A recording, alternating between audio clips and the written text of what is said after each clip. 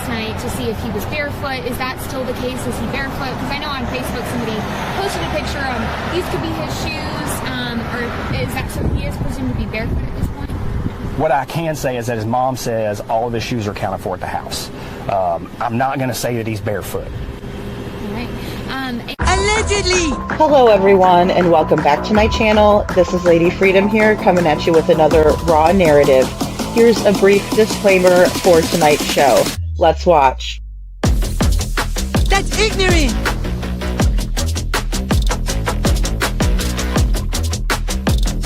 Allegedly, that's ignorant! Ignorant.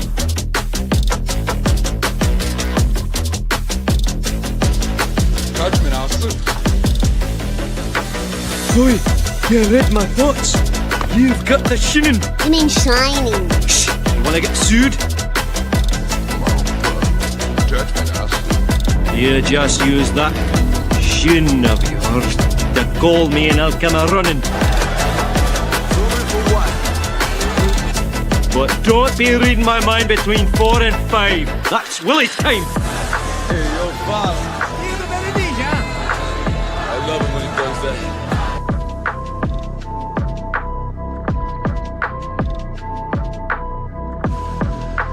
Let's watch.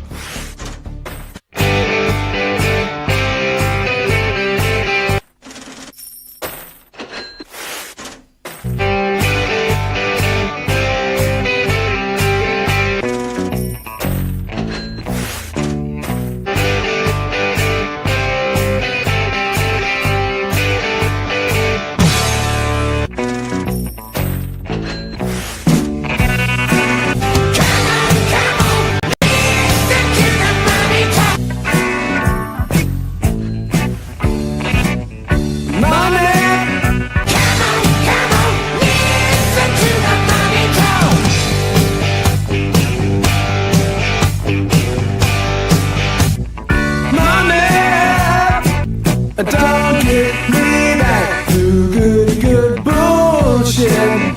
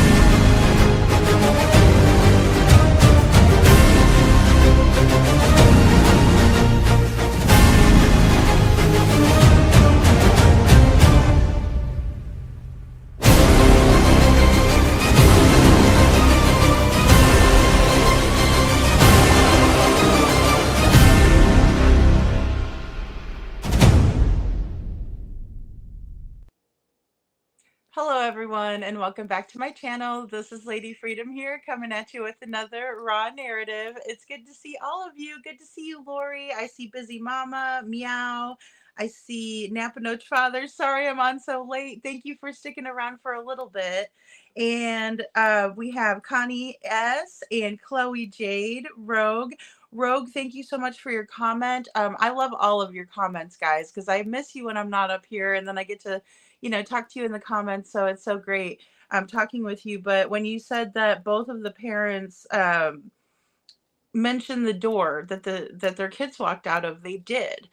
They mentioned some are going out the back door, and then of course it was mentioned several times, hey Baba Rose, that Sebastian went out his front door, and that's what the parents were maintaining. So that was really good catch. And little Miss Sharon from Australia, good to see you. And Perfectly Imperfect Boy Mom, good to see all of you guys.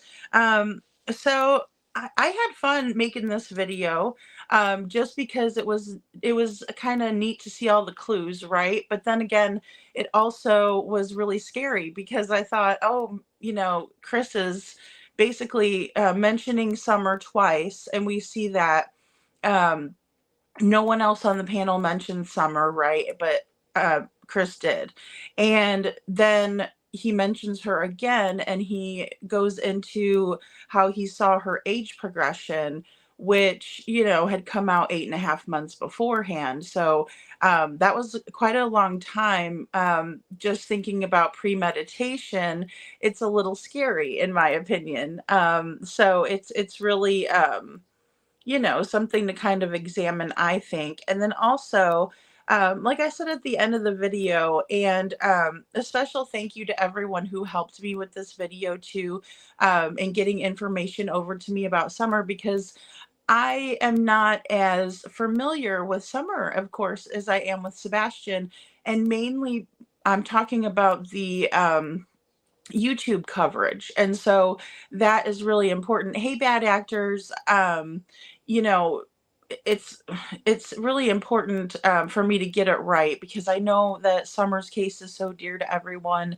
I saw all of the mainstream media coverage, also watched Dr. Phil.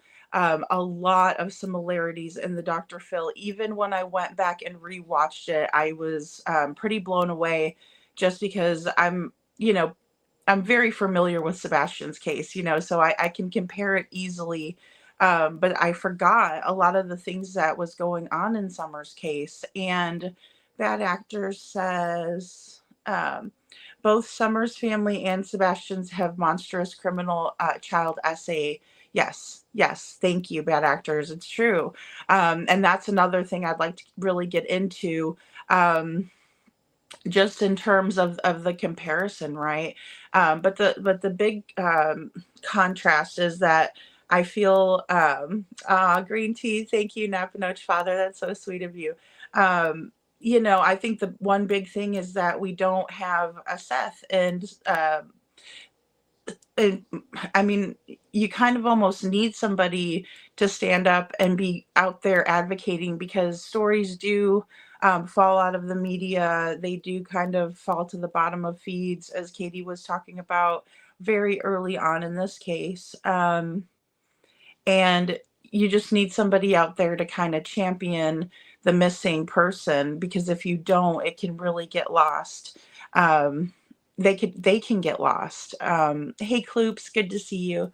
And so we just need to make sure that we're keeping them out here in talking about the cases, because it's so odd how both kids were, at home with their mom, one in broad daylight, right? So that's kind of a scary thought, that poor Summer could be just just up and vanish in broad daylight. Granted, where she lived was a very rural area compared to where we see Sebastian living in Hendersonville. It's a lot different. Although there are wooded areas around, it's not like it's in the middle of nowhere, on a hill. And yeah, it is scary, Rogues. Rogue says, oh yes, Lady Freedom, it scared me as well. CP had mentioned the Summer Wells case and saying my parents raised me right was a shock, in my opinion only. Yeah, I mean, it was shocking to me too. I remembered him saying it, and when someone brought it up to me, I said, did he say it twice in one interview, or did he say it twice, like as in saying it in one time and then saying it another time? But it was, in fact, and if you guys know of another time that he mentions it, let me know. But it was 2 times in this Queen Bee interview, which the panel was more or less talking, in particular, B. Tim, I believe it was talking and kind of bringing the subject back. Well, you don't want this case to go cold. I can understand that, really just kind of being, nice, and then bringing it back around to Sebastian, like, we can understand how you feel, kind of giving him a lot of compassion, right? Because he was on the panel. That's what we do when people come up on panel. We're not rude to them. We try to show them respect because, why even have them up if you're gonna be rude? But and Napano's father says that short you have up is pretty crazy. I do believe that is him discussing his voice. Yeah. Well, and then also, are you which short are you talking about, Napano's father? Because I made a couple of them.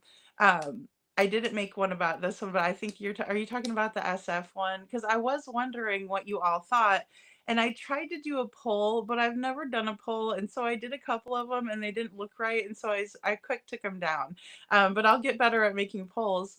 But what do you guys think about the Steve Fisher situation? Is he done with the case? Do we get like a definitive statement from himself saying that he is done with the case, or was that just like an angry kind of you gave Julie too much of a platform, or what do you all think?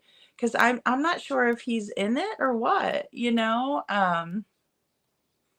Yes, exactly, Rogue, Seth, boom, and no, yeah, no Seth, no case, and unfortunately, Summer Wells did not have a Seth Rogers in her life, and that's the saddest part about Summer because they almost just kind of like even that interview was 13 days in, and both of them were very, very nonchalant, like, well, we might not ever see her again, so oh well, my sister went missing, we never found her either, like very very nonchalant. It was weird. Hey, Just Me, good to see you. And Show Poodles, good to see you, Show Poodles. And Rogue says no meaning or not meaning to be smart aleck, but it's coming out of his filtration. Well, and I think everybody is entitled to an opinion once somebody goes, up and is putting themselves out there, right? It just kind of happens naturally. But I mean, we're all going to kind of have that what we think of the situation. I just found it weird that there were so many kind of the same scenarios contradicting themselves. Because Katie's like, my son's not a runner. He wouldn't run off. I don't know why he walked out that door. That doesn't make sense then. So it's like, you're not telling us, I don't know what happened. He could have walked out the door but the way she said, I don't know why he walked out the door. Like she couldn't even say it almost, or she was really upset when she said it, in my opinion.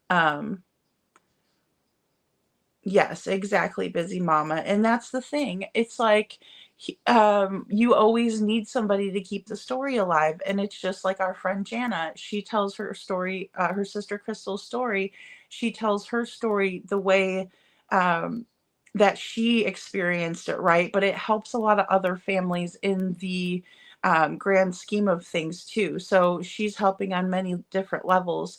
And I believe that's important, for the healing process too. And so, but we see Seth just out there really always just telling us, hey, keep the faith, please.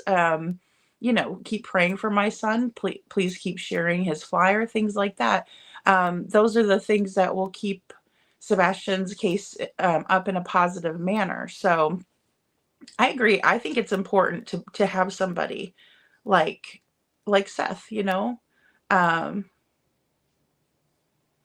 oh yes. Okay, now I know which short you're talking about. Thanks, Napano's father, the one that we talked on. Okay, so yeah, that was really weird because that was when he called in to Cluminati, and he had been calling in. I can't remember the other show that he called into, but he had been calling into shows and pretending like he was somebody else or using like a voice changer. It was really strange. And yeah, he went on and basically was like, why are they blaming the parents? And it was really, really, it's just odd. Why would you say something like that? Like, it doesn't make sense to say something like that. It's really, really odd. Um, Meow, he's hiding. Hey, hi to Anthony. Good to see you. Good to see you. Good to see you. Okay, so Rogue says, yes, in my opinion, I think Fisher was done already. I knew this would happen. Yeah, well, I think when was it when he started covering the other case, I kind of got a little bit of a feeling like maybe he's moving on to a different case, or maybe he's done all of the research that he was planning on doing, something like that. But I wasn't sure because after this happened on the on Jays for Justice's panel. Hey, Holly S. You know, I'm thinking maybe he was upset about that. Maybe he was just blowing off steam and said, I'm done. But then, I don't know. I don't know how much more money he's got to work with on, or if he would just I don't know how that works. Thank God I've never had to hire a private investigator, but some of the circumstances in my own life had made me become an investigator of sorts, and so that's why there's certain places you can kind of look for info, but not to the level of a private eye, right? Because they're going to have a lot of different. Permissions and things that come with having licenses and stuff like that. And Kloop says, I think he was just self-serving. I think he was after the reward, but I didn't follow too much about him. Yeah, I didn't either, to be honest with you. I mean, it was like I kind of would go on X if somebody sent it to me, so I'd go over there and read the post or something, but I wasn't following him because I just don't believe a lot of the things he has to say. So that's why I was a little bit like, I'll ask you guys and see what you think, because I think he could very well be done and just going on to another case. But then I also think he could be like bluffing and thinking like, making us think that he's going to bow out, but he's not. I just don't know. I don't know what to believe on that. So it's difficult to know. Tardy, Little Red, you're not tardy. Hey, Little Red. I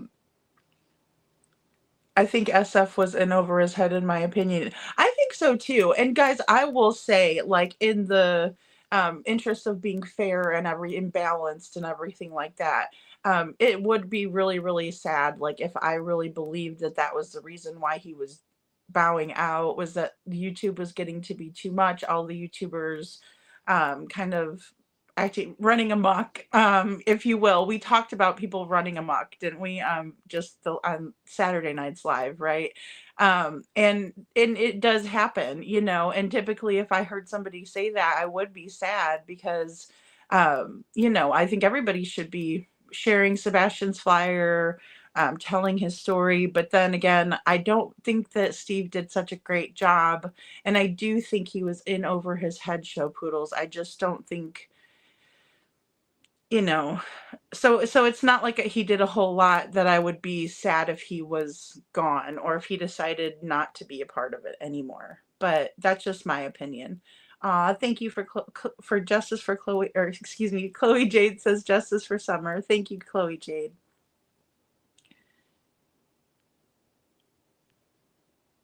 And then Sassy T says, I just got back from a night on the town and I'm glad to see all of you. I think these days I never know. Hey, Sassy T, good to see you. Yeah, I hope you had fun. Megan Elsa, hey Megan Elsa, she says, I'm here listening, just stuffing my face with late dinner. Oh gosh, I always do that. That's another reason I was late tonight, because I got done with everything and then I finally ate dinner and then I was like, oh my gosh. And Holly S says, I have a feeling Chris fired him. I think it started with the Lower Lodge Lower Lodge appearance, because he just did so bad. Well, I can't see anybody being, overly excited for the Lower Lodge interview, because it's like it didn't kind of help matters that Steve wasn't prepared, in my opinion. And I will just say, if I put myself in Chris and Katie's shoes, then I would not have been happy with the way that things went during that interview. He charges a lot of money to kind of go up there and not really be able to handle like, and I mean no disrespect to the lore lads, but they are lads, right? To me, they're younger. They're like my daughter's age. I think they're a little bit older than her, but not by much. And so I mean, if he couldn't handle two lore lads, then why are we paying you all of this money? I mean, and like I said, I think it's more like hats off to the lore lads for being able to handle Steve Fisher. But Napanoch Father says, I also see that they updated the house on Google Earth because now you can see the Sebastian sign in the yard. Yes, and that's the one I used for my video too. Because when I went in there originally, it was to try to find, because I had Summer's street sign and I wanted to find Sebastian's. And so I went in there. And you're right. And that and I've heard this from so many people, and then you see it in the Google image. And I'm going to play the video, guys, so you'll be able to see it, what we're talking about. But his yard sign is like not proper. It's like it's kind of lopped over a little bit, and you would think they would keep that really nice and in good condition, in my opinion. Um, I don't know. Would it kill him to decorate it? I don't know. It just it's sad. And then but yes, I was able to capture the street sign for Stafford Court. But that was an updated 2025 Google Earth image. So yeah, I did see that. And it does reflect the yard sign being in the yard. Which, hey, at least they did that much, right? I mean, oh, thank you, Holly S, for the super sticker. Thank you so much. I mean, it's definitely a shift, especially if this is going on. Now, I know there was like a lot, and I have to echo, well, even though we were talking about the bullying stuff on Saturday night, I do have to echo Al when he's what he said to Julie. I thought it was like very funny because he's a guy and he's like, oh gosh, I'm gonna have to listen to all of this gossip, right? And and he's like, oh boy, here we go. And then finally he just says, don't listen to those people if they're nice to you.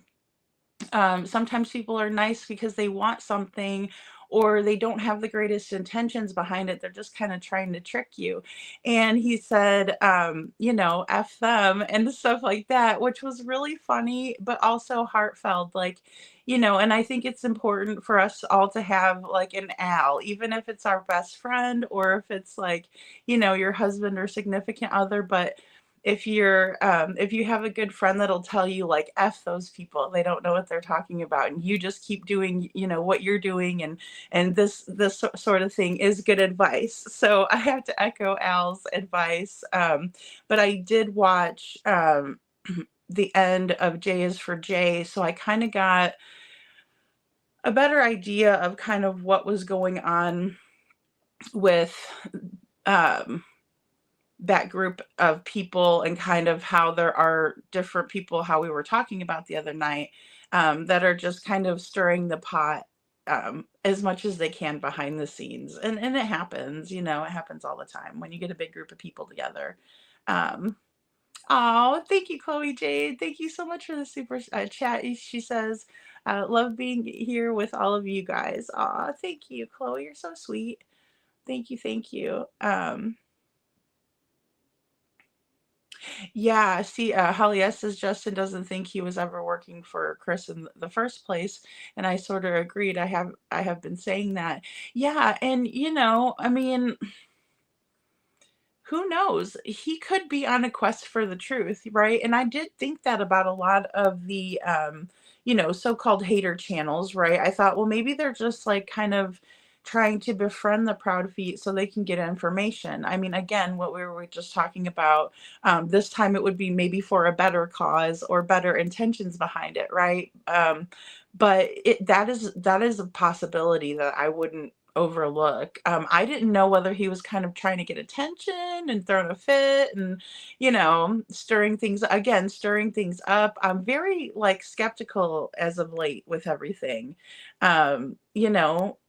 Trying to understand it. No, yeah. I wouldn't be paying that guy for anything like that, I wouldn't. Napinoch Father says, I have no idea. I listened to some of the phone calls of Chris, and the man's got some mouth on him with his language, especially towards women. Yeah, for sure. I could only imagine how he spoke to Sebastian. Yeah, and it always seems to be like and I'm not saying women are weaker, because we're not. But it's always somebody like, smaller, or someone, that he could hurt, like a kid or a woman. It's weird. And I noticed that too. Um, you know, it- he's just he says it himself. He's very brash, and like I can be a very blunt person too, to the point, but not in a mean way, or like kind of, or maybe the better way would be like an aggressive or overly aggressive way. He just seems like he's very overly aggressive. Um, Connie S. And he might have figured out the truth too, Lori. And that's the thing. Like, how could you not, if you go down so many rabbit holes too? I also think that, there's a lot of tension for everybody, and frustration in this case for everybody. I think everybody is just like, when are we going to find some kind of a solution here, a resolution? Um, I don't know. I don't know. But it seems like a lot of people have come out and kind of tried to tell the truth on that side, but it's very difficult to do that. So I think things are kind of intertwined, in my opinion. Um, I just really do, Chloe Jade says, "Me too. I've had some reasons to become my own PI." Exactly. Like, if somebody's not telling you the truth, you just start, digging around. And then, when you have teenagers, you kind of become a little bit of like Snoopy, more than you ever were before. Oh, let me just help you clean up your room. And you're like making sure everything's good. I pay for the phone. I can look into it, things like that, but you're doing it in good intentions again.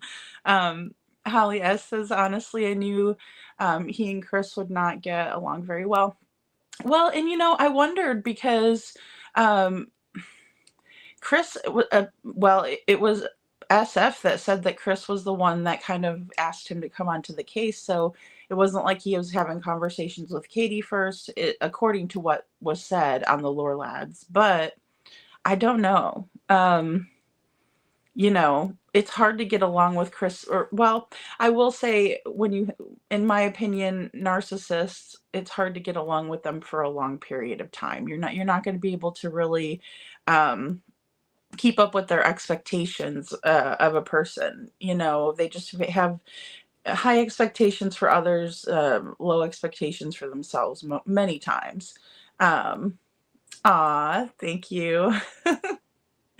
Thanks, Chloe. She says, I love you guys. I don't know either what to think, Lady Freedom. It's hard. It's hard to know what to think. And plus, it could be just stirring the pot, and I don't want to get excited or waste too much time on that. Hey, Joseph Rapp, good to see you. I don't know. You know what? I bet you Jude should be in here soon. I know she said she was going to come in, and I told her, I'm sorry, I'm going late tonight. I'm going to try to get back to my 10 o'clock time slot, but I know that's kind of hard. There's something now where his page goes to the FBI or something. I don't know. They were talking about it in Brittany. Oh, thanks, Holly S. Okay, because I was wondering. I didn't go look at his page or anything. I shared the CNY family because I wanted to show her quick little, like, I put the link. It's like a quick little live that she did, or maybe it was pre-recorded and it's just a video.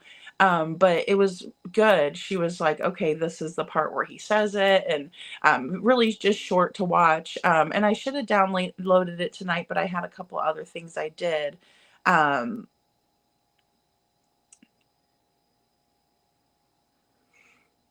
Oh gosh. Well, if Holly S.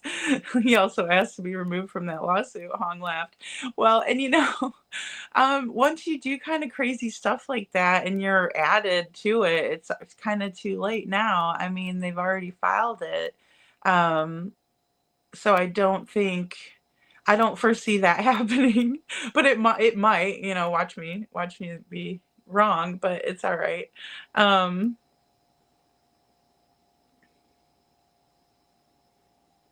Yeah, I think you're absolutely right, Rogue. If you're, I don't know Chris personally, she says, but if you are going to put, or if you're going to be a private investigator and put all of your emotions out on social media, it's very unprofessional. I agree, and like just going back and forth with people on things because you would think if he was doing research, he would be really, really confident in some of the things that he was coming out with, some of the things he was saying, especially just about his clients, but then you could never, it's like, well, what about Chris's is his alibi or even some, data from Katie's, like I said, and I'm always saying this about her iWatch, but I mean her iWatch, her phone, anything that you can give us to be like, look, my clients are innocent. These people were looking for their son. They didn't have anything to do with it, but we have never really heard that from him, and he cannot confirm or deny Chris's alibi, and he won't do it, and then he wasn't even trying to work with the police. So that was weird to me too. All of those things and super unprofessional, you know. And Sammy S says Holly or excuse me, Sammy G says Holly S. Um, did I already say hi? Maybe star. Oh hell, I hardly remember. You're hilarious, Sammy. Good to see you, Sammy. Joseph Rapp, SF probably looking for another missing person case. Yeah, I'm thinking. I mean, he was talking about that one other young lady, I believe, Dominican Republic.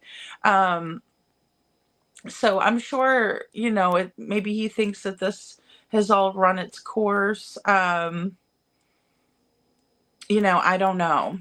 I don't know. I wish that he would do the right thing and maybe, you know, give his findings to law enforcement. I don't know if he has or has not.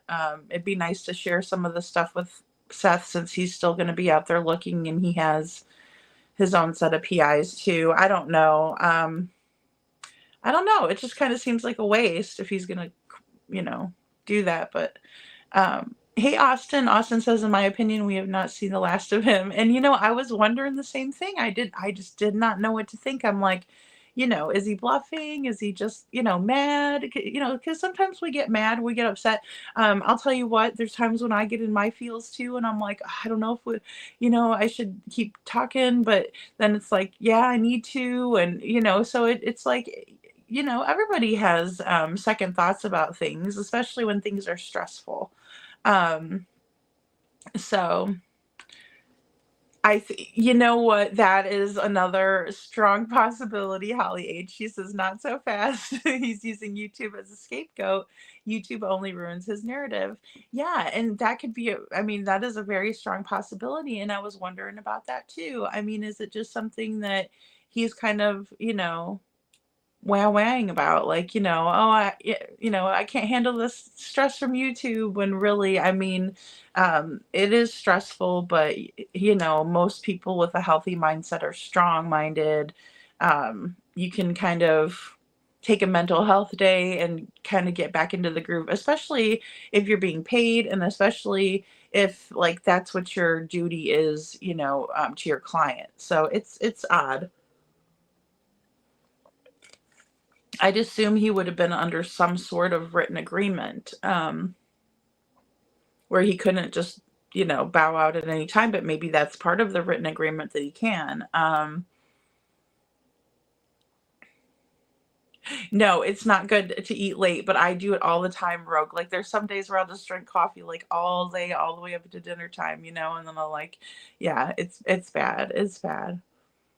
Or I'll be sitting here eating chips while I'm looking at the Proudfeet's interviews, or now it's the Summer Wells stuff. Yeah, if you guys didn't get a chance to watch the whole video, I didn't put any music I know some people like music, some people don't in the videos. So I put music to the one that I'm showing tonight, but I didn't put any music in the one that's just the full version, not virgin, full version on the video. So that way, you know, if other creators want to share it, or if you don't want to hear the music with it, it's just all music free pretty much.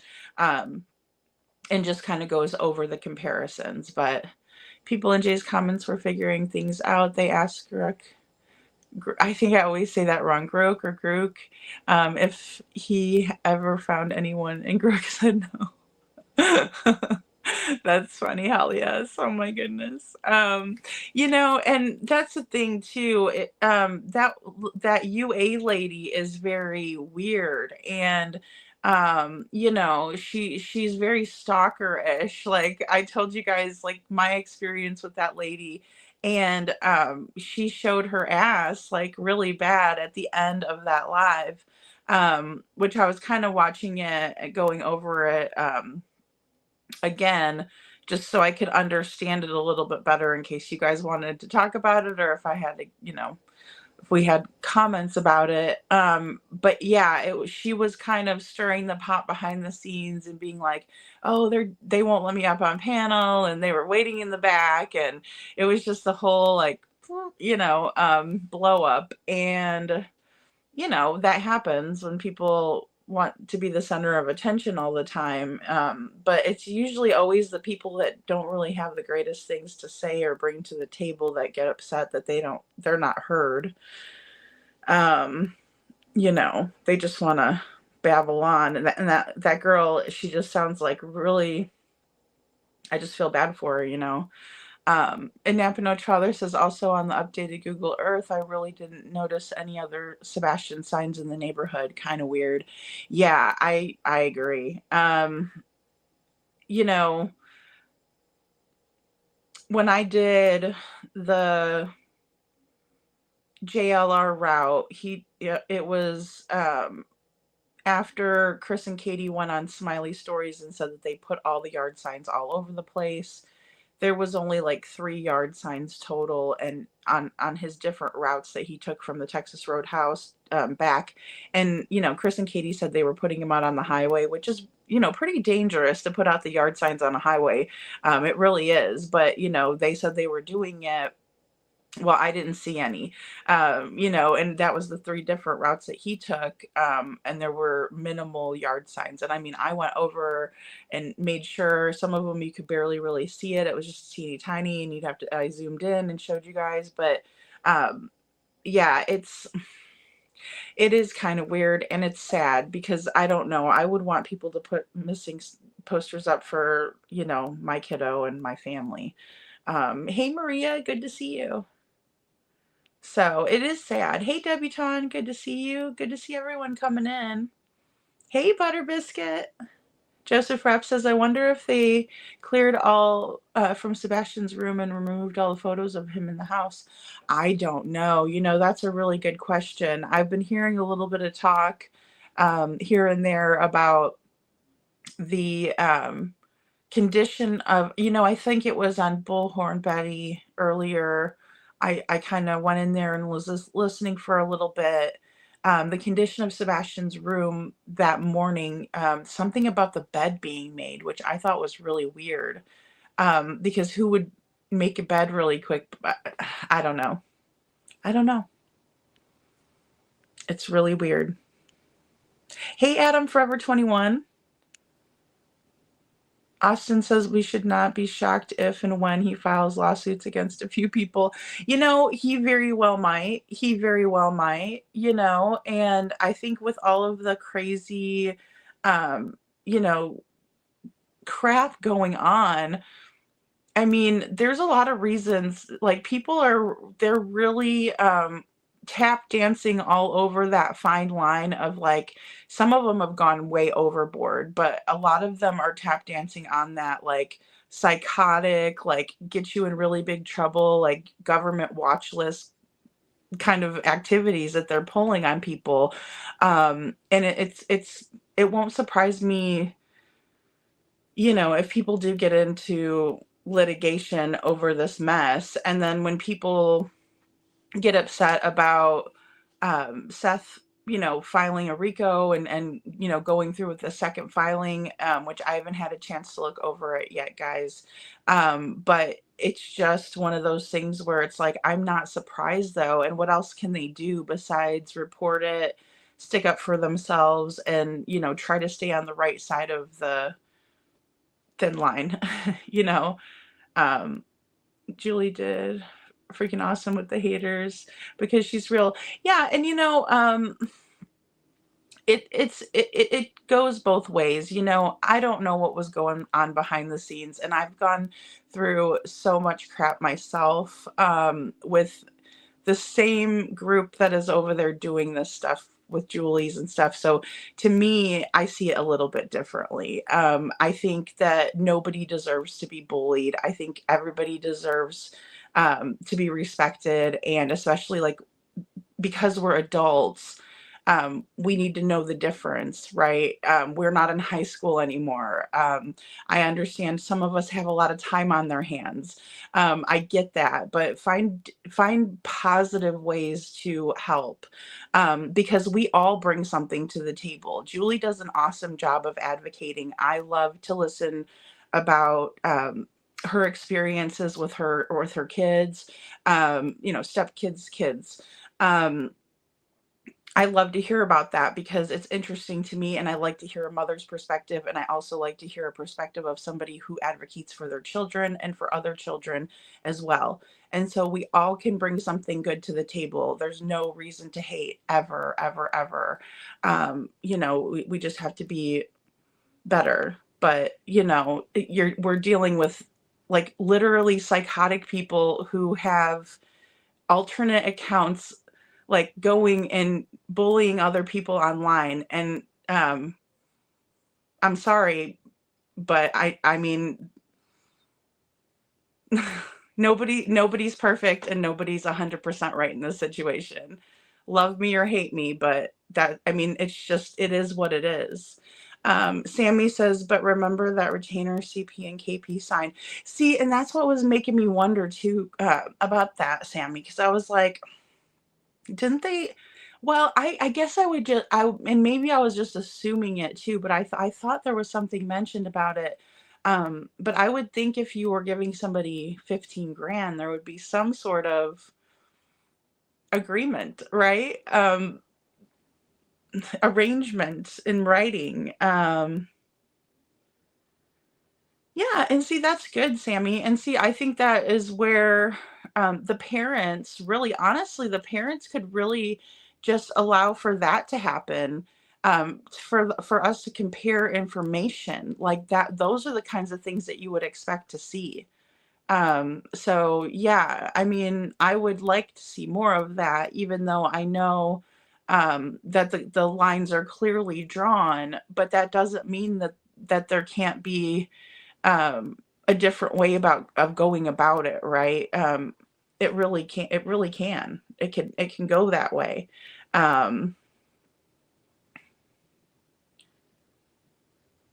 Yeah. So just respect though. Yeah, Chloe. Exactly. I mean, well, we see that with Don Wells. We see that with Don Wells, just bullying and, cutting off Summer's hair. See, they talk about, I didn't go into that part either. That was another like really sore spot that I remember. Somebody in the comments said earlier that it brings back a lot of memories, seeing, this comparison. And the one that really was one that got me was when they had her hair shaved in so many of the pictures and things like that. But then they said that she wanted to be a princess, and I just couldn't believe that they would shave off all of her hair. And that's another thing that I wanted to get into. Oh, thank you guys for the gifting a membership, Show Poodles. Thank you so much. That's so sweet of you.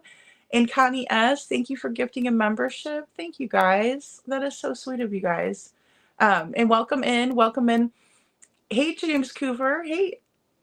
And then we have Robini, good to see you, Robini. I saw a couple other people come in and I wanted to say hello to all of you guys. You guys are so great. Thank you so much. Oh, I did see Perfectly Imperfect Boy Mom. Hey, Trishy, good to see you. Oh, he's a PI. Shouldn't he not be in the public period? I don't care, or I don't know. He's fishy for sure. I agree. Well, I just think it's probably better in this case not to be.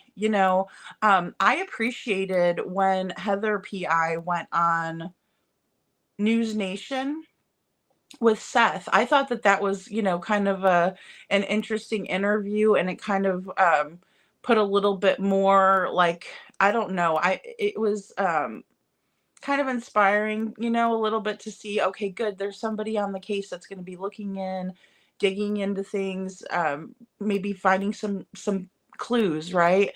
But then it just kind of turned into a really bad idea, because then the web sleuths interview came out and we were seeing a lot of that kind of go south, which, in my opinion, it was Chris and his anger that really got it going. There was a lot of things that weren't being said. Well, Heather wasn't up yet. Chloe PI was the first one that came up. So, but either way, I agree. I think in this case, it's probably the most professional plan to stay private, right? Because it does, private investigator is usually just somebody that's privately working for another person investigating a matter. But I think in this case, it's probably safest to stay, very private and out of the public eye. And Butter Biscuit says, I asked Hung to see if Dog could get footage of Katie and Sebastian at BJ's and Bowling Alley. We could compare to see if anyone from Texas Roadhouse was around earlier that day. That is a good question. I would love to see that footage just to see what was going on kind of earlier in the day, because we do get to see Katie and Sebastian at the end of a very long day. And so I think it would be something very worth comparing, definitely Butter Biscuit, just to see what was going on, and just to see who all was around. He's very weird. Yes, Lori, yes. Some speculate he might be working for LE, but I'm not sure about that. Well, he could be working with them in some capacity, which would be good. Hey, Trishy. Okay, guys, I'm going to play this first clip. I'm sorry if I'm really behind in chat tonight. Again, I always get behind in chat, but I like reading all your comments. They're always good ones.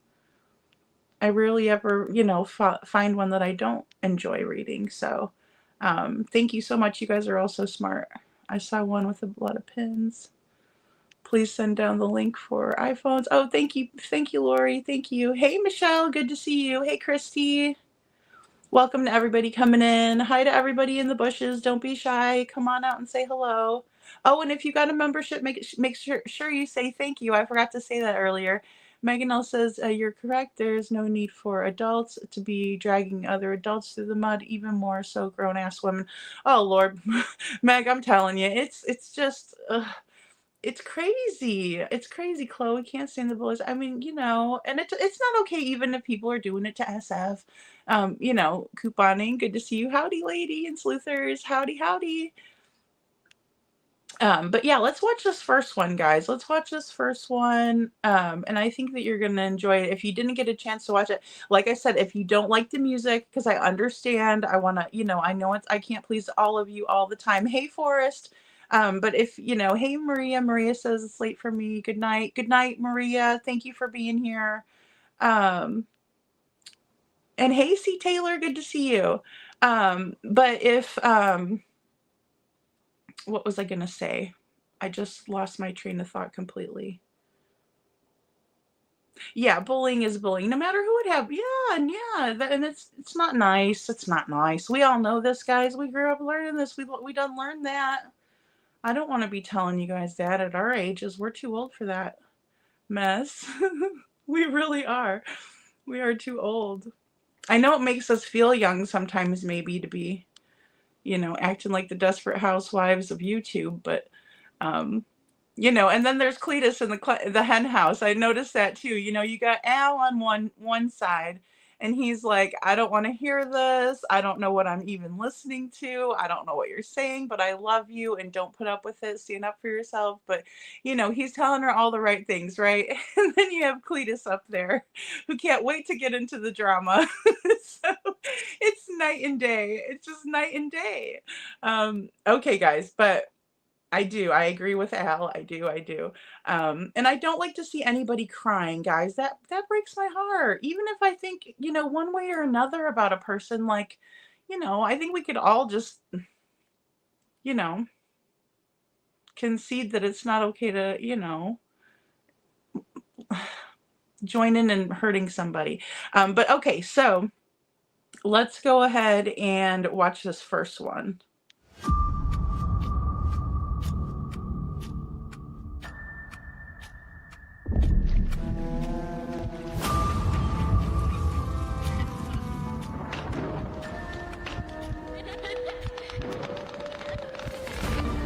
Did the Feet use the Don and Candace playbook?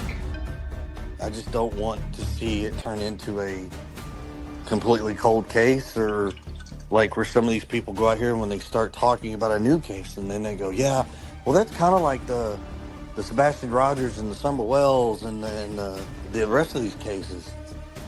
So that's your greatest. That's like your greatest fear, that it becomes a cold case, and basically that's. Mm-hmm. Yeah, keeping all these faces fresh. Because Summer Wells is now, she would be 8 years old. Yeah. And I honestly don't know what the young lady looked like. I don't, and I'm being honest. I know of her case because I remember it was a few days before, a few days after Sebastian. TBI had just released a sketch that projected what she would have looked like at 8 years old. Yeah. Yep. That's incorrect. Actually, the age progression of Summer Wells came out 8.5 months before Sebastian went missing. And that, I was like, man, that sucks. And then Sebastian's situation. So it's like, you question, like, how do they deal with this? Well, now we've learned firsthand. And there's not enough resources out there, period. And if there's a way to bring awareness to that, that would be phenomenal. I don't know what to call it, how to do it, but it's an idea. I like the way you think, Chris.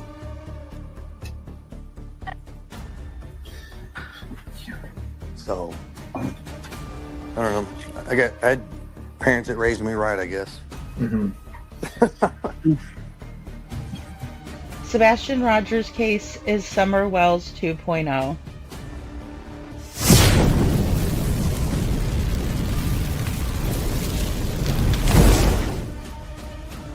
Both children vanished from their own homes barefoot.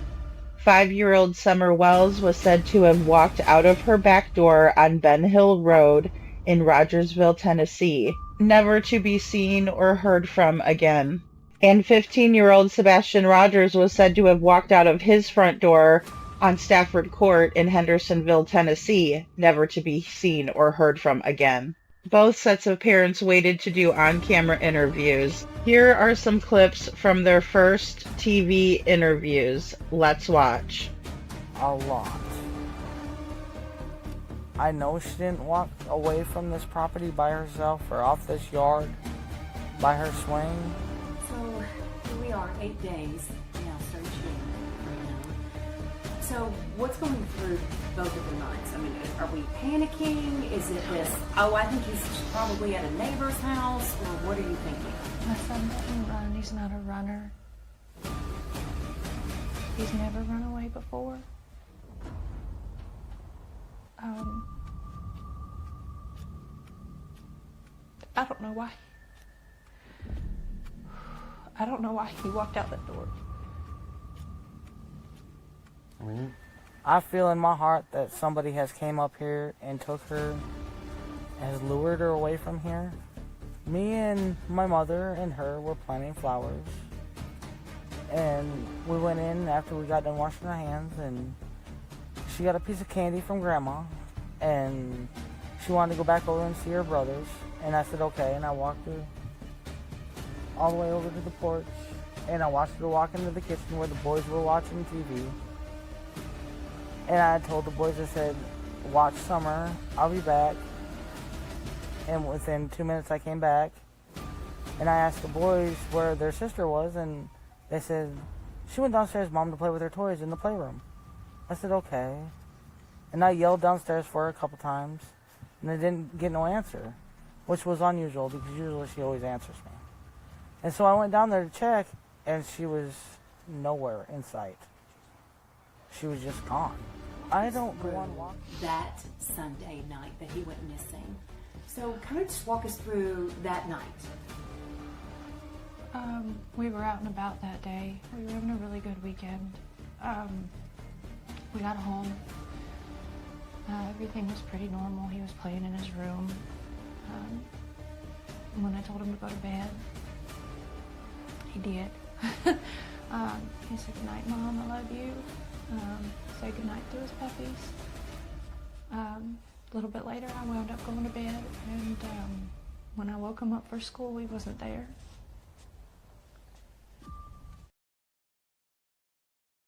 Thank you so much, Chloe, for becoming a member. I saw that on there. Thank you so much. And hey, Tony Fire. Tony Fire, I'm sorry that people were thinking that you were Tony Mathis. I was like, no, that's our good friend Tony Fire. We're always glad to see you. Always glad to see you. And so we have a lot kind of to go over in this because it's just, I mean, a lot, right? Summer Wells 2.0. And, you know, it's almost like we have a big difference. I kind of showed, you know, Summer's home versus Sebastian's home. And that was the one that's the most updated version. So for 2025 Google Earth version of that picture. And I'm glad I needed to get a comparison of the sign for Stafford Court, or I never would have saw it. So they were both barefoot, right? One went out the back door, one went out the front door. 13 days later, Candace and Don speak on the news. 8 days later, Chris and Katie spoke on the news, right? They both had strong contradictions in their statements. So when in the same breath, Katie says he never ran before, I don't know why he walked out the door, or that door. And then Dawn also says that Summer is the type of child that loves to be outside, the type of person who likes to be outside. But he also sticks to Candace's story, saying that she suddenly wanted to go in the house. And then Candace also contradicts herself by saying that Summer wanted to go in to see her brothers, but her brothers saw her go straight down to the playroom. And Candace said that she was only gone for 2 minutes. Katie, in one interview, said she looked around the house for about a minute. The other interview, it was 3 minutes. If we're to do a guesstimation, 2 minutes. Really, really odd, right? Just so odd.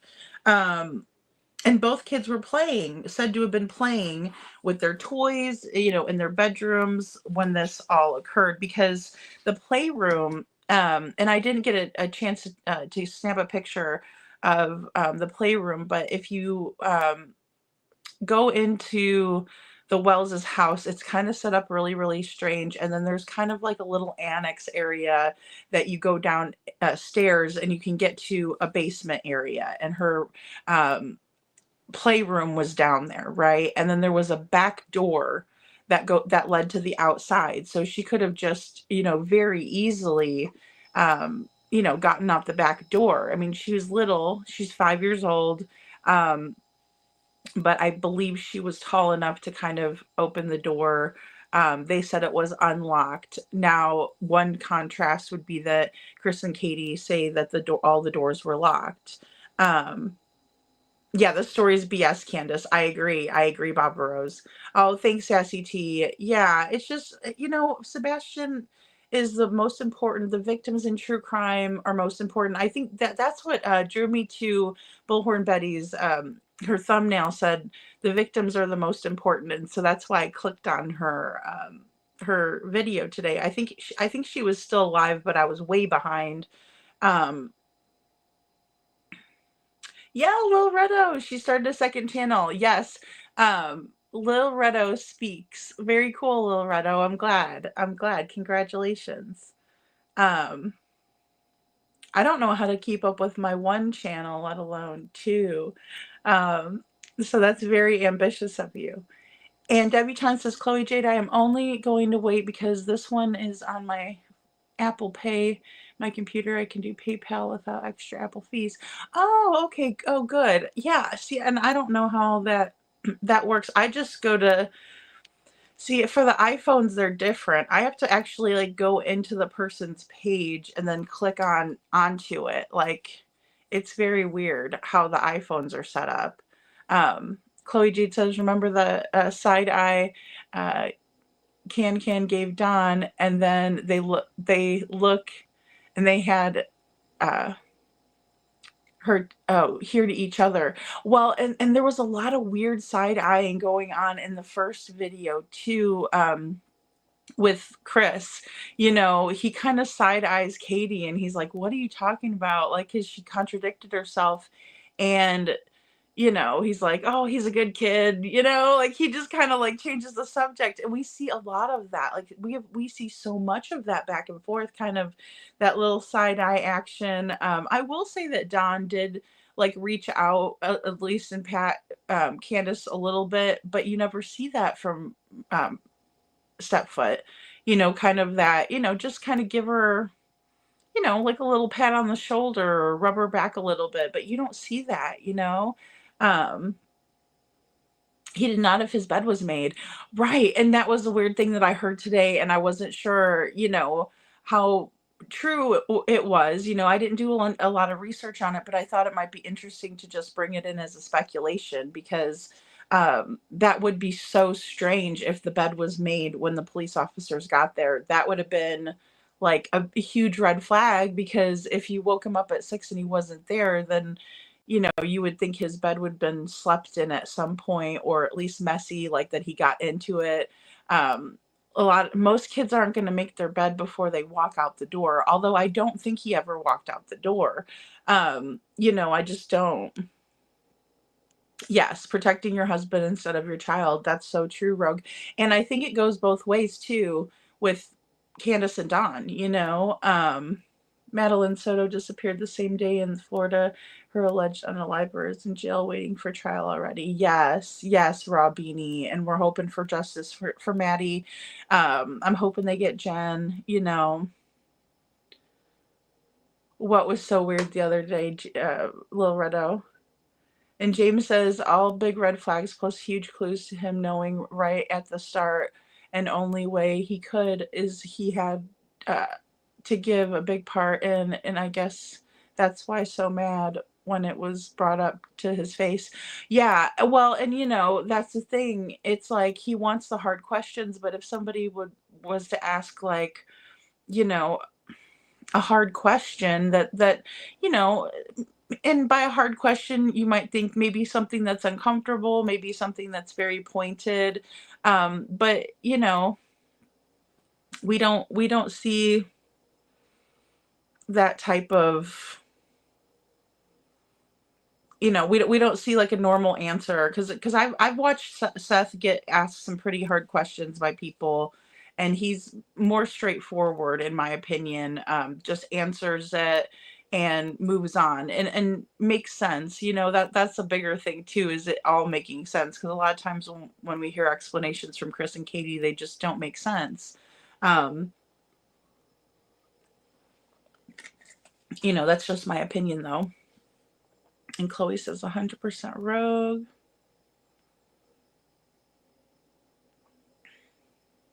I know. I want Jude to be here. I sent her the link earlier. And I was like, this is it. She's like, I love it. This is great. Good to see you, Jocelyn. Good to see you. Sasha says it's excellent work. Thank you, Sasha. Thank you so much. Thanks, Lori. Thank you, guys. The playroom was the basement and filled with stuff. It was. And then, okay, guys, this is something that was so, I mean, this is like stuck out in my mind forever. I don't think I'll ever forget it. But when they went down into the basement, right? And then, you know, it's a weird little annex. I don't even know what to call it. It was just very strange. And, you know, Candace kind of ducks down under this countertop and does like a little loopy and like goes down into this basement, right? And it's like, oh my goodness, you know, and you're picturing like little Summer. It was probably kind of like easy for her to get and maneuver down into there, but like, and Candace doesn't seem very, you know, extremely tall or anything like that. But she goes down into this basement, like Lil Redo said, it's filled with stuff. And there's like a Girls Gone Wild like video or something weird playing, and they had to blur the screen out because there was like, you know, sex content on the TV, like when they're coming to interview and see the last place that this little girl was. It was very disgusting. Like, I don't even know. It was disgusting. It was like enough to like make you so sick because you're thinking, oh my God, this is where she was playing. Like, you know, no shame. And, you know, we're going to go over some of those differences too, with the unconscious bias, because obviously if, you know, the police go into Summer's home and see the condition, right? And then there's 3 other boys, you know, little boys, children living in these conditions. There's going to be a different initial, you know, reaction, you know, first impression, you know, because then you go into Chris and Katie's house, you know, there's no kind of weird little ways to get into things. It's just a very, you know, regular home, you know, clean, tidy, that sort of thing. Yeah, that's a great point. Thank you, Chloe Jaden. See, these are the little things that I have to remember too. The couch was supposedly in front of the door then.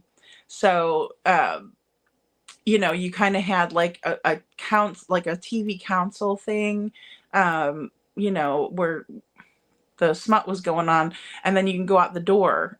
There was like a straight shot door that went outside, and supposedly, allegedly, the couch was pushed up in front of that door.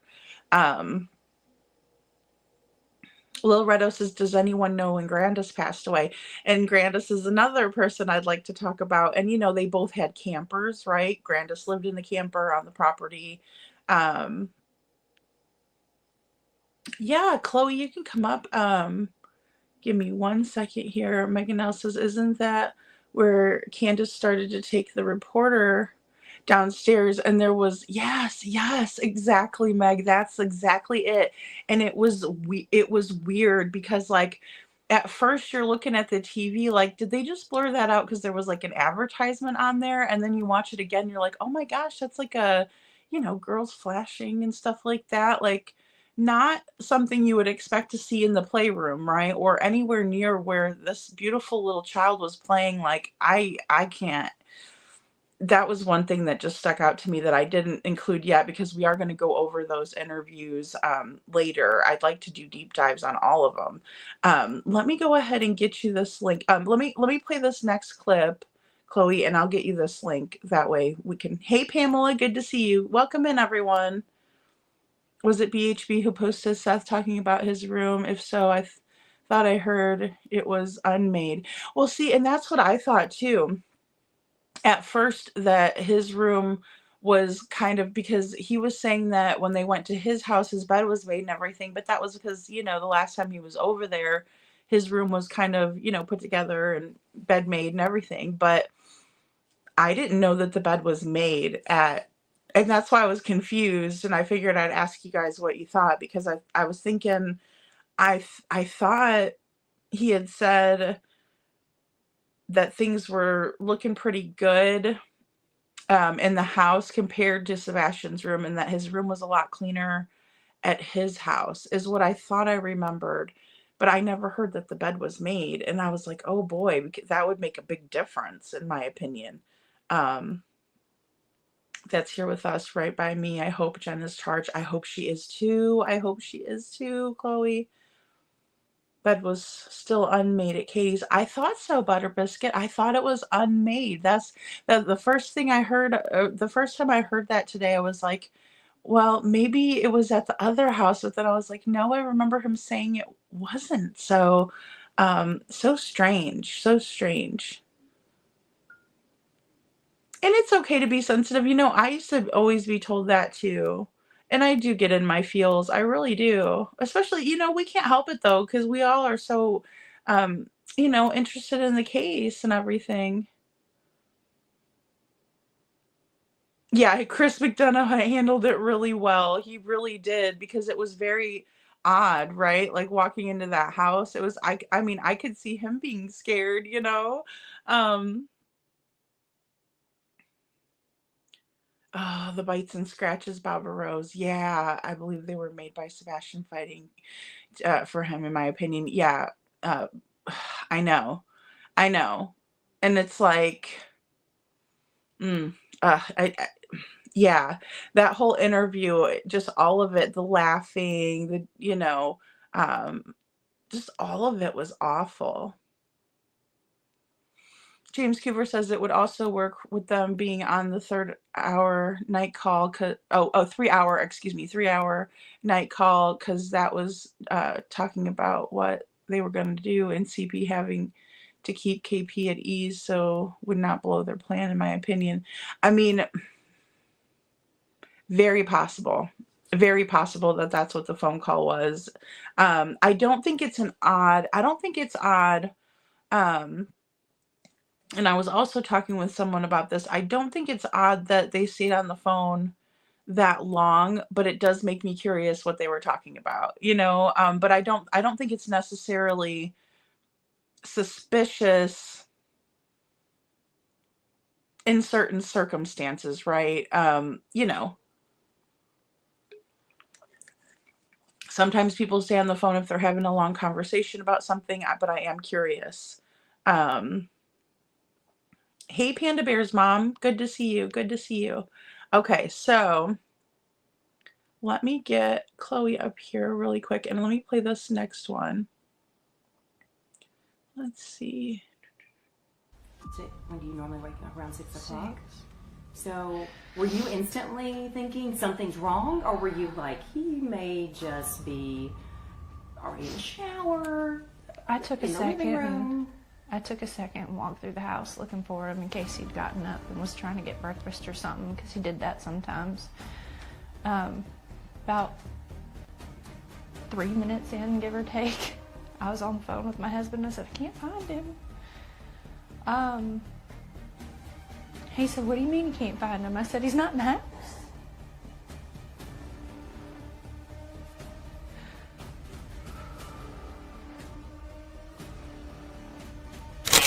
I was at work, so, but from what my wife has told me and stuff, you know. You were on the phone with her, so you were not home? No, ma'am.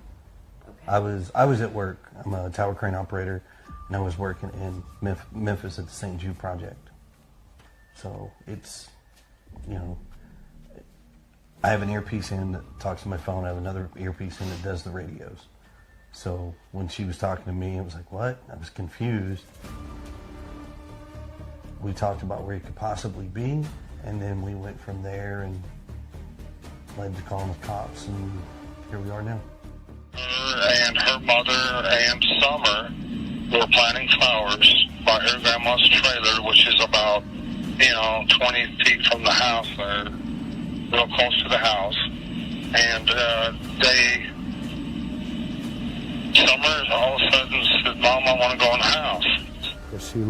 She loved to be outside all the time. That was her, unfortunately, her downfall. Because a lot of times the boys would be inside and we'd be like, where's Summer? Why'd you leave her out there alone? Go get Summer now. And that's happened over and over again. And we'd come out and she would always be close by, but we was always coming up. She had to be outside. She was an outdoor person. And she loved to be outside. So she said, fine. And her brothers were in there watching YouTube. And so she watched her walk in the door and went in there. And then she went in there, and her brother said that she was going to go downstairs and play with her toys. So she went downstairs, and then Mom come in and says, where's Summer? Well, she's downstairs playing with her toys. And she had that hollered for her, and there was no answer. So she went down the stairs, and she was nowhere to be found. So at that point, is that when you call 911, or what's going through your mind? While we were on the phone, and it was like, is he on the other side of the bed? The normal places he may be in the house, and he wasn't. So I was like, okay, well, hold on a minute. And immediately after that, we called the sheriff's department and made the report. I ran all over the house, outside, inside. I looked in every closet. Within minutes, they were here. They responded within minutes, and here we go. She went out the basement door. The door was unlocked, but she's never left there. She might be on the other side of the house, because I went out there before and called for her. She come out from behind the house, because she just has to be outside. She's an outside type of person, This big question mark. He's vanished. Yes, ma'am. No one can figure out where or why. All right. But she was gone, buddy. And my wife called me, and I said, hang up for me and call 911 right now. And I was at work, and I called 911, threw all my tools that I could in the vehicle, and from Jonesboro, I come out. I made it out here before anybody, because I was freaking out, And when I got home, I drove to the bottom property, and I realized that all my neighbors and stuff were combing the woods looking for her, and I realized to go outside. Was there anything that came to mind? We've been combing over that day and even the weeks before he left, and I hadn't been able to figure it out. I realized right then and there that she was not there. I knew right then and there that she was gone. And within minutes, there at the home. Yes, ma'am. It was rapid fire. They had cars. They had cars from here down to the main road, as far as I could tell. One of Summer's. Okay, guys, so they're going to get into the music next. They both said combing over, which I thought that was really weird. Just some of the same, statements almost. It's just so odd to me. And I do think the Wellses were probably would have been classified as hoarders. Neither of the men of the house were said to be home. They were both supposed to be at work. We've caught them both in lies, right? So that's another thing. Robini says, did they give up the boys? The CPS took the boys. They're so cute, aren't they? Those little boys are so adorable. But yes, they did take them. They took the boys. And Don was like, well, I'm glad they took them, and Candace is like, I didn't want them to be taken, we're trying to get them back. But Don was like, it's probably safer for them because we're getting so much hate online and different things. He was telling Dr. Phil, Hope Float says the boys have been adopted. Yeah. And thankfully, and hopefully they're having a better time of it, because it looked like a kind of a scary situation they were in, I would hope if there were good parents involved that they would be reunited and things like that. But when it's that bad, I think it's just for the best. And Butter Biscuit says, if Chris was running a crane, how could he tell Katie was calling him that morning? Do cranes make noise, and was other heavy equipment running? How could he hear a phone ring? Well, he said he had an earbud in and things like that. One that was going to his phone, the other one that was, operating the crane and things like that. But we found out that was a lie because they didn't start until 7. And usually you will hear like beeping, like beep, beep, when things are backing up and things like that. But, it's definitely not quiet. But then again, he is up in the air. So it could be more quiet than if he was down on the ground level, in my opinion. And then Holly S. said they seem to have studied the case, and it just seems that way to me too. Because when he talks about is Sebastian on the other side of the bed, Don talks about was Summer on the other side of the house. They both called 911 from work. And then, of course, they both said something about combing over an area. They've combed over what happened the previous days, just like they've combed over, they were combing over the area when he arrived for Summer. And Sassy T says, Little Red, I always thought the sofa was in the front of the back door so forensics would stay away from the back door. And see, that's another possibility. They could have moved. They had a lot of time. There was a lot of time. And I also have the video from the mob crew that he did showing Katie in the neighborhood. There's some screenshots. He did a really great job, of course. Both men are at work, but I don't think, Don was there. Chloe, I sent you that link. In the group chat. Sasha says, so they say something happened at 9:30 and that spawns the call and the planning, and they arrive at 3 to grab him. I don't know. I mean, I'm guessing it was more premeditated, and I think there was kind of a plan of action. I still don't know how the Texas Roadhouse fits into it, Yeah, I believe so, Chloe. Sebastian went missing before CP was even working, right? I believe so. Oh, I see you, Chloe. I see you. There we go. Let's see. Oh, there we go. Hey, are you there? Yes, I am. Good Okay. evening. Or Oh, good morning. hello, everyone. I'm so glad to see you guys. Yeah, there's so many similarities here. I mean, we have so many things to take into account. And I truly believe that the socks and the whatever that they watched that case because they even made references to it. They knew how many days Summer was missing. They knew about the case. They knew about the case, and see, somebody told me in the comments that Katie was in chats, but I would think somebody would have snapped a shot of it. So I'm hoping if anybody has, kind of proof of that, I'd love to see it because Yeah, me too. that would really kind of solidify it a little bit, thinking because they also brought up a couple of other cases too, but Summers was one that they really Yeah, they did. brought They up a lot. actually did. Hey, Lil Redo, I wanted to ask you this. I did not hear that Grandis passed. I am in shock right now. And you're right about that. They did. I did hear the same thing that CP studied the Wells case. So I was just commenting to your thing, but I did not. I did not hear about Grandis. I didn't hear about Grandis either, but I thought I missed something. That's why I was trying to really, Connie said she didn't either, but I was gone from YouTube for a little bit, so it's true I could have missed something.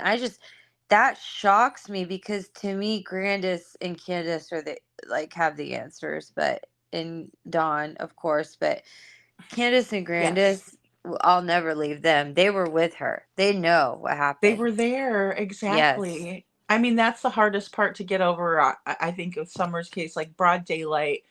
Adults were there, everybody was awake. It wasn't like anybody was sleeping or like supposed to be sleeping at that time, because we can't fault Katie for going to sleep. At night, it's night. But so weird. And then proof of life was supposed to be the milk picture.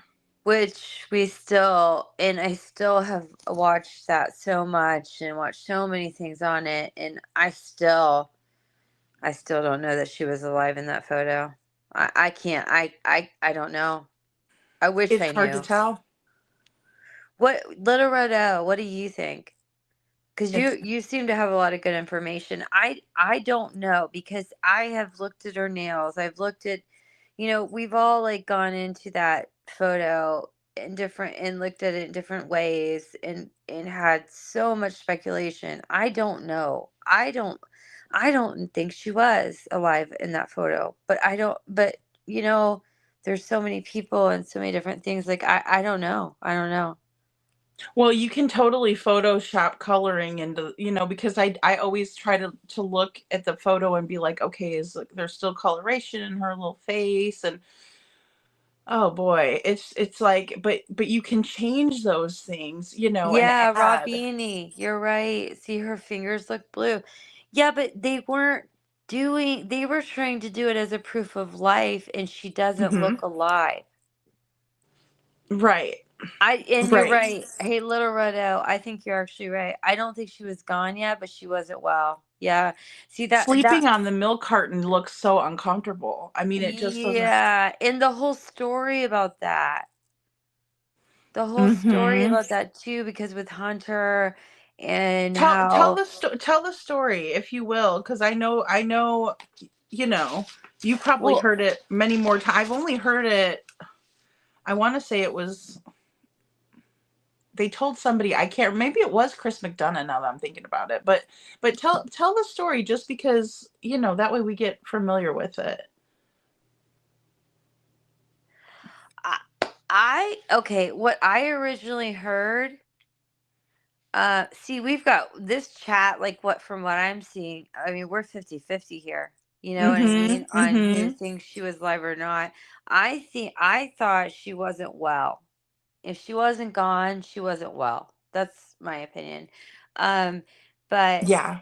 the original story was after they went to the grocery store and Hunter and her were in the car still.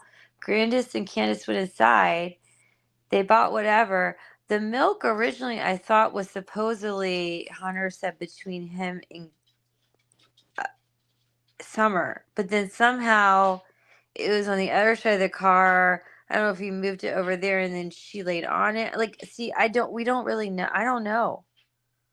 There's been multiple stories on that I've heard. So if somebody else knows, but there's been two different stories that her lips did look a little bit blue, so did her fingernails, James Coover. Um, why is there the fact that Hunter says one thing and then the milk jugs are on the other side, and then why Mm-hmm. is Candace supposedly or Grandis taking a photo of her when she's sleeping, saying she looks like Dawn when she sleeps? Because they said she had her arms up, but her arms weren't up. Her arms were not up in that one. I'm trying to No, look for it but so I they can. lied. Okay, Butter Biscuit said it too. Plus, they lied about her arms being behind her head because of the way she was positioned. Because they said originally they took that picture because she looked like Dawn sleeping with her arms up. Right, Connie? Okay. Connie, can you attest to that? Yeah, I was gonna say, Connie, what makes you Yeah, Connie suspicious would is Candy know. says he jumped out of the car. Oh, okay. Connie says what makes me suspicious is Candace says she jumped out of the car, in my opinion. No. Oh, yeah, that she just got up and jumped up from that photo that we saw. Oh, yeah, she just up and jumped up out of the car. That was It's it. like, no way, right? No Yeah, way. right. No way. It's so hard to believe. I mean, and those are the kind of little things that really get me.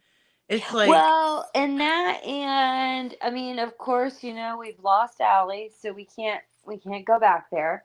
But what about with Allie saying about, oh yeah, I went to the car and I saw Summer, and then another time she said she never went to the car. Like, there's so many accounts of all of these people that were the closest people to Summer that have gotten have said so many different things. And then right. perfectly imperfect said, I get vibes that Hunter just says whatever for attention to feel relevant. You know what? I agree with you. But I do think that Hunter did not have very good parents or direction. But that's my opinion. And I'm sorry for The saying that. parent, like parental, Yeah, because guidance I and. know one of the parents is on YouTube, so I'm sorry that I'm saying that, but that's just No, my it's opinion. okay. I mean, it is what it is. I mean, I don't think I think it's weird that he would hang out with an older lady, and I mean, I always thought that was very odd. I always did. Not that I'm judging or anything, but it is odd. Yeah. Let me see if I can't pull this photo in, because it is I always remembered that photo being very controversial with I think the I milk jug. actually thought she was um medicated of some sort in that photo, and was probably, I don't know, something was going to be done, but I don't know. Like we all have our theories. That's just my theory. Oh yeah. Well, and I mean, I don't think it's a bad one, because, a lot of times you do hear of that kind of stuff where especially if the parents don't want to be bothered, and I know that sounds horrible, but a lot of times you will see where um kids will be medicated, like even just like Tylenol and stuff like that, which I mean, Lil Rodo, same thing. Rose, what about Rose? And how like suspicious is that?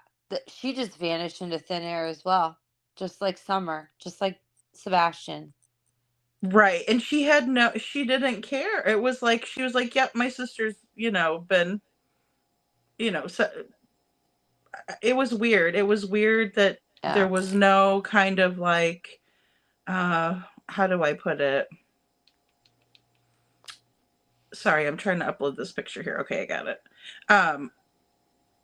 But there was no kind of emotion or anything about her sister. It was just like, yeah, I wasn't around, like I wasn't in town for that, but yeah, we never found her. She's never been found. Like very cavalier, like, not a big deal. I hope she's found though. Like, she Yeah. did throw that in, I guess. Right. I hope she's found. um Perfectly imperfect. I agree with you. They're taking pictures and videos of that day. They also did a lot more things that day than they did on any other day. Same as Sebastian, right? True. Full day, and they take pictures of that.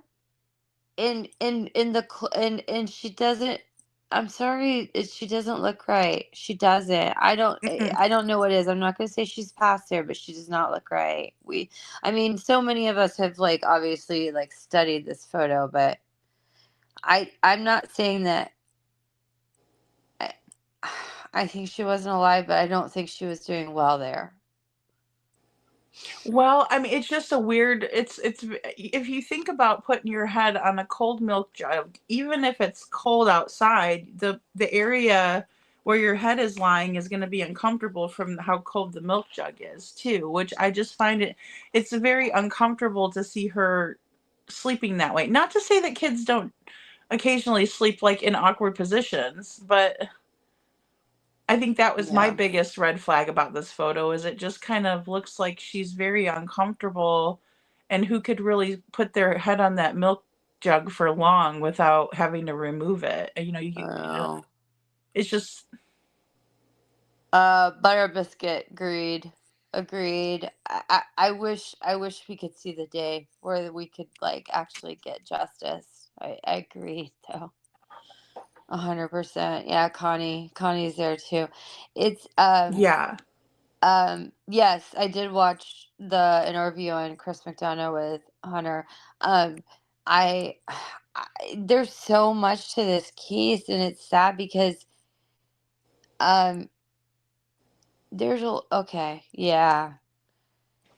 Megan L, true. Oh my gosh. Like we could just go all night really with this. Like that's what's sad. It's really actually disgusting when you get into Summer and what happened to her. And I just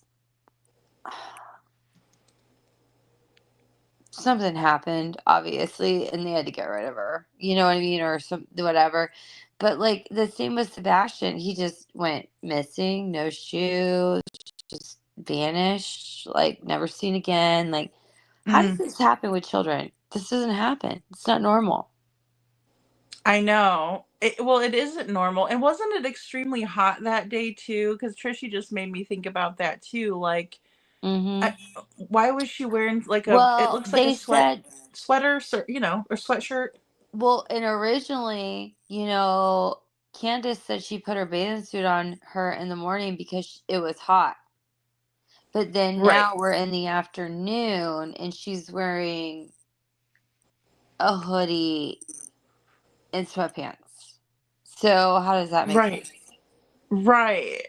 And I mean, it was summertime. I mean, And I did see, and I don't want to bring this up, but I did see a comment or two about finding someone unalive, because I have as well, and that was my partner. And I know what it was like to see him, and I found him about 6 hours after he passed, and I had to kind of Google, which I shouldn't have, on the different stages, and actually he looked like he was sleeping, except for when I opened his eyes and his mouth and the way the things were starting to retract. So even if Summer was not alive in this photo, but just passed, she wouldn't look like she was not alive that badly. not yet. You would I know just what you're get those saying. signs, like the fingernails or the lips being blue or something like that. Does that make sense? Yes, it does. Well, yeah, because Baba Rose says, "Look at her lips," and I do believe they look, very blue. Or And her like they're fingernails, beginning. we've all studied her fingernails. I mean, I know we have on all the things, and but yeah, right. Little libretto. Candace said she was so cold and sick, and she had a slushie. I remember she wasn't feeling good. She had a slushie, but then look on the side how there's the candy to the side. There's the orange pop over there. Like, how do we know that they didn't give her something else to make her sleepy? Because they were gonna do something with her. We don't know. Right. We don't know that. Well, and I think that'd be the only way that she could sleep in that awkward position on the milk jug, is if she Don't was, you? Yeah. And like whoever said the same thing about the seatbelt. That's weird looking too, right? I Yeah, don't her know. father was a sicko, Megan Els. Ugh, such a sicko. He's so sick. I believe He's sick as hell. yeah, I believe that was no limit. I think they had to get rid of her. Well, and I just hate that they cut her hair off, and I was thinking, well, maybe they had like a situation, with lice and stuff, and then in the beginning, before I And then knew did more you about see how Dawn. there's different phases of them shaving her head and how it's gotten longer and sometimes it's shorter? Like we've seen. Yes. Yeah, so it wasn't only one time.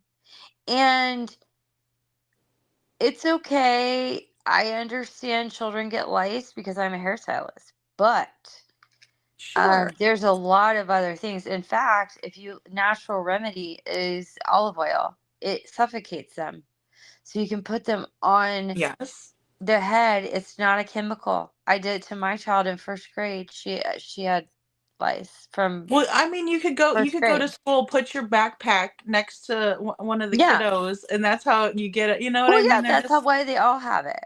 And they love clean hair, and that's the kicker, So it's like they Right. love clean hair. They're like, Yeah. "Yay, this is a party for us!" And so Connie, you're right. You treat the lice. You do not shave a little their girl's head. hair. I I do not know. believe in that. And I'm Oh a my hairstylist, so gosh. I don't believe in that. Thank you, Rogue. Aw, thank you for the super sticker. I don't believe in it either. Can you do mayonnaise? Have you ever heard of mayonnaise doing that too? Because it doesn't like suffocate or Yeah. Well, mayonnaise is oil too.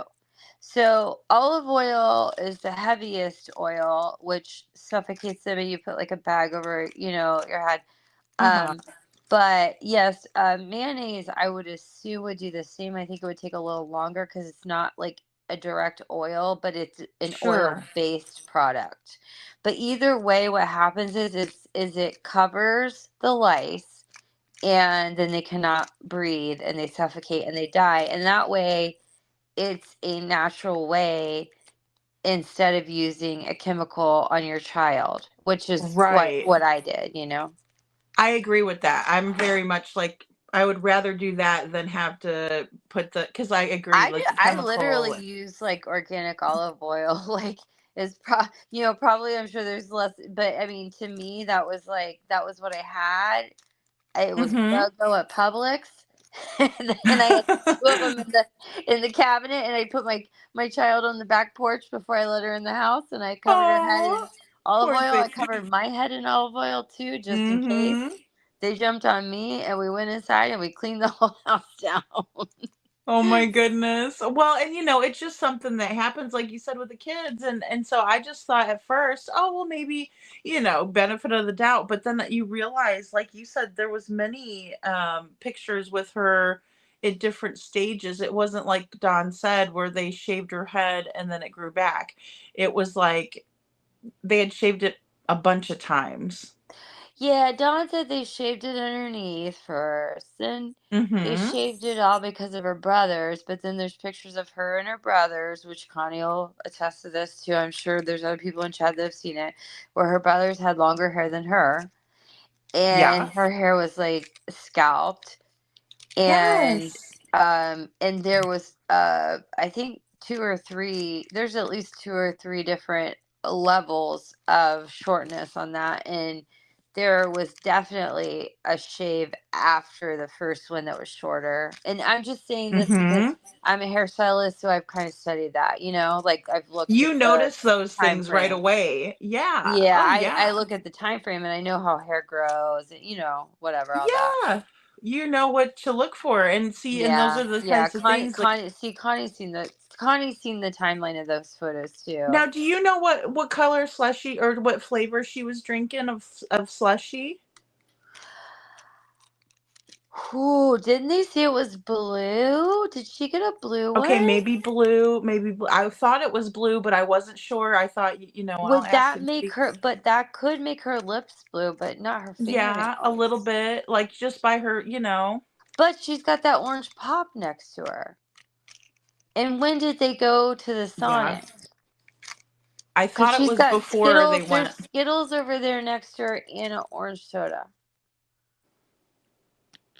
Oh no, Connie S. I know, and see that's the thing. You can't really, Hey, Ann, good to see both of our Anns, Ann from Alabama and Ann Reynolds. Lady Dog Lover, good to see you. Malt vinegar works, she says, and I'd rather use a natural as well, just because like you said, all the chemicals and stuff, and if it doesn't work, and oh gosh, it's just a nightmare. Hey Sasha Cancers. Johnson. I don't know if it's a decoy. We don't know. That's the actual unknown. That's the speculation on this that we all have had and we've all studied for the past couple years. Mm-hmm. Um, but it's an unusual position, and there's when you go into certain zoom into certain things, it just seems it's odd. And it's odd because she said she took the picture because she looked like Dawn sleeping because she had her arms up, but then when she took the picture her arms weren't up anymore, Right. and Right, and you can so clearly see they're her arms by her weren't up. side. Yeah, Yeah, they're by her so side in that. So I don't know. Oh, it's not Baba Rose. It's not a sippy cup. It's actually like a orange soda. See the green top? It's like It looks like a a sippy to me too at first, and then I saw when you said green soda, I looked, or I mean orange soda, I looked and I realized that it's like a crush, right? Because yeah. it has a green lid. It's an orange crush. Yeah, Orange crush. you just have to you have to zoom in on that. It's hard to see it in this photo. I think right now what they're looking at. Yes, you just have to zoom in. I'm sorry, guys. I would have if I would have thought about it, I would have got a little bit more close-ups of these things because I think it's important. And Trisha, you're right. I think it's humiliation too. It could be, especially for a little girl. Like, I don't know. Little girls like I to have think, long hair. I mean, they just well, do. remember, okay, so in their first interview, so I'm going to go back to that because remember we were like talking earlier about I was saying, look at the side eyes that Candace gives Dawn a couple times, and then Dawn looks at her. Same as like when you see CP and KP, like they each look at each other at certain points, and you're like, right? Like what's going on? And Yes. there's a point where Dawn is talking, and Candace gives a big side eye. Connie probably knows a little more in context with that than I do. Like she could put it in the chat, but they're both in both of those interviews. If you watch both of them, they're both watching each other. Each couple. Like, do you get what I'm saying? Like one of them, there's one of them in each that's watching the other one. That's like, watch out, you know. Like I forget what Dawn said, and Candace like just whipped, like just gave him like the biggest eye. Like if you play that interview again, that interview where they're both so like sedated. They That's are. the That one. was another Yes, thing. Connie. They both side Yes. eye. They both side eye. Really hard, right? Really hard Yes. side eye. Aw, and we love Sebastian. Yes. Aw. I know. Both side eye, and I mean that they do, and you know, it's like one of those things where they don't look at each other until they side eye, you know.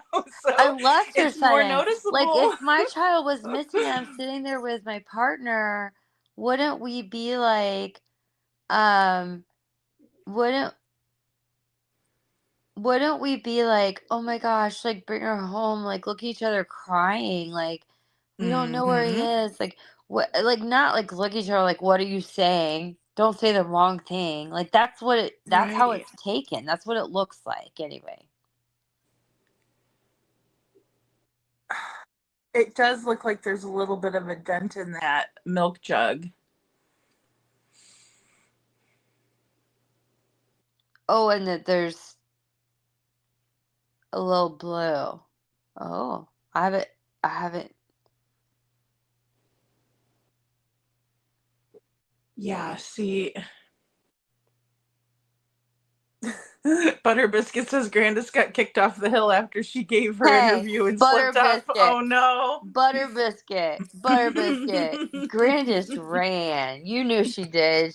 Grandis dipped as quick as she could. She slipped up on that interview. She heard the door whenever Chris McDonough was there, and they said that, oh, we couldn't hear from here and whatever, and you saw her look when that door closed, and then after that she was gone. Grandis dipped. Yeah, I mean fast, like for the only other person that was supposedly home, which I guess we know Don was home, and you know, but that doesn't come till later on. Because at first we're made to think he wasn't, but he's like, but I got there before everybody else because I was freaking out, you know, and it's like, okay, you know, like what? You know, The whole thing, but yeah, no, Grandis got out of there quickly. She knew what she was doing. She talked one time. It wasn't a good interview, and she was out of there. now what did she slip up about? Perfectly Imperfect Boy Mom wants to know. I want to let you tell it, Chloe, because you were so much more into it than I was back then. You know, like I only watched the mainstream stuff. I wasn't. Gosh, let me think about this. Her interview was so weird. Okay, so she was like, they were asking her questions. She only gave one interview, and it was. She just skipped town after that. I'm trying to think of what did she say? She She wasn't convincing. Maybe that's what it was. I don't know. I'd have to go back and rewatch that video. It's been a while since I watched She that just video. wasn't like somebody that you would think you. Well, it's like an off. It's like something that's just off about somebody that would be there, because she got candy from the grandma, right? That was the whole deal. They were planting flowers by her camper or her Yeah, trailer. Connie, right? What can we not remember? Connie, I need Connie's help here. I think Jude would know even better than I do. I know Jude's so good with this case too. And see, that's the thing. I mean, it's like there's so many little nuances, but also, I mean, once you kind of put them together, it's so strange how there's just the same elements are involved. And yeah, Lady Dog Lover, we're just talking about kind of the similarities, differences between the Summer Wells and the Sebastian Rogers case. Of course, Summer Wells was 5 years old when she went missing from her home, but it was a long day of activities. I mean, they went swimming, they went to Sonic, they went to the Walgreens to pick up grandma's medicines, and then they went back home. Both children were barefoot. Thanks, Meg. And like they're just gone, and that was kind of the whole, like, both parents were kind of like, well, they're just gone. We might never see them again. And, it was weird.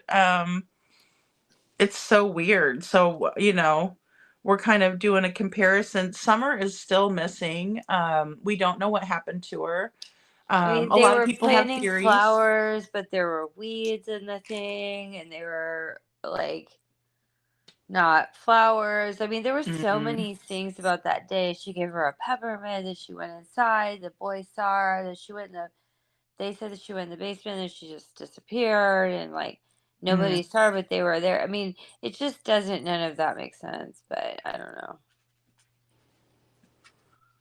Right. Yeah, none of it does. None of it does make sense. And then also, like, when they say, I was only gone for, Candace says, I was only gone for 2 minutes. Well, if you were only gone for 2 minutes, then you would have saw, I mean, that was my thing. I always thought she would have saw Summer come out the back door if she was out there. I mean, am I wrong by thinking that? Okay, say that again. Like the way that the camper, like her mom, the way Grandis's camper was situated, Oh yeah. like, if she Yeah. was only gone for 2 minutes, wouldn't she have saw Summer outside at some, like, if Yeah. she came Yeah. outside? Yeah. And they had I mean, I don't know. And then the whole thing about the leg brace, but then Dawn never knew about a leg brace. There's so many situations that whole day that are just, they don't make any sense, if you break it down. But I mean, there really are. It's like I was trying to make a quick video just to kind of do an intro to all of the differences, but then it was like, wow, I could make like a 4-hour video, really, just to like, just to get us started, because there's so much in both cases. But like going back from to the beginning, I thought it was so odd that their interviews were so similar. And then, just kind of what spurred all this too was just talking about both cases, um, because Chris Proudfoot brought up Summer, and it got us thinking, well, did were they studying true crime cases before this? Because, he had yeah, mentioned others. Rob Beanie, my fiance was 6 hours past and he was not blue at all. I thought he was actually sleeping. I still was trying to save him. But I mean, I think in my Aw. head, I didn't want to believe he was passed, that's what I was going to say. Like, I mean, that's why I don't know. Like, that's why, I mean, every channel, like, you've seen it, Lady Freedom has gone over this photo. We've looked at it in so many angles, in so Mhm. many different aspects. And, I don't know. I don't know that what it would be like, and I don't know like what she would be like, and I'm not saying she is past here. I don't know. I really don't. We don't But know, right, I do right. know that I don't think she's okay here. That's what I'm saying. you She know? does not look okay to me. I mean, it No. just is a very odd, like you said, like as many times as anybody could study it. It's just like even if you just put it in front of somebody, say, and let them look at it for the very first time, I mean, I'm sure there's so many things people could point out and be like, that is just so weird. The seat belt, her positioning. I mean, she looks so peaceful, but yet not in a peaceful situation, I guess. It's weird. It's just odd. Yeah, I know, I know. It is odd, and that's why, like, I'm saying that for what, how many years? Like, we've looked at this photo over and over on every channel, and Mhm. none of us have really been able to. I mean, we've all just really had a hard time figuring it out, because the fact is, when she took it, um, it doesn't make sense. You know what I mean? Like, the Mhm. story behind the photo doesn't make sense. So that's another thing too.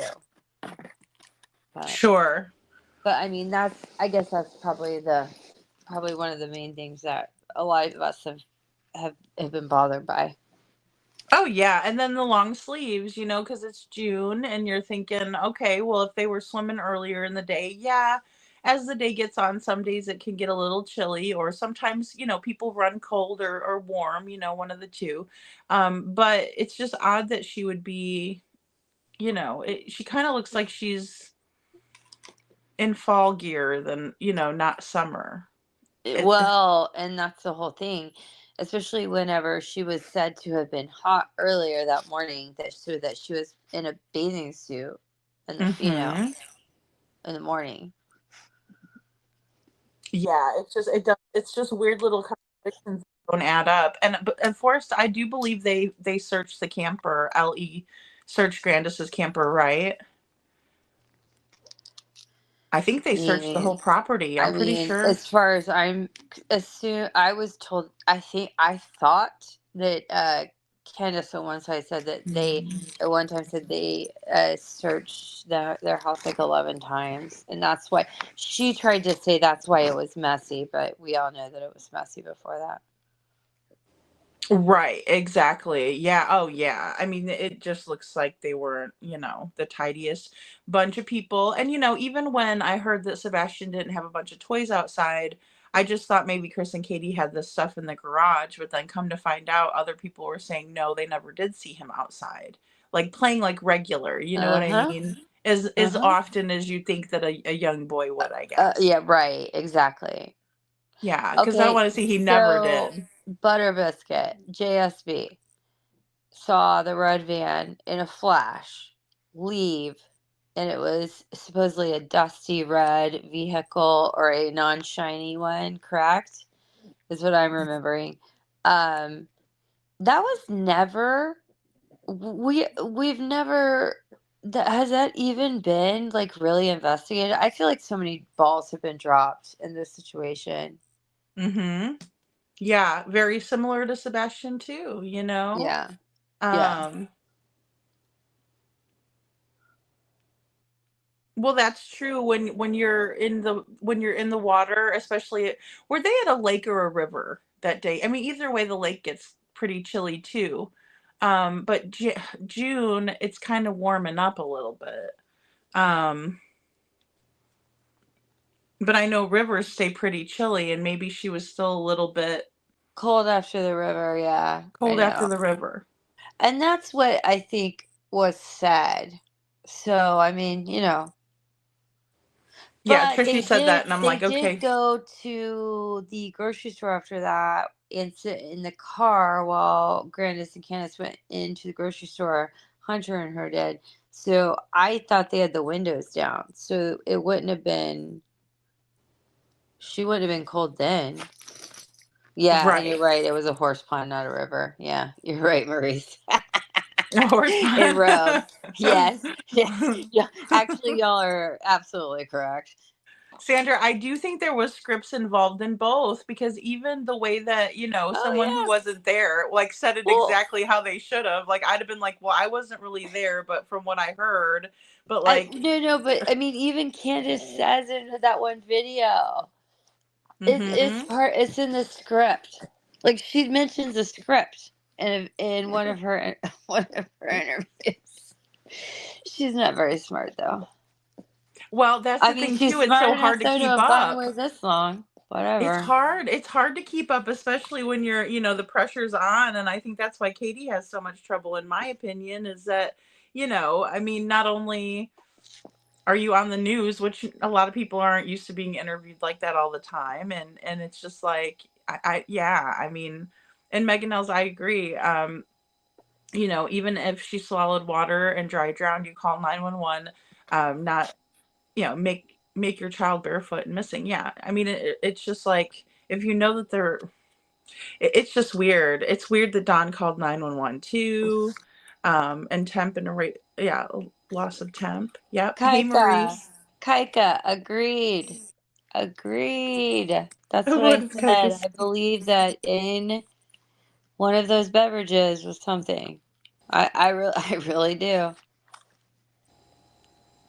I don't know that it was alcohol. I don't know if it was what it was, but I think something was used.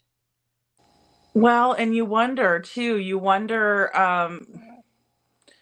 there's a lot of things that could sedate a little person, and it wouldn't take a lot. Hey, Um, hey, listen, I am in no way ever going to stand behind JSB, but even JSB has said that there was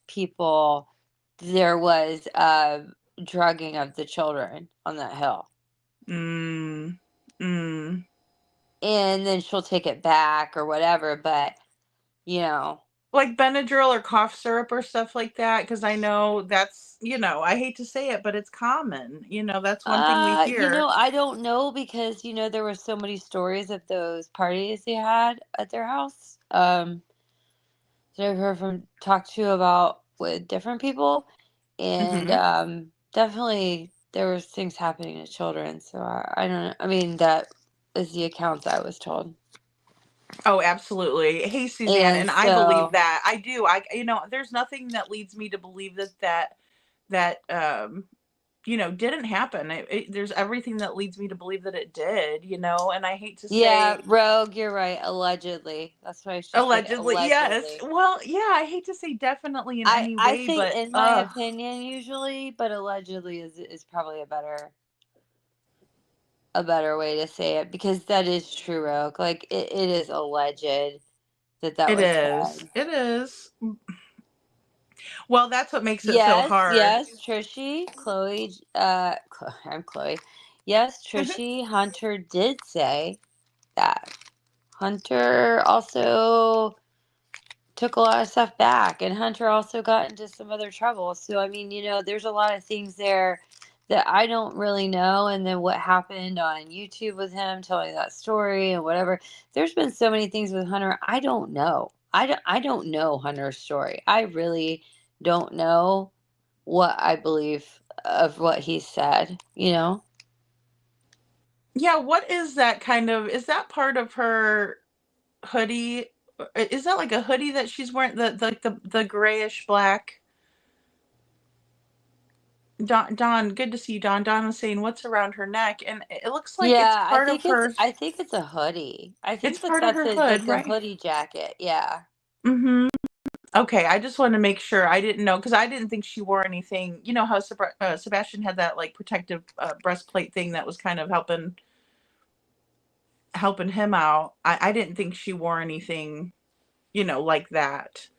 Yeah. Um, I know that that was an outfit supposedly that she said she had gotten her for school, for her to mm. start school with. But like I said, I don't know why that was in her car, why she put that specific outfit on her. I don't know. Like if she was really freezing, I don't know. I know it's odd. Well, and usually like if you put a little jacket on in the summertime, you're still wearing your shorts or so. Because there's been times where my arms would get cold and maybe my legs weren't cold or something, but um and Casey Anthony did do that, Detroit Rock City, in my opinion. She did do that with Kaylee, and then that way she could party. And some parents will give you, Yeah. give their kids something that's not like real strong or anything. But like you said, Chloe, I wonder if it is something where she gave her like alcohol or something,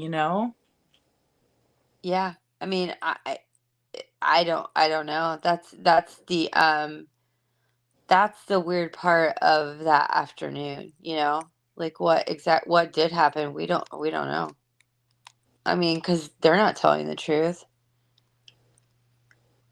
Right. And that's the hardest part is that we haven't been able to get, the truth out of the parents. They say the weirdest things, and then, going back to what you were saying about school, Candace in the first interview, I just didn't include it in there. Um she was talking about how Summer had all of her shots and was ready to go to school. But it was weird. She almost seemed like Well, but then there was the floaty. alleged day before that they said CPS had closed the case, Mhm. on them. So, we don't know if that's true or not. Obviously that's not something that we can know. But then at the same time, there was the mention that CPS was coming like another day to come, look at Summer or I don't know, talk to Summer or whatever. So there was a lot of different accounts that, you wonder if there was a reason why they didn't want CPS to talk to Summer or her to go to school. That was something that Mhm. was sad to me Well, thinking that's about. really common. I mean, we hear about that too. A lot of times the kids aren't in school, and it's because, they don't want them to go to school and talk about what's going on in the home. I mean, it's so sad because they don't have any relief from it then, it's just nonstop being at home in the mess. And I agree, Meg, Candace had enough common sense to call 911 when Don came home wasted and, allegedly had a pew-pew on him. Uh-huh. It's like, what in the world? I thought Candace put it on her. She was cold. It was in the truck, Connie says. Yeah, Candace. Yes, that outfit, Candace or Connie was in the truck. It was supposedly for a new outfit for school, and she put it on her. That's what she said. And they always bring up like the school thing in the weirdest context, when no one's asking about it or anything. It's like to add into what they rehearsed or something. Oh, Allie was a friend of Candace's who passed away. Yeah, it was. She had bit actually like even stayed at Candace at one point. Reddish stain on her lap. Oh, I kind of see right underneath of that. Yeah. Is that a stain right there? I can't zoom in on it. Oh, Rogue, that mattress. To me, I agree with you. Same, in my opinion. So there was another mattress And in Summer's case? that mattress was gone, right, Rogue? Like we never found out where that mattress went either. It was on the back porch. There was a picture of it, and it was Okay. stained up with. It looked like gross things. We'll just put it that way. Oh. Oh man, I didn't know about that, I guess. I must have missed that somehow. Yeah, Rogue. I don't. I there's a picture. I'd have to. I'm gonna have to. I'm gonna have to get you some of these pictures, Lady Freedom. Yeah, just because that way, Because because it I'll get was a better actually idea. there's a picture because the couch supposedly was up against the door, is what Dawn said. But then they said they didn't know if the door was locked or unlocked. There's two different stories on that. But then that gross mattress was on the ground with Ugh. gross. It was disgusting. And then there's a picture of it leaning up against the back of the outside of the dungeon door. I will call it the dungeon. So Yeah. yeah, Rogue is definitely missing sofa. See, I talked about that too. Yep, rogue. There's so many things that like we just forget about until we start talking about it.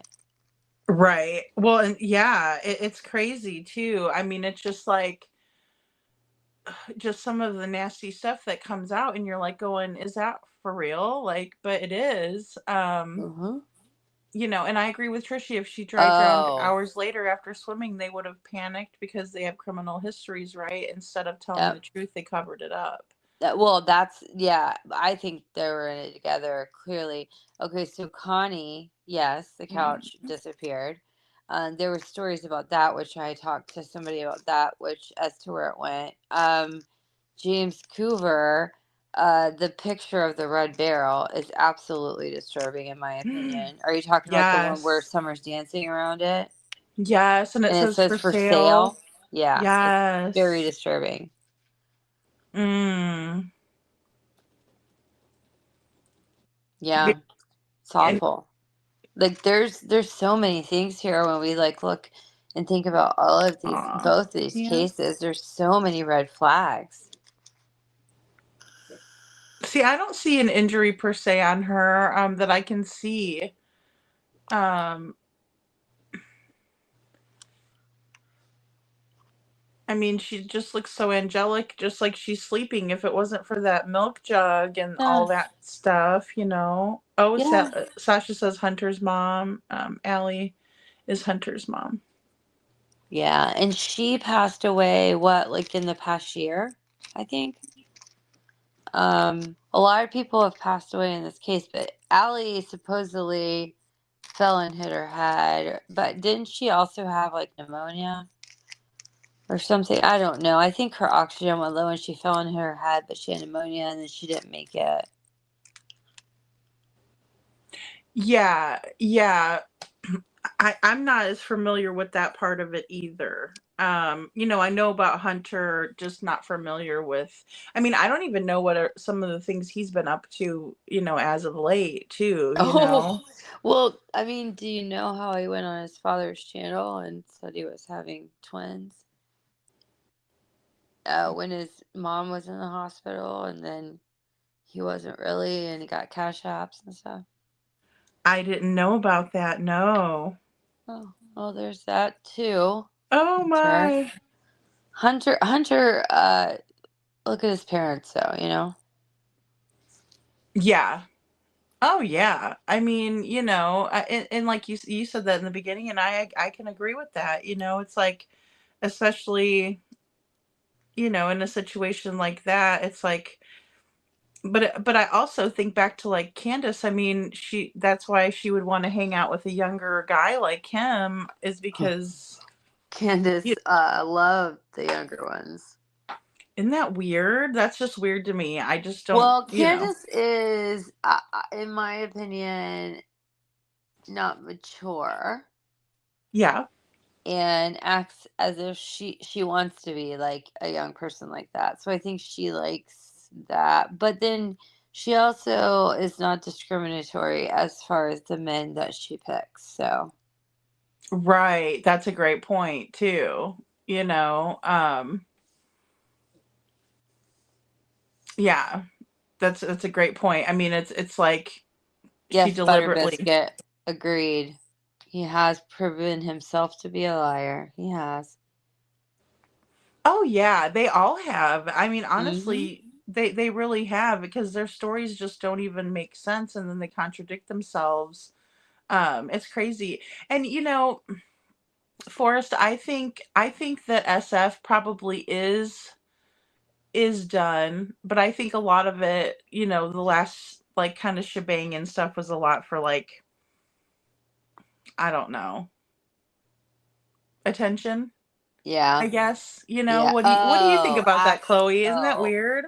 a Like, lot was for attention. Yeah. yeah, is he just throwing a fit? Like, who cares? They literally, a lot of them, they just all used it as a way to like get some kind of strange attention, like not the kind that you would want.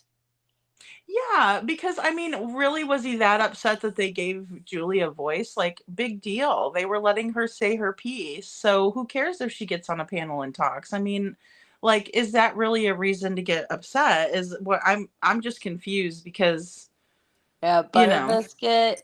How many children did she have and get taken away? You got that one right there. 7. I think 9 between the two of them got taken away. Oh, wow.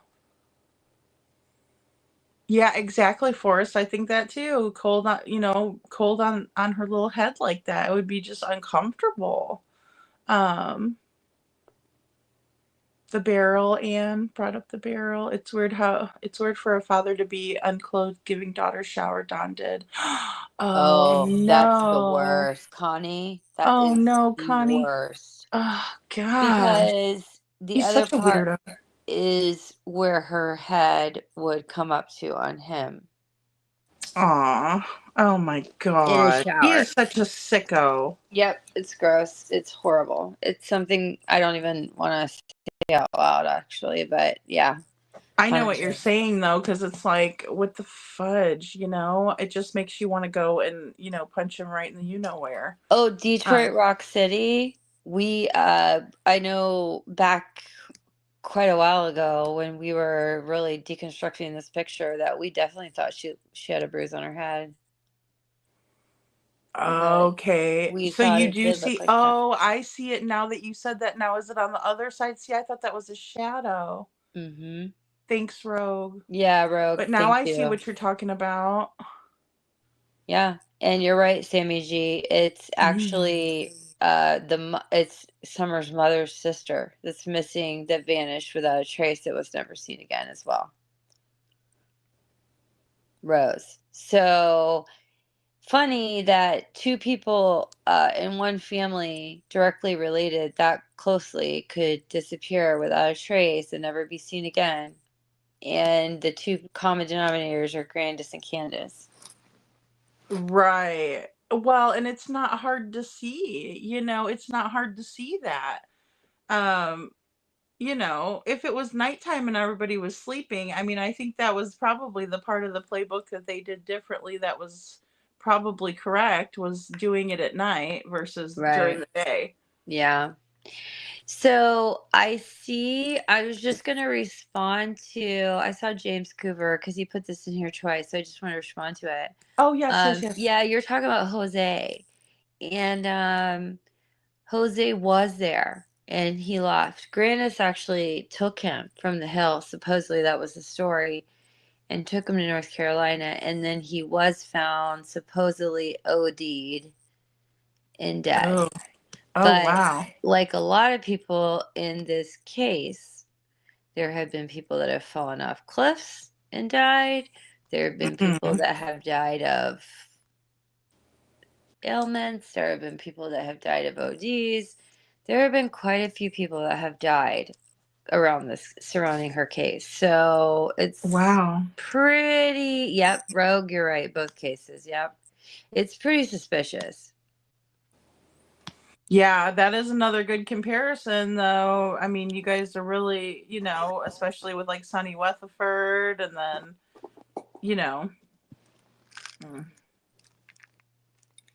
just really, really strange. Really, really strange. Oh, okay, Suzanne, she took him to South Carolina, not North Carolina. I'm sorry. I knew it was a Suzanne. Carolina.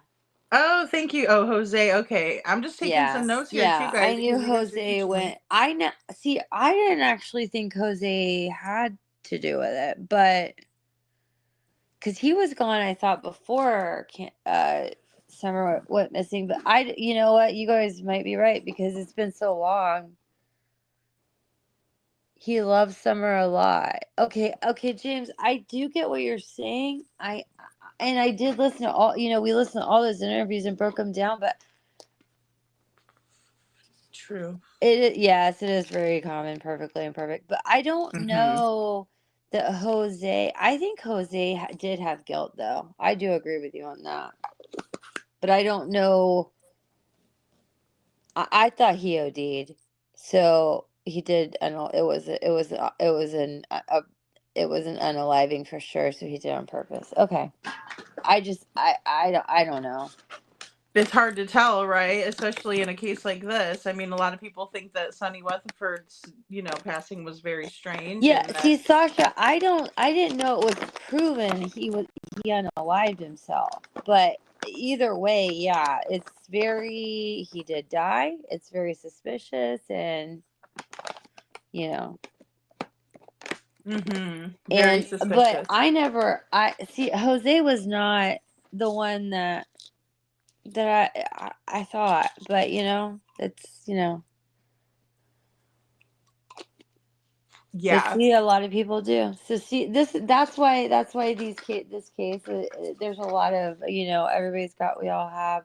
See, Suzanne says Jose OD'd. I See, mean, I thought he OD'd.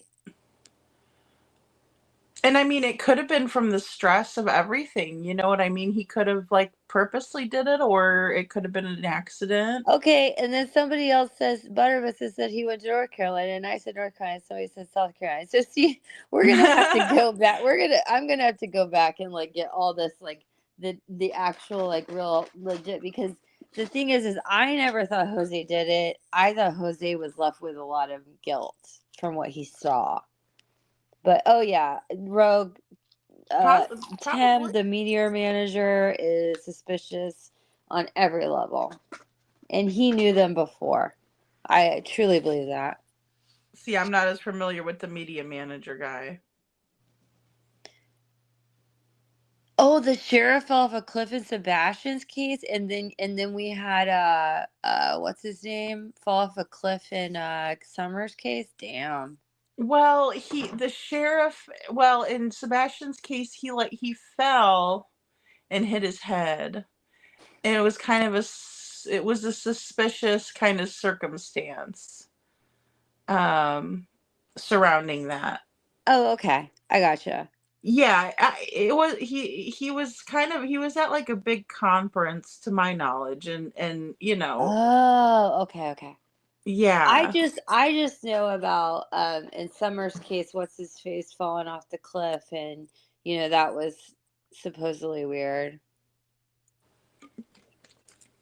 Yeah, and I'm wondering if that might be at Butterbiscuit, but I don't know about, I'm not as familiar with all of the characters in the case either, you know what I mean? And James said I heard something about falling. See, Butterbiscuit and I are on the same page about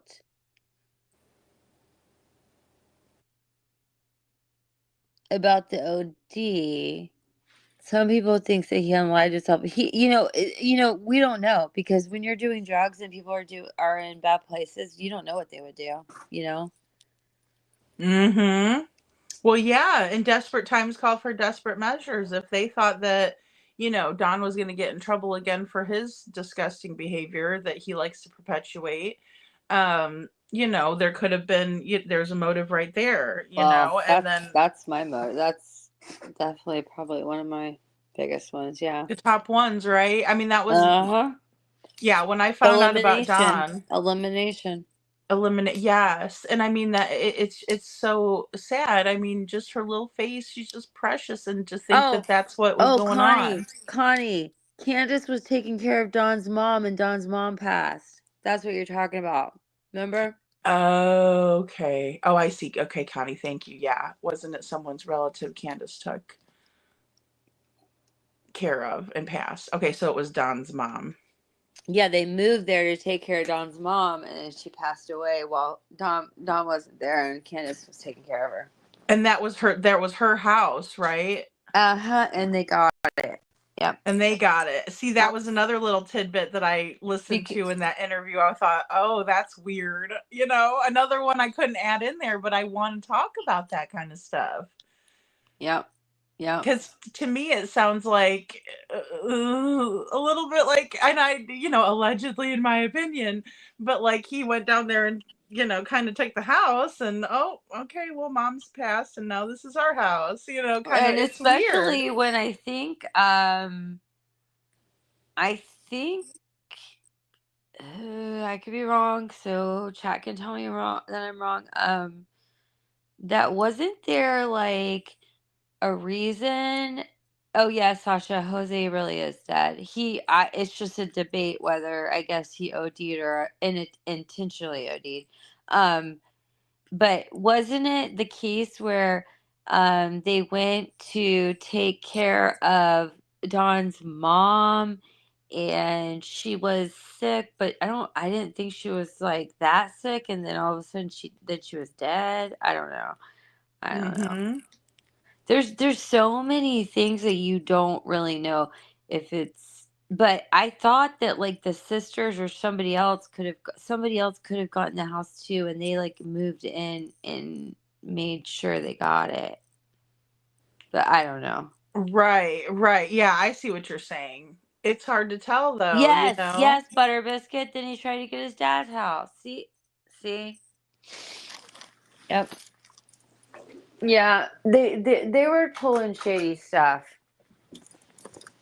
Oh, definitely. There's no Clearly. doubt. No doubt. No doubt. And I mean, it's just all weird. It's like, and it's the same vibe. It's all the same vibe. Um oh, there I see Butter Biscuit. Then Okay, he tries to get the Raw dad's. Yeah. Beanie. So Rose went missing in Wisconsin, and she supposedly went missing from a truck stop. That's all we know. She just disappeared from a truck stop. And that was before the Wells came to Tennessee. I think it was before Summer was born. Why was she at a truck stop? Do we know like what? There's rumors that possibly, yeah, Rose is Candace's sister, Rose Bly, Candace How Bly. old was she when she went missing? Or I would. She had two small children. I want to say she oh couldn't have been my. more than 30. More than 30. Okay, because I was gonna say, what if she was like trafficked or something? Well, that's the whole thing. Is they don't like there's so many things that could have happened, I guess, when you look at it in a situation that way. It's just Right. really Right. suspicious that she vanished and then Summer vanished, you know? Oh, sure. I know, and it's Yeah, weird. They Rose's talk about it in the car. first interview. It's Uh, weird. Sasha, I thought Rose's car was found at the truck stop, and that's why they thought she went missing from the truck stop. But maybe it was found in a field, and somebody had Mm. seen her at the truck stop. Well, see, and I was wondering if she was maybe a lot lizard too, with respect, but if she was kind of Hey, but in that it's a lifestyle. crazy coincidence. We just have to say that. Right. Yeah. It is a crazy. There's so many of them. I couldn't believe it. Just even like, But James, I think James, you're right. I think there's a lot of actual truck drivers that get away with things like that because they are on the move. hmm And they're not always people, they don't always get like caught where they were. But I don't know with Rose because that just is too much of a coincidence in the same family for me. But, so I don't know. yeah, it is. I mean, it is. It's so strange. Well, and there was no real emotion behind it, especially like, okay, your daughter's missing, and then that would bring back the memory of your Oh, sister going Megan missing. Nell, she was only 21 with two small children. Holy cow. Okay. I Oh, knew it 30 was 10 miles. years before Summer went Thank missing. you. I did not know she was only 21. Wow. So that could have been a trafficking. That could have been. It could have been, yeah. Because I know, of Yeah, but I course. mean, but then, I mean, look at the people and the players we're talking about and the fact that we're talking kind of about trafficking being suspected. Mm-hmm. Exactly. Yeah, she was married, Sasha. She was married because I think her husband and her were like separated, or he was a suspect, but he was not charged or anything. So I don't think he ended up being like. Yeah, we thought Rogue. I agree. We thought Candace was jealous of her sister. We've always thought that, and then Candace was jealous with Allie. Told Allie that she told Allie that she stabbed her and unalived her. She did. But remember, Oh Candace was my. also jealous of Allie because of Jose. Remember that, Rogue? Mm. So Candace, she was pretty. I think Candace has a very vicious side to her, a little bit more than we realize. Because she kind of comes off as sweet, but see, like Katie She's does that not, though. too. Yeah, I know. But At we've all seen the first, videos of her acting out, too. right, exactly. At first, you think, oh, okay, and then all of a sudden, you're like, oh no, this lady's not as sweet as she like comes off to be. Good night, Anne. Yeah, and it's just yeah. So the boys have been adopted. Yes, they are. Yeah, and I hope they're doing well. That, like I said, they're just all such precious kids, just cute as can be. But just living in that nightmare, you know, it's so unfair. So I'm glad that they didn't have to be subjected to staying there. I Yeah, think, Robin. I've said this and it's sad, but I truly believe, I don't know if somebody else just said this right now, but I think Summer saved her brothers. But the sad part is like, I hope one day that, like, they will give some answers, but I don't know. I don't know if it will be the oldest one, because I feel like he was already beginning to, I don't know. I just worry about, like, who it will be or whatever, but I just hope that one of them will speak one day. Yeah, I know what you're saying though. Maybe he was a little bit too far gone with being raised by them for so long that, because Well, I there thought was that just too, Meg. I mean, I well, did. I it's just do. that there's those rumors that he was drinking and doing stuff with Dawn already at that age, that you wonder, like, was he in it too Mm-hmm. much? Maybe it'll be like one of the younger ones, or will it be like, I don't know. I just, my faith is in one of her brothers. That's all. Yeah, I'm hoping so too, because they were there. Somebody has to come forward and say something. Somebody knows something. I mean, they could have put the boys in front of the TV, but kids are a lot more receptive than we think they are. They just are. Oh, you know that they are, and especially with the stuff that was going on at that house. Yeah. They saw things that, I mean, I don't think most of us have seen, or any of us definitely, hopefully, haven't seen. Right. But I think people get it, they see that kind of house and they can right away unconscious bias. You know what I mean? Like, I hate to Yes. say it because I Yeah. don't like to judge people on where they live. Maybe that was their fixer upper. Maybe they were trying to get it, together. It takes a lot of money. I get that. You have 4 kids, it's expensive, but it's just something about how creepy that house was, just completely off. I mean, totally off. Um, I'm sure anybody who went there to interview with them really was taken back. I would have been. Um, Absolutely. I would have been Yeah. like, "Oh boy, what did I get myself into here?" Yeah. um, you know, um, I and there's just so many suspicious people around both of these cases. It's just unbelievable. yeah, and Rogue says, and I believe it before Chris McDonough came to visit, I think she hung Rose Bly's picture of her and her husband back up because I forget who it was, but they said her picture wasn't up on the wall. Yeah. Yeah. Wow. See, and that's just I like think that, I but think I that's think Allie might suspicious. have said that it wasn't on the wall. Who was it, Rogue? Do you remember? Yeah, but but then she also Yes. said the house was a mess because it had been searched 11 times. That's the only reason why it was a mess. Okay. Like, I mean, look at what it Right. looked like. Exactly. Well, Yes, Rogue, you're right. exactly. It was Allie. It was Allie. Yep. And see, Big fights. we know, Thanks. we know that Candace was jealous of Rose because she was a Mm, pretty one. We know she was jealous of Summer. You know what I mean? definitely.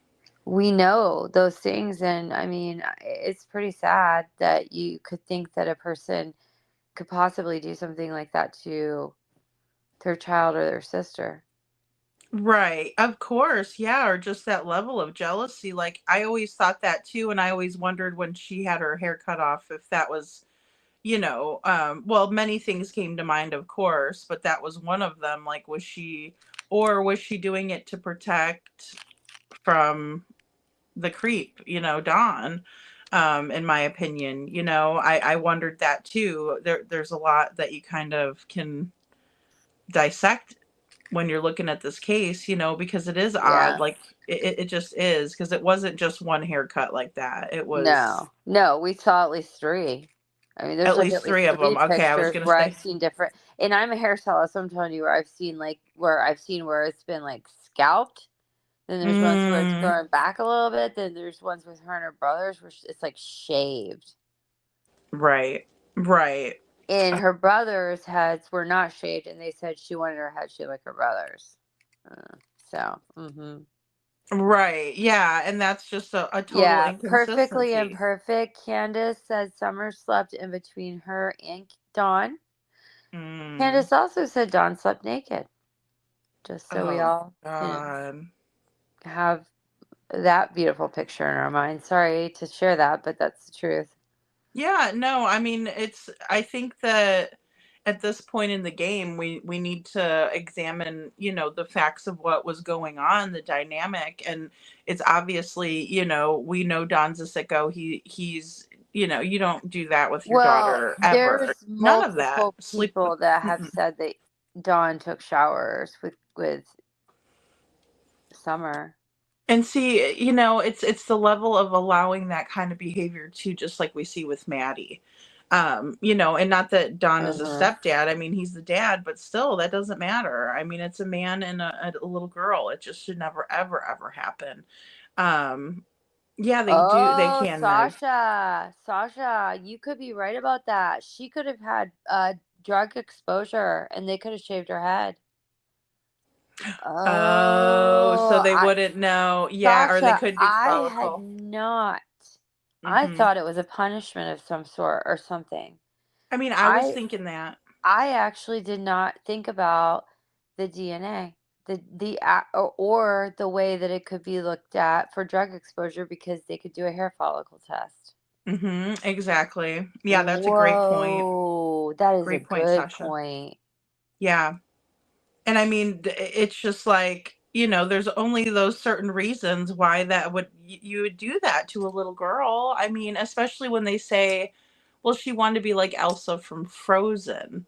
Well, then she wanted, Well, see, in that you same interview, they said she wanted to be a princess, know. and then she was a tomboy. So, Yes, I mean, yeah, we can possess both sides. I understand that. But which totally. one was it? If she liked pretty girls like um Robin at the church and Mhm. girls with long hair and pretty and this and that, why would she ask for her head to be shaved? Exactly, exactly. And also being like she liked the mud, because I will say that I was very girly. I still am girly. And like, you weren't catching me doing the outside in the mud stuff. Like, did I like to go outside? Heck yeah. I like to go to the river, and it looked like she loved going swimming and everything. But you could tell, Connie, what they just said. Hunter said that they shaved her head that day, and you just said it, Connie, because CPS was CPS coming was the next coming. day. And they said Mm. CPS closed the case the day before, but then we've also heard that they were coming the next day. They would not close. They did not close that case. No. I don't believe that, but that's why I believe it was elimination. But I mean, it's my. I think they would have found signs of abuse. Right. And they knew they were going to get in trouble. Yeah, yeah. For And I that. think that's why Don was at work and fired Dudley and was crying in the bathtub, like he said he lost his best friend because he knew what was happening, what was going to happen. Right. I guess I just don't know how they all got away with all of this mess. I mean, look at, and then he tried to pin on Dudley. I mean, there's been so Mm-hmm. many people that he's tried to blame, And look at all the things that we've heard around those 2 days. I mean, it's unbelievable. Like, it's just crazy, you know, to think that all of that could have happened. Sasha, Well, all thank the you. Thank you activities. for reminding us of that, because Yes. I did not put that together. That's a really good point. Summer wanted her hair, Sasha. I know. And she's just beautiful. I mean, absolutely gorgeous. In that picture where she's Oh, wearing the red dress, I mean, yeah. she is a little princess. She is a princess, She and just you could tell she is. liked to be pretty. Mm-hmm. And Robini, Candace was definitely jealous of her sister, and it was like people have said that, and Summer was really beautiful, and Rose was pretty, and I truly do believe she was jealous of both of them. Yeah. But And I don't think she looked like Rose necessarily, but I think they were both much prettier than Candace, I guess. right, like And I Candace think envied their looks. Dawn gave Summer a lot of attention, and Candace did not like that. See, and that's so sick though, because like I would want to like unalive him if he even, you know what I mean? Yeah. Like I guess that's one thing that it's like that movie Precious. I don't know if you guys have ever watched Precious, but Yes. it's about a young lady that's going through that with her father, and her mother is jealous of her as well.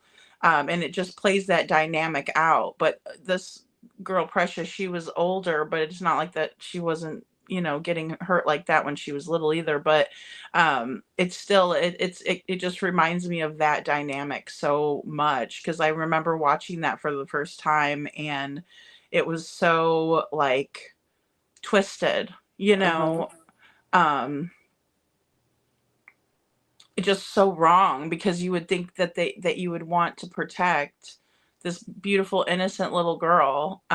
You know, I just can't see being,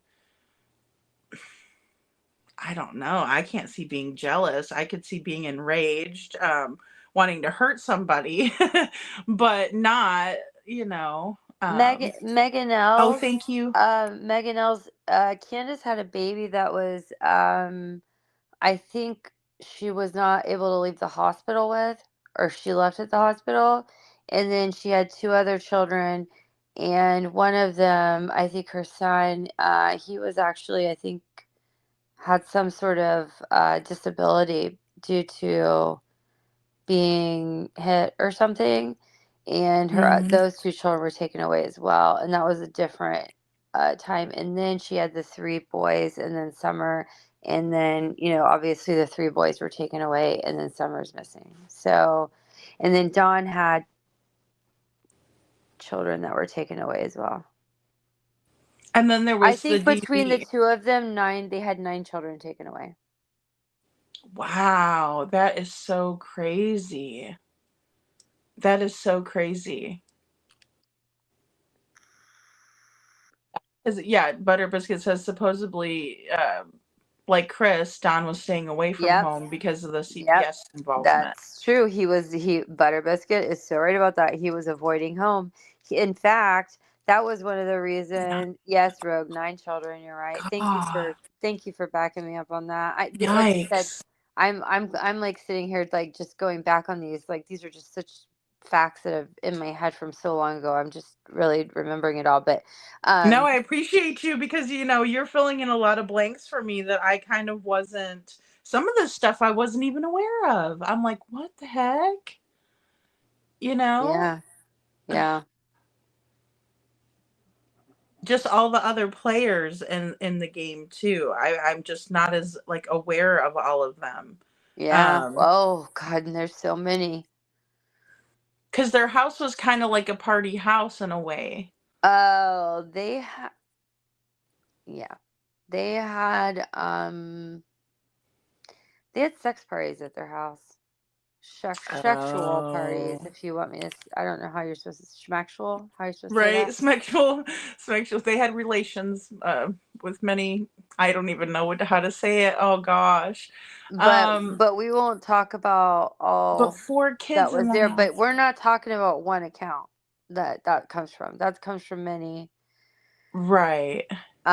on that hill that witnessed it, and I believe that many were involved in them, and that's why a lot of people are keeping their mouth shut.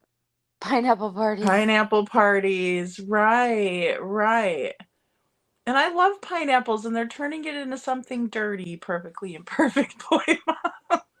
Oh I didn't no. even know what that meant. I just learned a new thing. I know, me too. I'm like, dang it, you know? And I thought eggplant was healthy. I love eggplant parmesan. We all know what that stands for in the emoji. Oh gosh, that's funny. No, it's okay. No more pineapples, Rogue.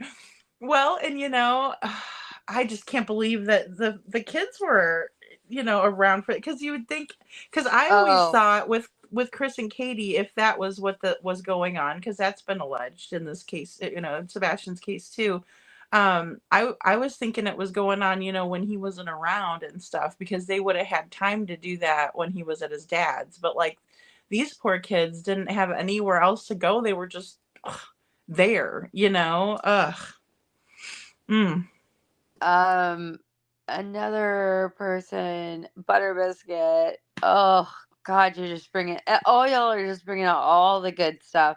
Yeah, I mean bad stuff. But all the deals. Yeah, Yeah, the he real cussed his deal. grandson out. He should never be around children. He's around his grandchildren. He's cussed him out, and yes, it did sound like he hit him. I mean, he was cussing him out. He was a toddler. Like, Oh. I mean, it's just their behavior is just disgusting. Right. Yeah. And I mean, that's in both cases. It's like, I can't believe how these people act. And, none of us are perfect, and we all, make mistakes and stuff, but it's so blatantly, like, Meg said, dysfunctional. I mean, totally. Totally. Absolutely. Absolutely. But then again, you have all these people telling on the Wells, but if they were like invited or if they were involved, it's like, okay, well then, um, you know, I mean, who all was going to going over there and stuff, Um, Hey, Sasha, not only were they drunk on mini lives, what about when Don was sitting on the toilet on a live or shooting up heroin on a live? I oh mean, we Lord. have seen some, yeah, Dawn on the toilet, Sasha. There you go. That's exactly what I was saying. I mean, we have seen some Mm. stuff. That's it. It's a different level. It's like a different class of people, but the same scenarios, I swear. Butter Biscuit. He's such a sweetheart. And see, the Alaska connection. Do you think there's a lot to the Alaska connection in the Sebastian Rogers case, Chloe? Like, what do you think about that? Because I kind of go back and forth between it could be something, and then I wonder about it being nothing. Um, Yeah, I don't know. I'm so like I don't know what they did. I can't wrap my mind around them and like what they were doing and leaving and like yeah, I don't know. Well, because I know that like they supposedly that was a work trip that he had gone on previously, and that was a work trip that so it wasn't like odd that they up and went to Alaska, in my opinion. But then again, I don't know, just the way they went about it was I kind of do odd to me. too. Yeah, I mean, there was so much weird stuff that happened like immediately after there that like I need a timeline of that. You know? Like a timeline on like when they left and when they went where they went and like how that happened because I think that like I don't really have like the proper timeline on it. Gosh, it's just so much happening, it's hard to get a good timeline on it. Just like we were feverishly looking for when Summer's age progression came out, because I was like, I'll be darned if it didn't come out 8.5 months before Sebastian went missing. But I didn't think it was that far far away, but Chris was saying it was a couple days before, a couple days after, he says this situation with Sebastian. It was like, well, no, it was way before that. Just way, way before that. Good night, little Redo. Sasha, you're cracking me up. No, can ain't go with time. I remember that. Oh my goodness. When I just read Butter Biscuits too, Don crapped and wiped his butt on camera. Oh He did. Lord. He did. Gosh. What is it with the toilets in these cases as well? Because there's been a lot of toilet I nonsense don't in know. Sebastian's case, and I don't know if people just do that because they want attention or if it's like they're really that loco. I don't I know know, for a better way to right? say it. It's like, what the hell?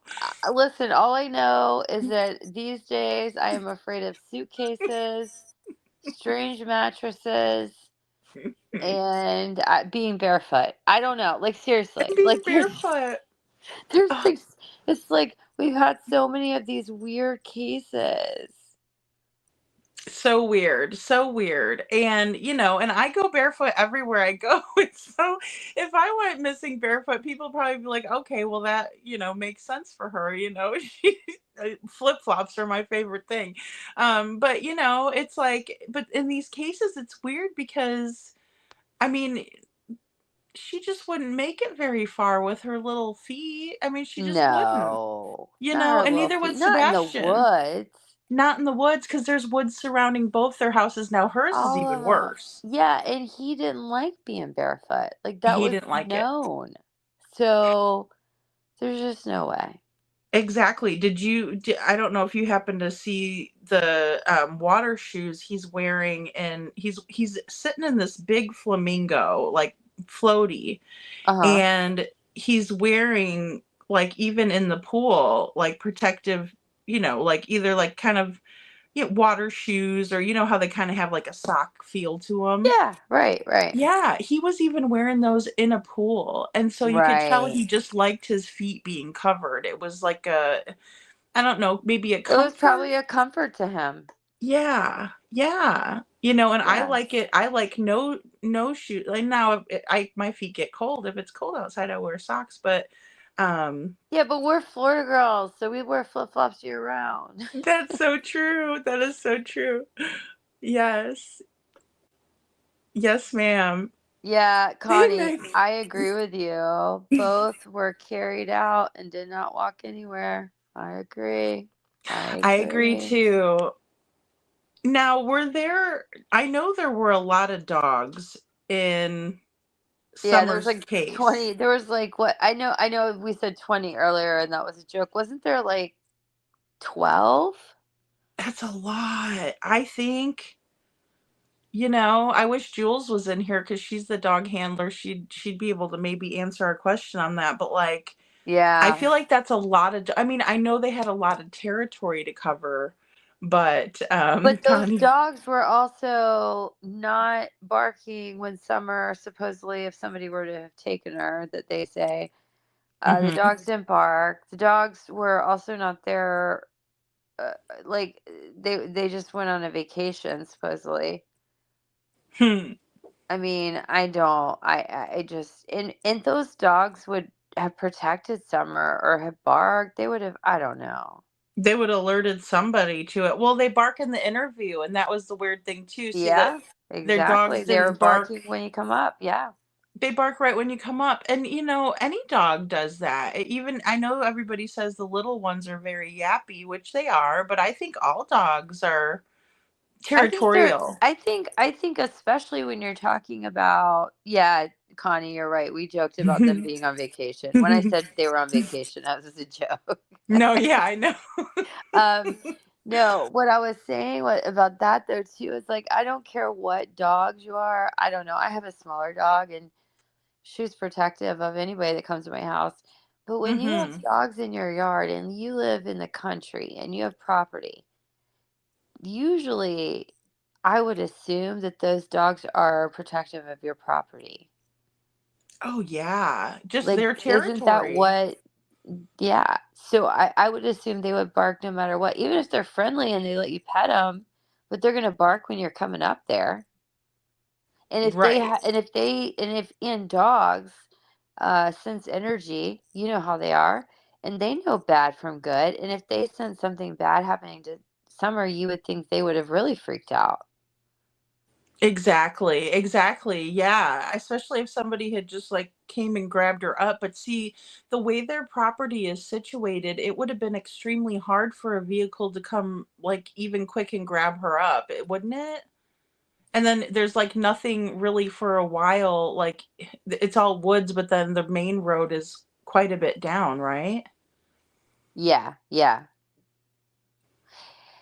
So that yeah. doesn't make sense right It d- there. n- Like, no. And when Summer was missing, she sent the boys down by the road to search for her. If like you have a missing child, you can't find her. You gonna like send your other kids off? No. I mean, I right. don't know. That was another thing that as a mother, I don't know. That's something I would be like, get here, stay here with me. There could be somebody bad around here. Like, don't leave my sight, you know? Exactly. And usually you got to be pretty freaking brave to go onto somebody's property up there on that hill like that. I would think. I mean, I personally am not that brazen, but there are people that are. I'm not saying they're not. But again, it just seems really like improbable, for that to be even high on the list of possibilities. I don't know. Hey, I want to make a comment. Hold on, let me see. Who is this to? Oh, Butter Yeah. Biscuit. Yeah, I have since the very beginning had so much respect for Chris M, but so thankful that he went out there and he did that and kept a straight face to really get the real deal of what was going on out there for us to really see it. If we had not seen that dungeon in person, if we had not seen some of that stuff, I don't think we would feel the way we feel or as strongly as we feel about some of the things in this case. Oh, I agree, and how well he kept his composure because, like, I don't know whether I Yes. would have laughed or cried, Well, like, honestly. when he got down to the basement, because he was like, "Really? Like, should we just go in the door?" And she's like, "Oh no, my husband's 6 foot tall. He goes on this way." And he's like, "Okay." And you could tell he's like not sure about it. And he gets down there, and she's like looking at her. She's like saying, "No, this is this and whatever." He goes, "Oh," he's like, "Okay, well now I understand Summer better." And she doesn't get that he's like saying like, "Oh, okay." This You know is what I what mean? she was dealing with, yeah. Uh-huh. Yeah, but for her not to pick up on that even is, that's, like, such a good point. It's kinda odd that she wouldn't. I don't know. I mean, 'cause, I me personally, I would be a little bit embarrassed, like, I would've taken him through the back doorway, She but, wasn't like. even embarrassed because she No. doesn't know differently than that. Right, yeah, she's just like, "Come on down, let's go," Like, and no, he's like, that's normal to her.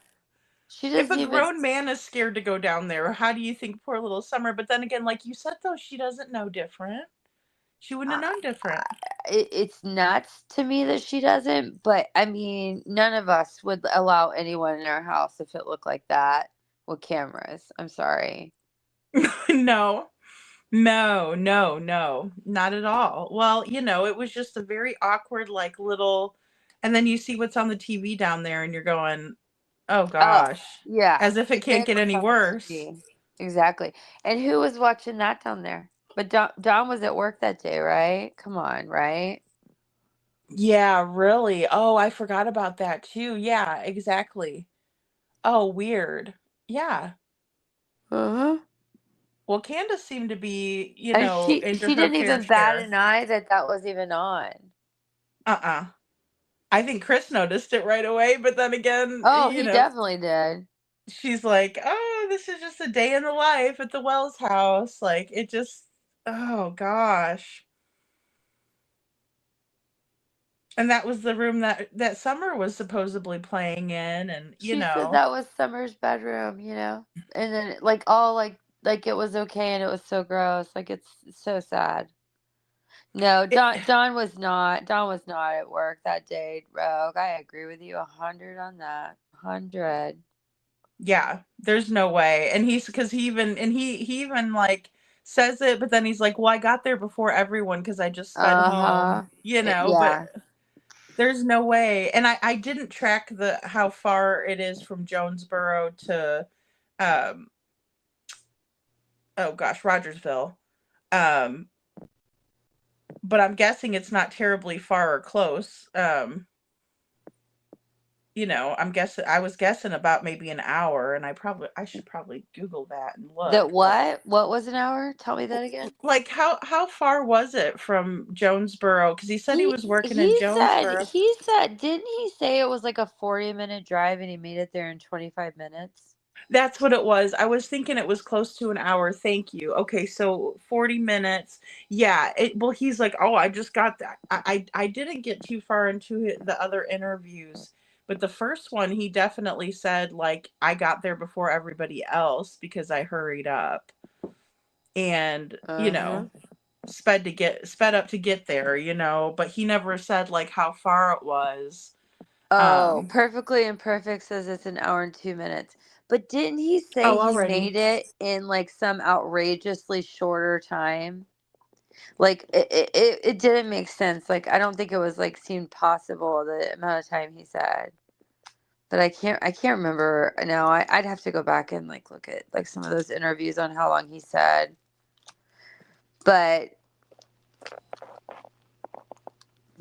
yeah, I don't know. Oh, okay, Butter Biscuit. So it was an hour and 2 minutes, and he said he made it in 45. Gosh, but still, yeah, I remember him like you're right.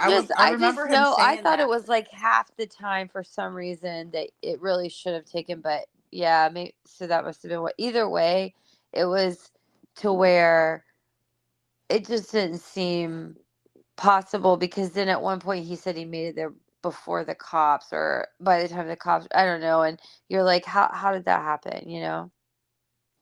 Right. Yeah, because I mean, he caught himself really quick too after he said that. He was like, "Well, I was at Yeah, work, but he caught himself. Yep. yeah." It was like And in the same sentence, it was like, "Well, okay, were you really at work, Don?" Like it makes you wonder right off the bat.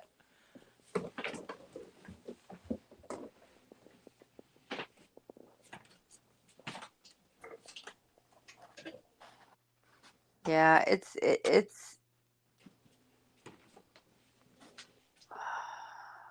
yeah, he was home. Yeah, he was definitely. I believe he was home. He had to have been home. I really do believe that.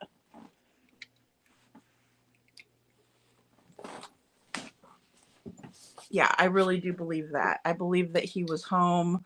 I don't know where he was particularly, and Okay, it's just so hard. I wish there was a better kind of timeline.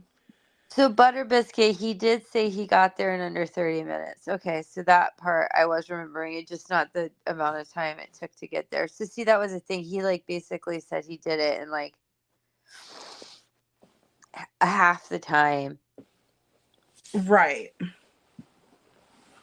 Right. But I mean, still you would have to be hauling Yeah, roads. behind to You're get right. there. In mountain roads. In mountain roads with curves like that. You're right.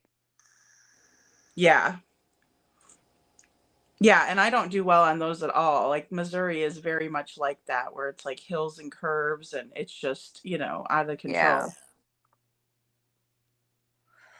Oh, that's crazy. Not as bad as Arkansas, but I'm lucky I live in Florida. We don't have hills. I know. Oh, that's why I love it so much because gosh, Arkansas is beautiful. It really is, but it's like once you get down in there, it's like if you're not driving, then give me Dramamine, so I can at least not get car sick. I know. Well, I Did gotta you go. see I hope you have a Nug? good night. It was good Oh talking to yes, y'all. Chloe, thank you for coming up. Really quick though, did you see Yeah. Exploring with Nug? Ann Reynolds was asking about Exploring with Nug, and I've never watched it. I know she sent me over. I've never watched it. Okay, I'm gonna have to watch it. I have so many clips that I want to go over with this case, but I of course it just kind of time consuming. But he went looking for Summer, so Well, I appreciate you Oh. coming up here, Chloe. You Oh, guys have given okay. me so much information. Connie Yeah. S has been so good, and Rogue. You guys are really versed in this case. I'm so glad because I really, um, I'm trying to build out a good timeline in my head. But I see, know, it's I love having everybody commenting and seeing the comments are remembering this stuff because I feel like we've seen like so many years of craziness that you Mhm. kind of like forget everything. Well, see, and I have like a timeline established, but there's so much more that there's like that I don't know, that could really change the way I think about the whole entire thing. Um, and then there's little things that I do remember, and I'm like, oh gosh, like all of the weird stuff is like, just kind of comes flooding back, and it's like, oh gosh, why am I, Uh-huh. you know. I know. Well, y'all have a really good night. Thank you. Yes, thank you, Chloe. Well, I'll have you up again when we talk more, and then we'll definitely work on. I want you guys to help me with this next one, just to Yeah, kind of. There's we'll so like much. collaborate for I have to sure. put it in order. That's my heart. That's the hardest part for me right now is like putting this all in order. Is like my brain, you know. Uh-huh. I gotcha. All right, good night. Yes. Good night. Bye. Thank you. Okay, guys. So I'm good. I think we'll play this next one, this next clip, really quick. So just bear with me on that. Okay, so yes, this is 3, I believe. Yes. One of Summer's favorite songs was Godzilla, and they say, and they're jumping all over me about past tense was, well, I'm sorry about that. It's just. She also liked the song by New Breed. It was called House, My House. She sung that a lot of times when I play it on the TV. She loved to dance. She liked to think of herself as a princess, and and all that, like all young girls do. And, she loved Frozen. She loved to be that Elsa and.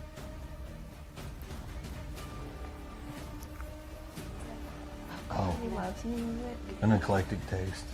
An eclectic. I mean, from as everybody knows, Eye of the Tiger to Eddie Vedder. Oh yeah. Oh yeah. So we got Pearl Jam on one hand, we've got Survivor on the other over here, we've got Taylor Swift, and He's got a big crush on her. I mean, country, rock, no hip hop. classic. We don't allow the hip hop. Well, he doesn't really Well, I get say into it rap and anyways. things. yeah, there's always going to be haters, and You were saying that there are a lot of people who are harassing both of you. What of any of that do you want to address? What do you want to say to any of these people? Just that you don't know. And I don't wish you to ever know.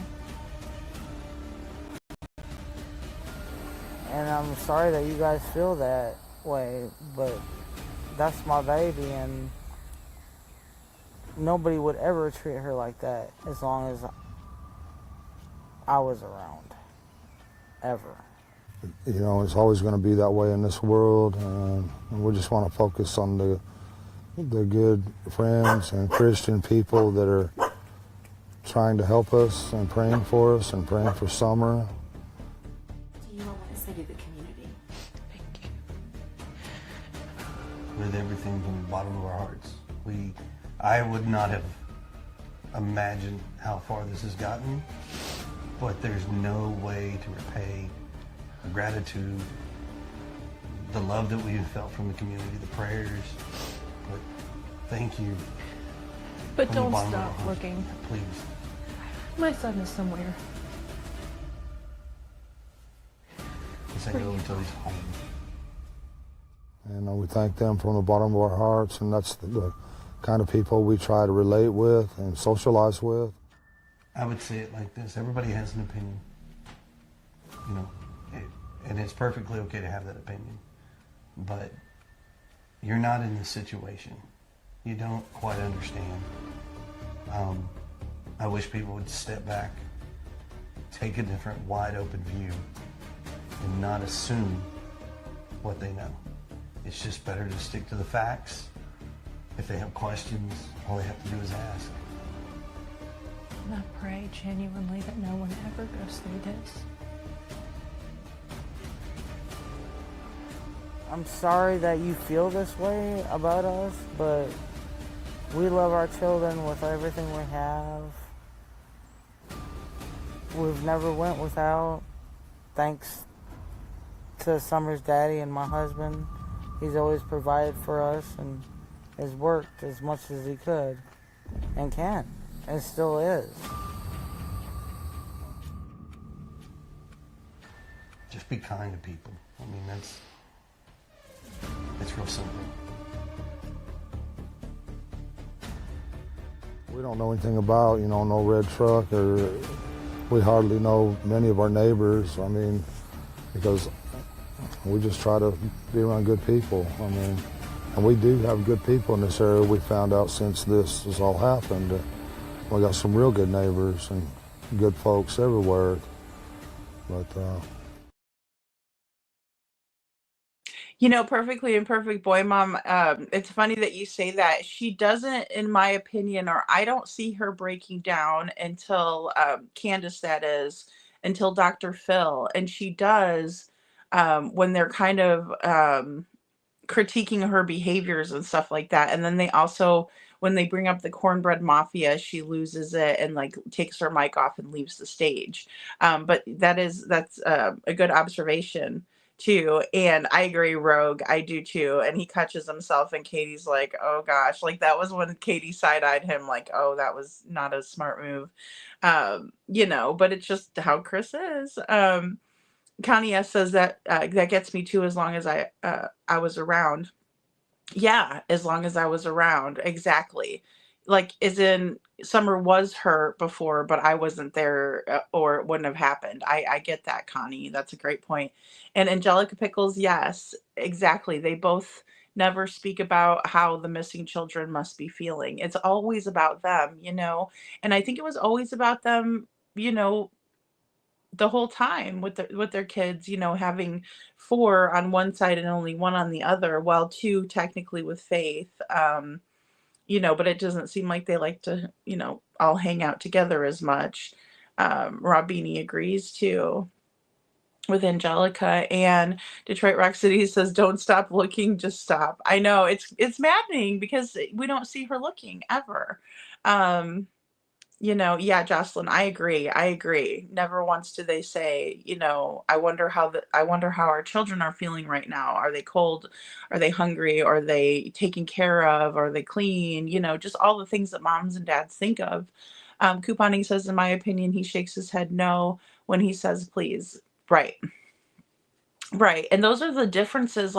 If we can see, and that's, I think, a lot of the reason why Chris and Katie like to have stayed off of the, interviews where we can see their body language, because they didn't want to make those little faux pas and tip anybody off, when you say, a negative comment, but your head is shaking affirmatively, or the opposite. If you say a positive comment, but you're shaking your head, negatively, then it doesn't match up, right? And it's just your brain telling on you when that happens, based on the research and things like that. Connie S says, boy mom, she walks out of Dr. Phil crying. I believe she did. She did. Scripted. Yeah, very scripted. And that was another thing, both very scripted, because everybody's telling the same story. And usually, and we've talked about this here before, say you and I, are in the same situation and we witness the same events. There's going to be a lot of things that you will pick up on that I won't, and vice versa. And so we're going to tell the story and it's going to fit and make sense, but it's not going to be the exact story. And we see this happening in both cases. Sorry, Beagle's getting a drink of water if you guys hear him. But we see that very prominently in both cases where, it just totally scripted, not adding up, even though the stories don't even make sense. Summer loved to be outside, but she wanted to come in with her brothers. but she didn't go hang out with her brothers. She went downstairs. Candace was only gone for 2 minutes. Just very weird similarities. Good night, James. Thanks for being here. Thank you so much. Love you too. Aw, that's so sweet of you. Aw, I'm so glad that you guys are all in here. Like I said, I miss you when I'm not here. I just knew I had to take another day off to kind of absorb everything. And then also I wanted to make this comparison, but I had a lot of information. I was so grateful for Chloe and Connie because you guys were, well, and all of you guys, like you guys are, I've learned a lot. Somebody else said that too. I've learned a whole lot about this case, and a lot of things that kind of jogged my memory too. Jocelyn said she cried at the mention of the cornbread mafia, Connie S., but didn't cry over her daughter missing. Yeah, and then also, whenever they were kind of being accusatory of her, because at one point Dr. Phil says, I don't think that Don has anything to do with it, and I don't think that Candace hurt her daughter, either one of them took her life, but he said that he does think that Candace knows more, and that was when she kind of got into her feels.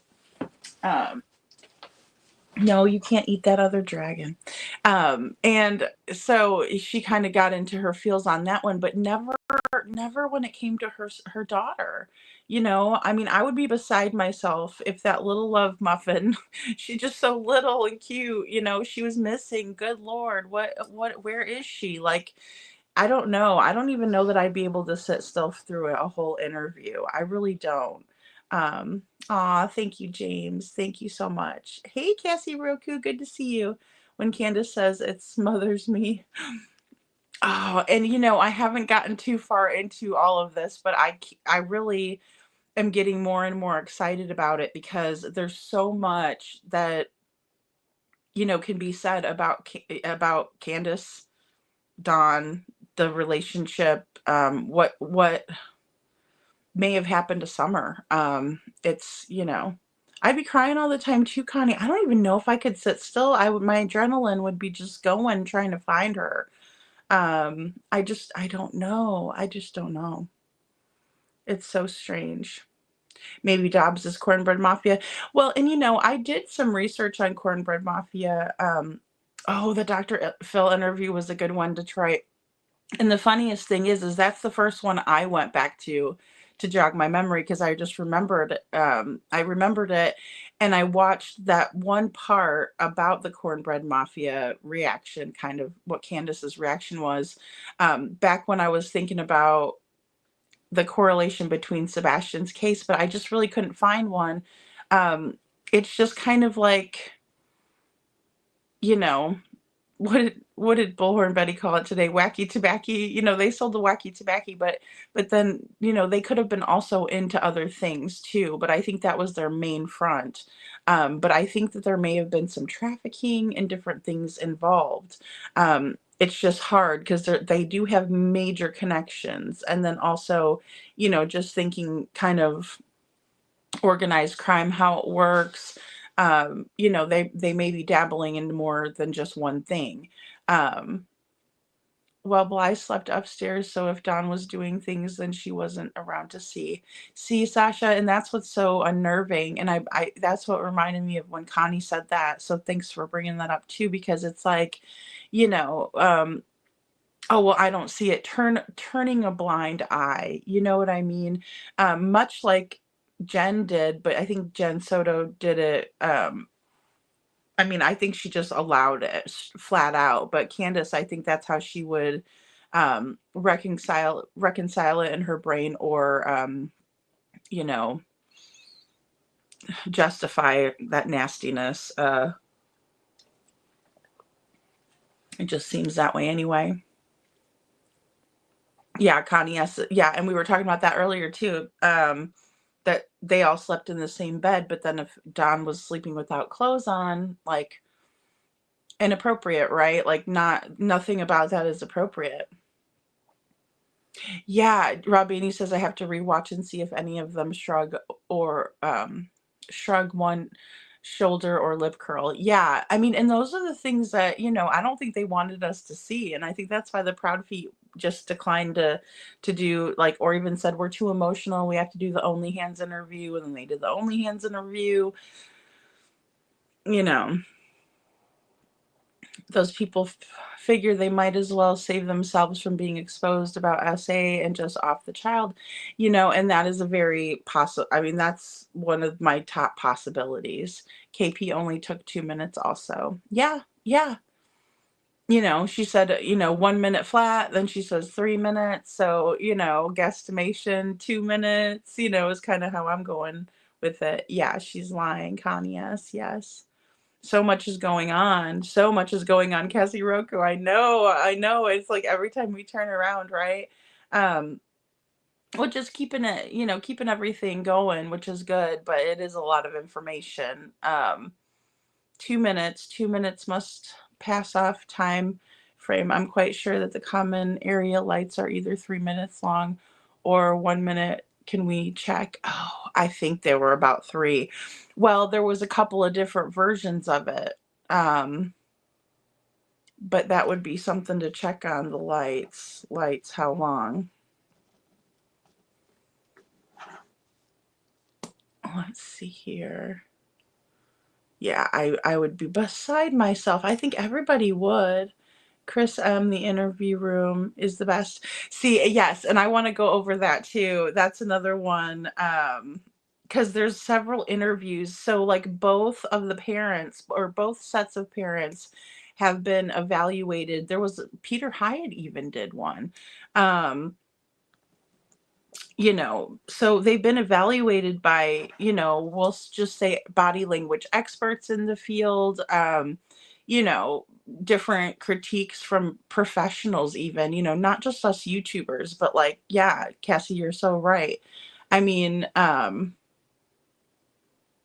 yeah, I believe that too, Butter Biscuit, because even Dr. Phil was like, what made you so upset about that? Like, just him asking about it.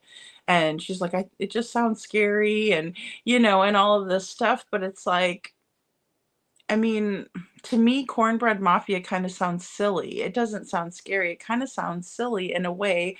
And, hopefully they don't come after me or anything. They're really bad dudes or something. But I mean, okay, yes. So, Perfectly Imperfect Boy Mom, Candace Bly is the mom. So her last name is Bly. And then Wells is Dawn Wells. And then we have little Summer Wells. Yeah, there you go, Candace. And Candace allowed it. Yeah, I agree. Turning a blind eye, just because you act like you don't know something's going on doesn't mean it's not going on. And, she should have turned his butt in. I don't care if he made tons of money, which obviously not, but, okay, yeah, Billy is her maiden name. Thank you, Butter Biscuit. Yeah. See, and you guys are so versed on the case here. I'm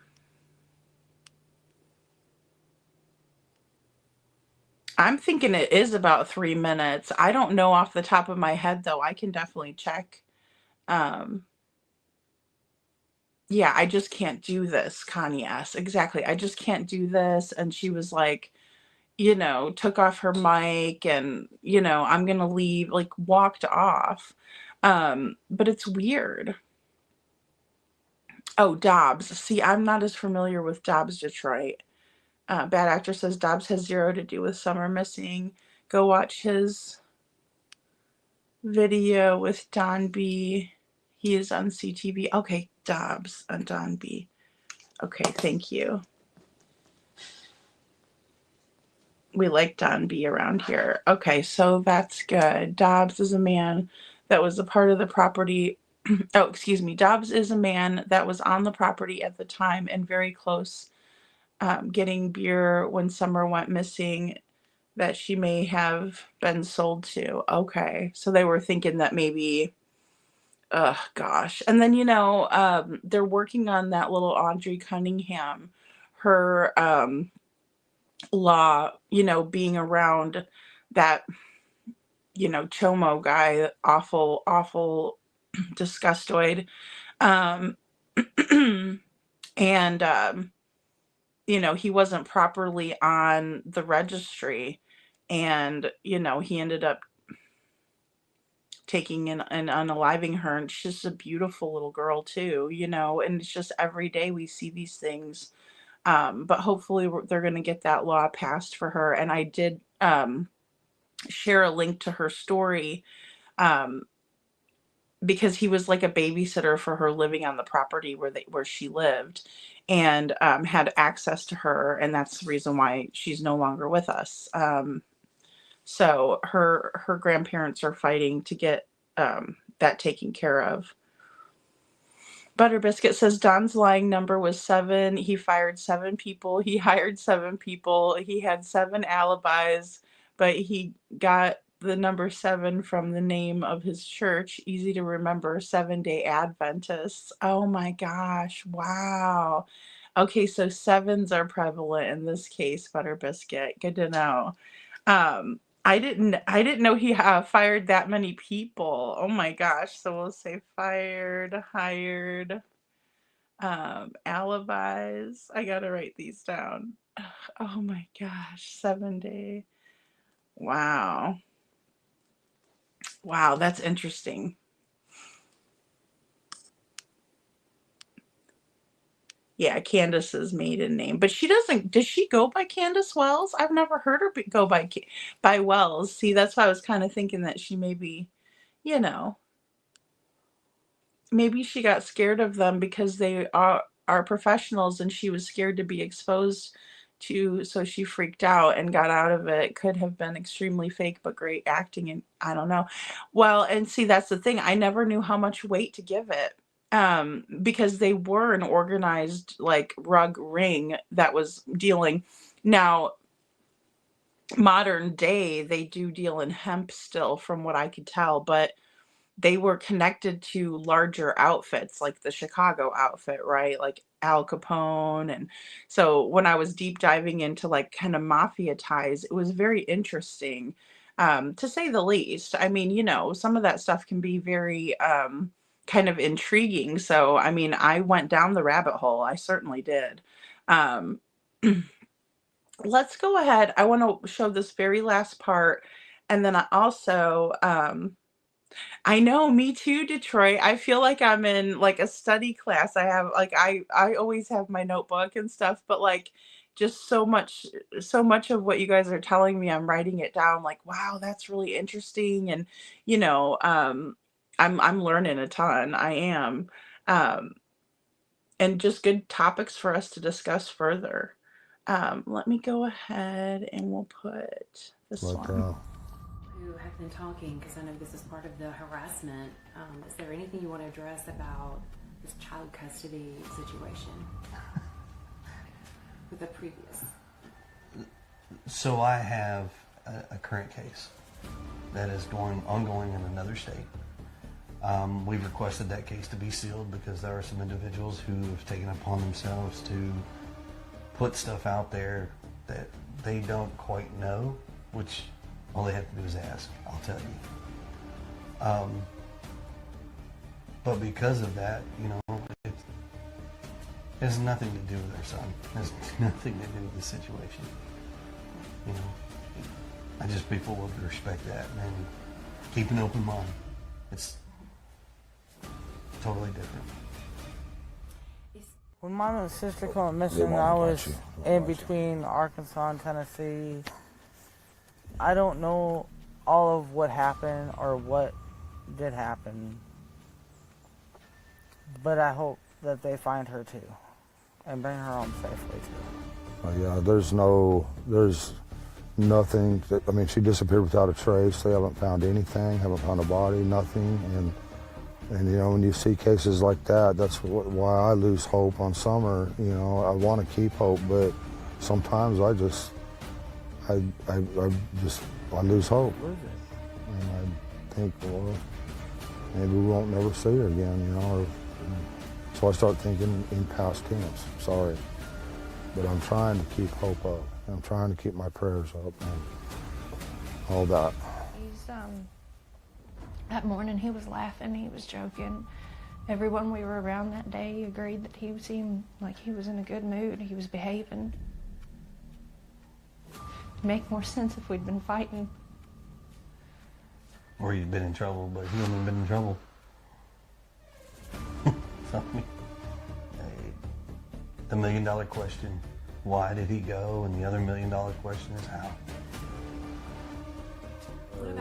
She loved everybody in that church, or she loves everybody in that church. I should rephrase that, because they'll tear that apart as past tense, and I apologize again for that.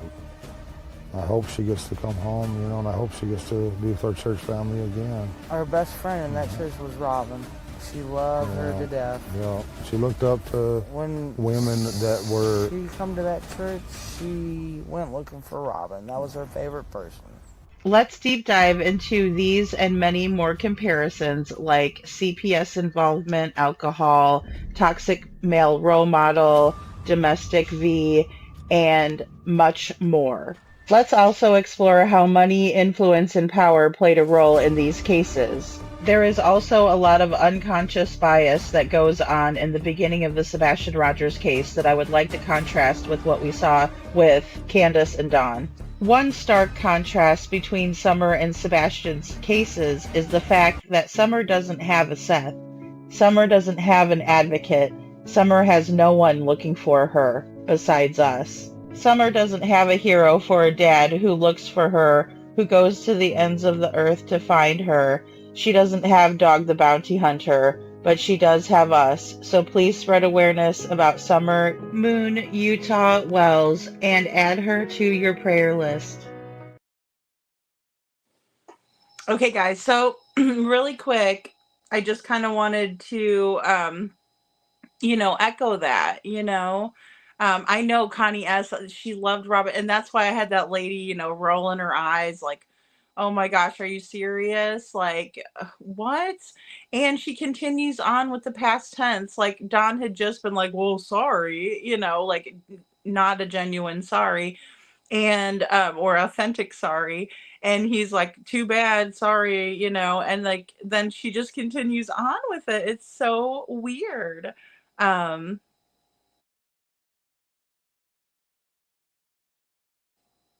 Detroit Rock City says Spirit Seeker Squad has a lot about this case. I'm going to have to binge watch her videos and Dr. Phil interview. Yes, I love what Spirit Seeker Squad does. She's awesome. She's got a really keen eye to these things, Yes, it's definitely a lot. They used to be the Hillbilly Mafia. Yes, yes, Perfectly Imperfect Boy Mom.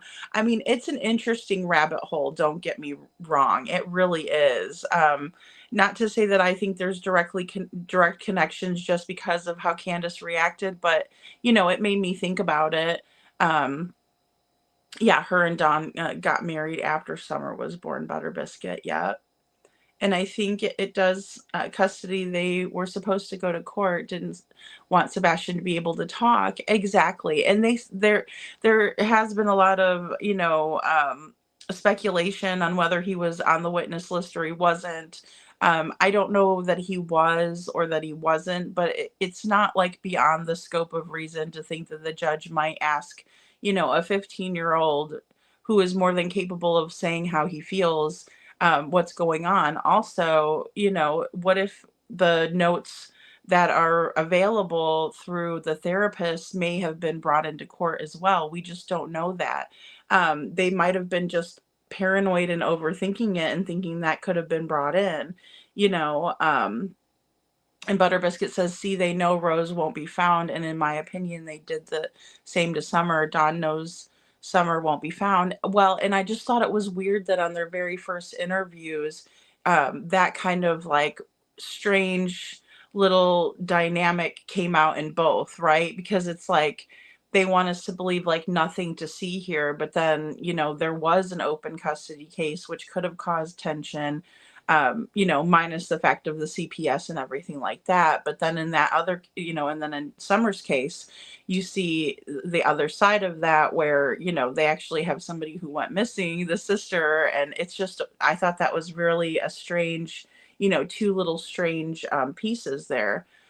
And Cassie Roku says, Jose, the man that lived with Candace when Don went to Utah Justin found him and did an interview with him, he showed us who Summer was. He passed away. Oh, yeah, Cassie. Okay. So I'll have to look for that one too. Jose interview. I'm curious to know more about Jose. I'm not as knowledgeable about him, and you know, you guys have brought him up a lot tonight, so I'm really trying, and that's why I was like, ooh, I'm not as versed in all these players, you know, in the game here. The church is always mentioned in Summer's case, yeah, or saying like, you know, we're not going to see, you know, I'm waiting for the resurrection to see Summer. Like that was really weird too, Rogue. I agree. If they fix Summer's hair, she would be beautiful. Oh my gosh, she's just gorgeous little girl. And then, you know, just as sweet as she can be, you can just tell she was just a sweet kid, full of life, full of energy. You know, didn't deserve to be in that household, in that situation. Adam Forever 21 says, in my opinion, both were victims of Ruggs and DV, accidentally or not. I agree with that. Yeah, there's a lot of evidence of that. Oh, Jose's interview is very tough. Buckle up. Thanks, Sasha. I know. It's so hard to listen to this stuff. That's a big reason I don't dive into like Maddie Soto, is because it's just so like, I don't know. I get enraged, like, you know, thinking about what her mom let happen. Find the Jose in the interview room too. Okay. Justin, an interview room.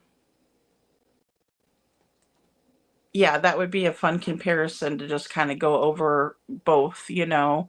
Yeah, that's a good question. Perfectly Imperfect Boy Mom. See, sometimes that's what takes me a long time too, is like hunting all these interviews down and things like that. Aw. Okay, guys, so I just want to kind of switch gears a little bit, but we can still talk about Summer because I'm enjoying the conversation. But I want to show this just because I know we're getting kind of towards the end here. But this is from Chris at Mob Crew, and he's going to show us some stills of the neighborhood and a timeline of events from the morning that Sebastian was reported missing, February 26th, 2024. So here we go. Country. Yeah, 1 year ago today, Sebastian Rogers vanished from his Hendersonville home without a trace. Hundreds of tips have poured in, but still no Sebastian. Sebastian's mother and stepdad sat down with our Holly Thompson, who joins us now with how they're handling everything 1 year. It is every parent's worst nightmare, waking up and learning that your child is possibly missing. Many of my viewers and or parents I have spoken to over the past few weeks share similar stories where they have either lost one of their children for a few seconds to maybe several minutes, and usually the first thing they said they did was run around frantically shouting their child's name.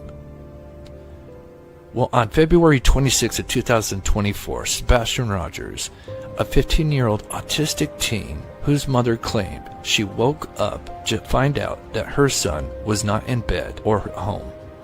After searching the home, the mother, Katie Proudfoot, would then drive to his school and back 30 minutes after she found out he was missing.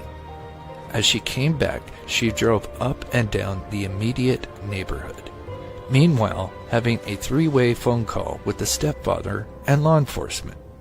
Sounds about what most parents would have done, right? Although this looks and sounds good on paper, there was something wrong when looking at the screenshots of footage that morning Sebastian Rogers went missing. Now let me show you the major red flag. This is a photo taken at 6:32 and 23 seconds as the mother drives up the road just parallel to their home. At the end of this road is a four-way dead-end street called Devon Court. Although heavily wooded area just beyond the neighborhood north, and a new development and construction adjacent to this neighborhood to the east, Katie Proudfoot would quickly turn around and would be seen nearly 32 seconds later coming back down the same road. And you tell me what you see is majorly wrong with this picture. This is literally a screenshot of Katie, the mother who only discovered 30 minutes prior that her son is missing. No window down. Does not appear to be scanning between homes. She is literally seen driving up this road at a decent speed, not stopping to look between the homes, and is literally seen making a quick U-turn at the top. Law enforcement hasn't yet arrived, and this mother makes no attempt to shout out his name or scan between the yards. This is Seth Rogers, the biological father, who sadly had to learn about his son missing just after getting off work early at 7 a.m. He arrived there about an hour later. This is what he did shortly after learning about his son going missing. Thing was going on in the house. I left. I turned around, got in my truck, and started driving everywhere with my window down, screaming for my son. If he ran away, I don't know how long he's been gone. They didn't tell me when they thought that he had gone missing. I didn't have any type of time frame.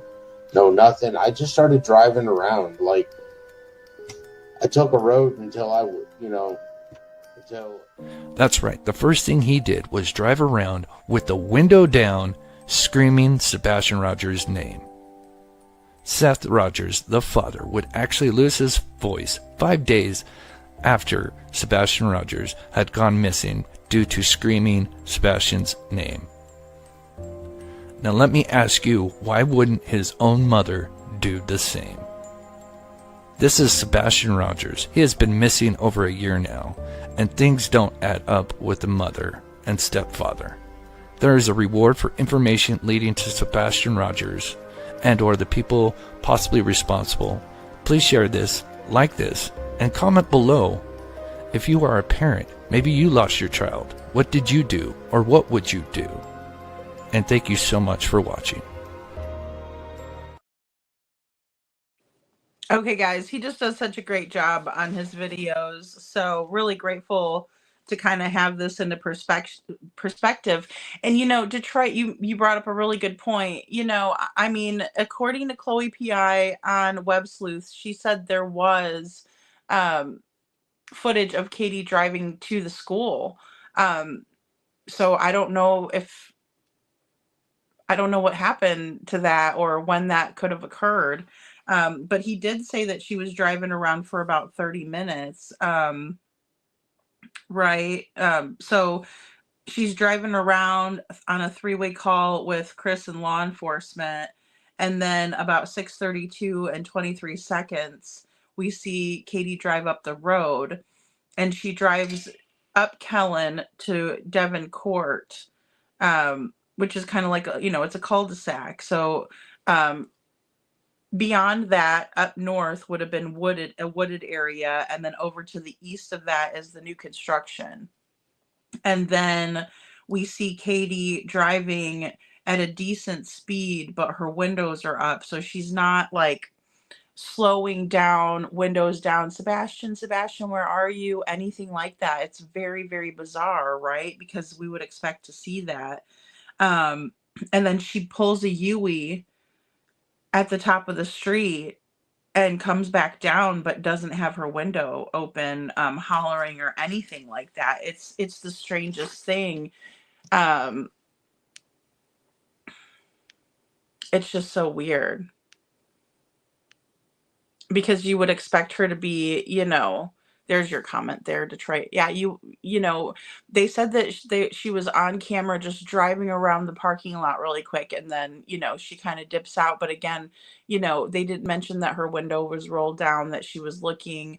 I've always kind of said, if she went to the school, why didn't she go straight to like where they had like the ag classes and the animals? Because that's the first thing I would have thought. Maybe he wanted to go see the animals first thing in the morning and, took off to do that. Thanks, Rogue. Yeah, I just saw it. I believe it was yesterday it came out. But really, eye-opening, to think that the mom wasn't looking, really suspicious, Connie S., Oh, 107. Yay, we got you. Thank you guys. Thanks so much for hitting that like button. You guys are awesome. Something rotten. Something rotten. Absolutely. Absolutely.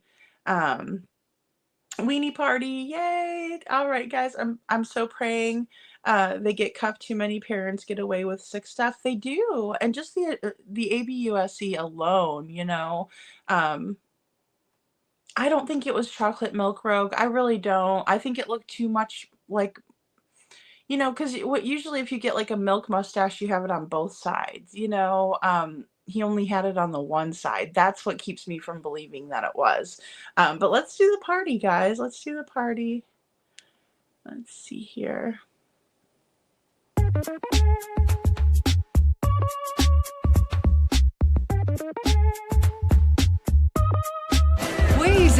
Weezer, there's someone I'd like you to meet.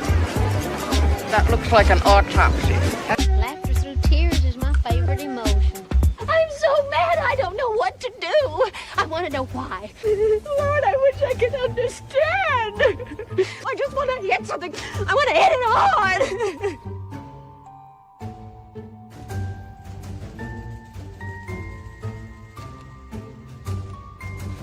Here, hit this. Go ahead, Malin. Slapper. Are you crazy? Hit her. Are you high, Clary? We'll sell T-shirts saying I slapped Weezer Boudreaux. Hit her.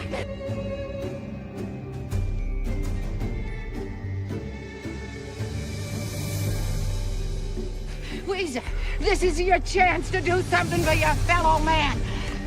Knock her lights out, Malin. Let go of me. But you don't say that.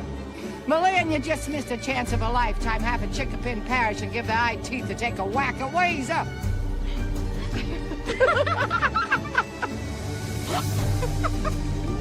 You are a pig from hell. Weezer, I was just kidding. Come back. Oh. Weezer, what brings you here? Shut up. Not a very Christian thing to do. And now you gotta lighten up. If you can't say anything nice about anybody, come sit by me. Looks like two pigs fighting under a blanket. A girl is fair game until there's a ring on it. And I mean a wedding ring. An engagement ring just means she's ready for one more mistake. Okay, this is perfect. Watch this. Sometimes I wish I was smooth like Zahid. Of all the people I know, he's the best at girls.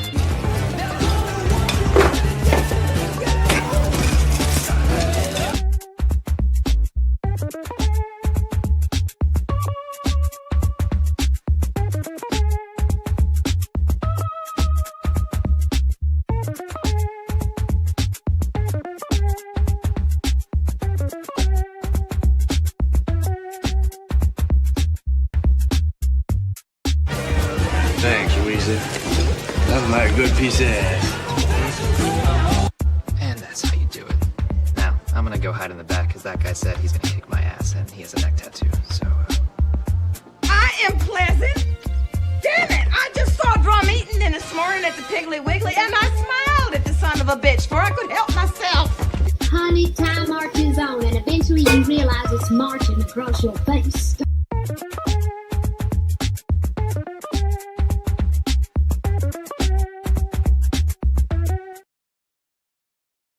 Okay, guys. So, yeah, Connie S., I agree. I would be frantically screaming and looking as well. Yeah, they're so good. Detroit Rock City, they are so good.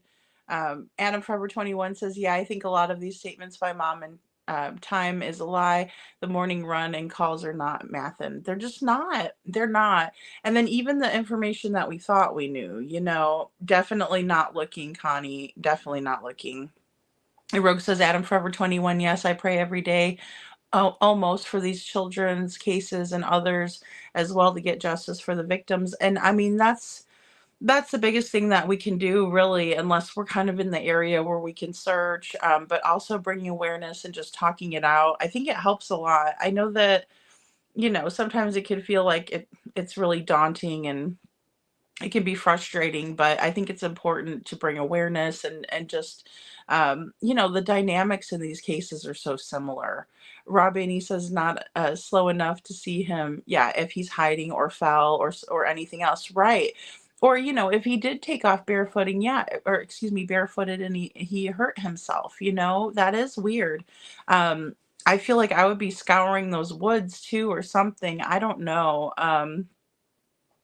She's just creating a decoy scent that way the dogs, yeah, for the dogs. Yeah. I do believe that because of course we know that Sebastian's scent was not specific to him, right? It wasn't a scent specific thing. So didn't the dog go the way she drove decoy scent trail she was making? Possibly it seems kind of that's what Chris was getting at, in my opinion, just the way that she went, thanks, Rogue.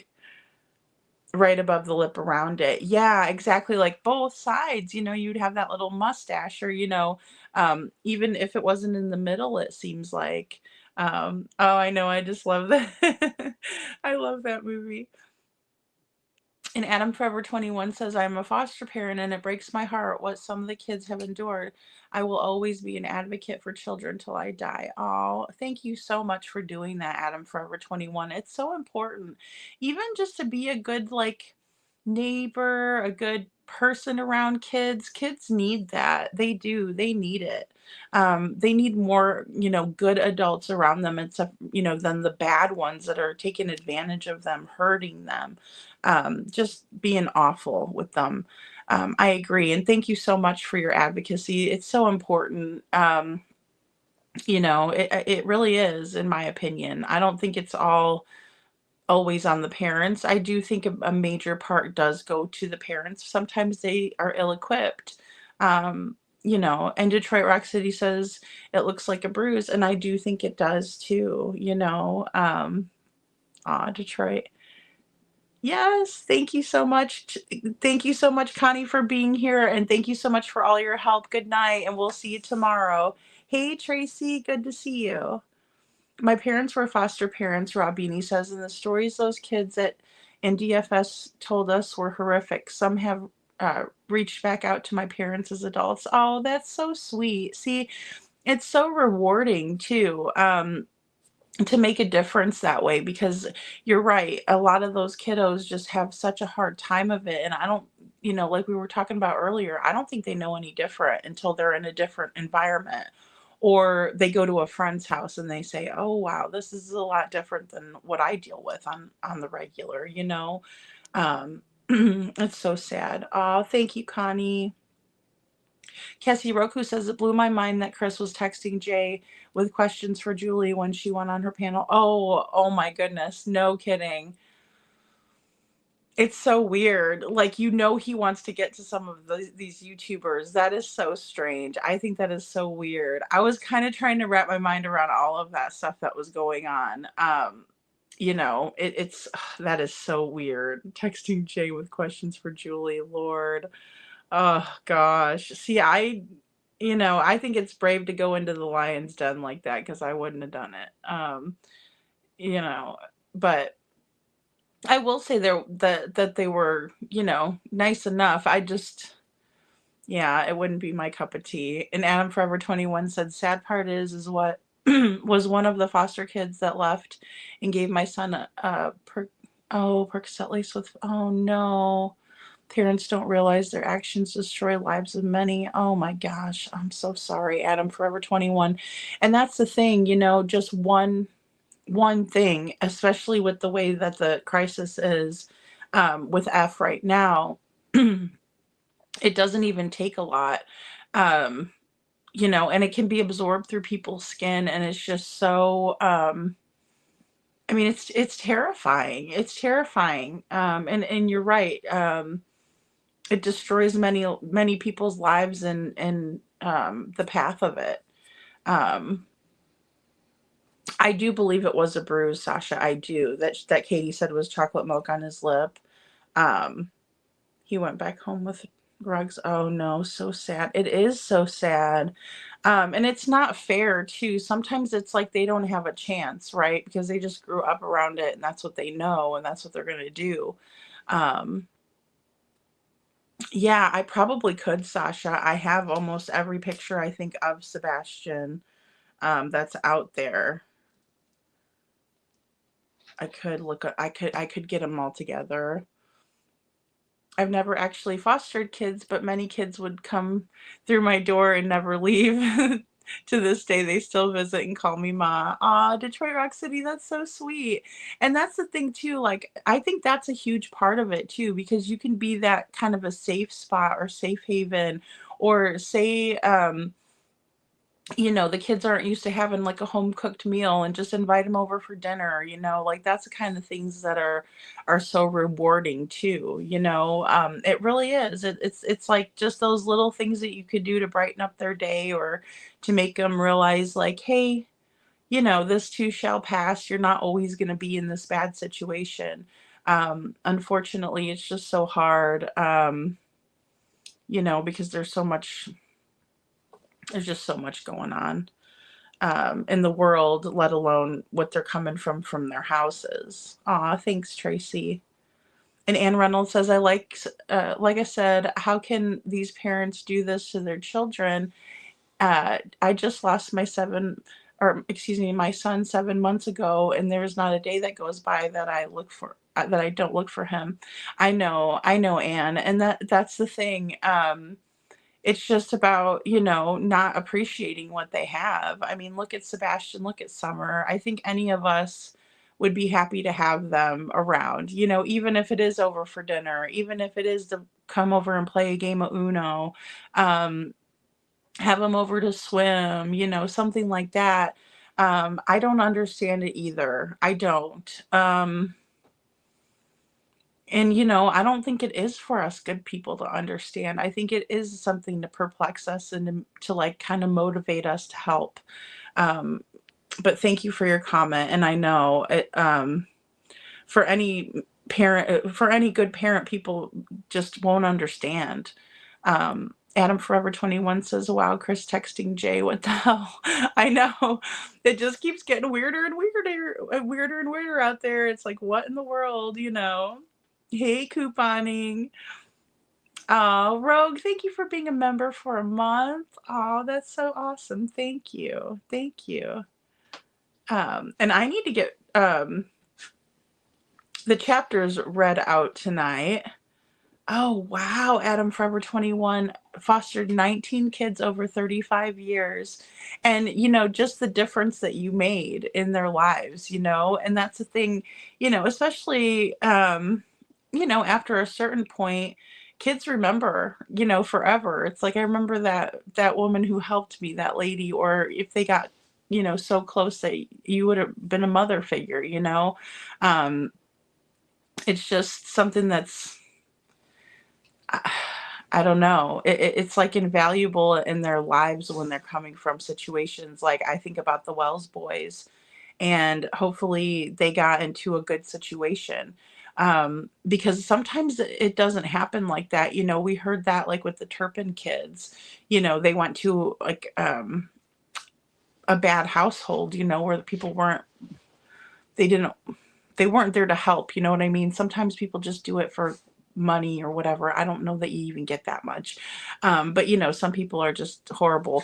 But to have a good person and advocate for kids, that's what we need. We need way more of you out there, Rob Beanie says Detroit Rock City, that's how my house was when my kids were growing up. I call them my adopted kids. Yeah, and you do. You end up having like, just kids in the neighborhood that you kind of that's what was kind of weird.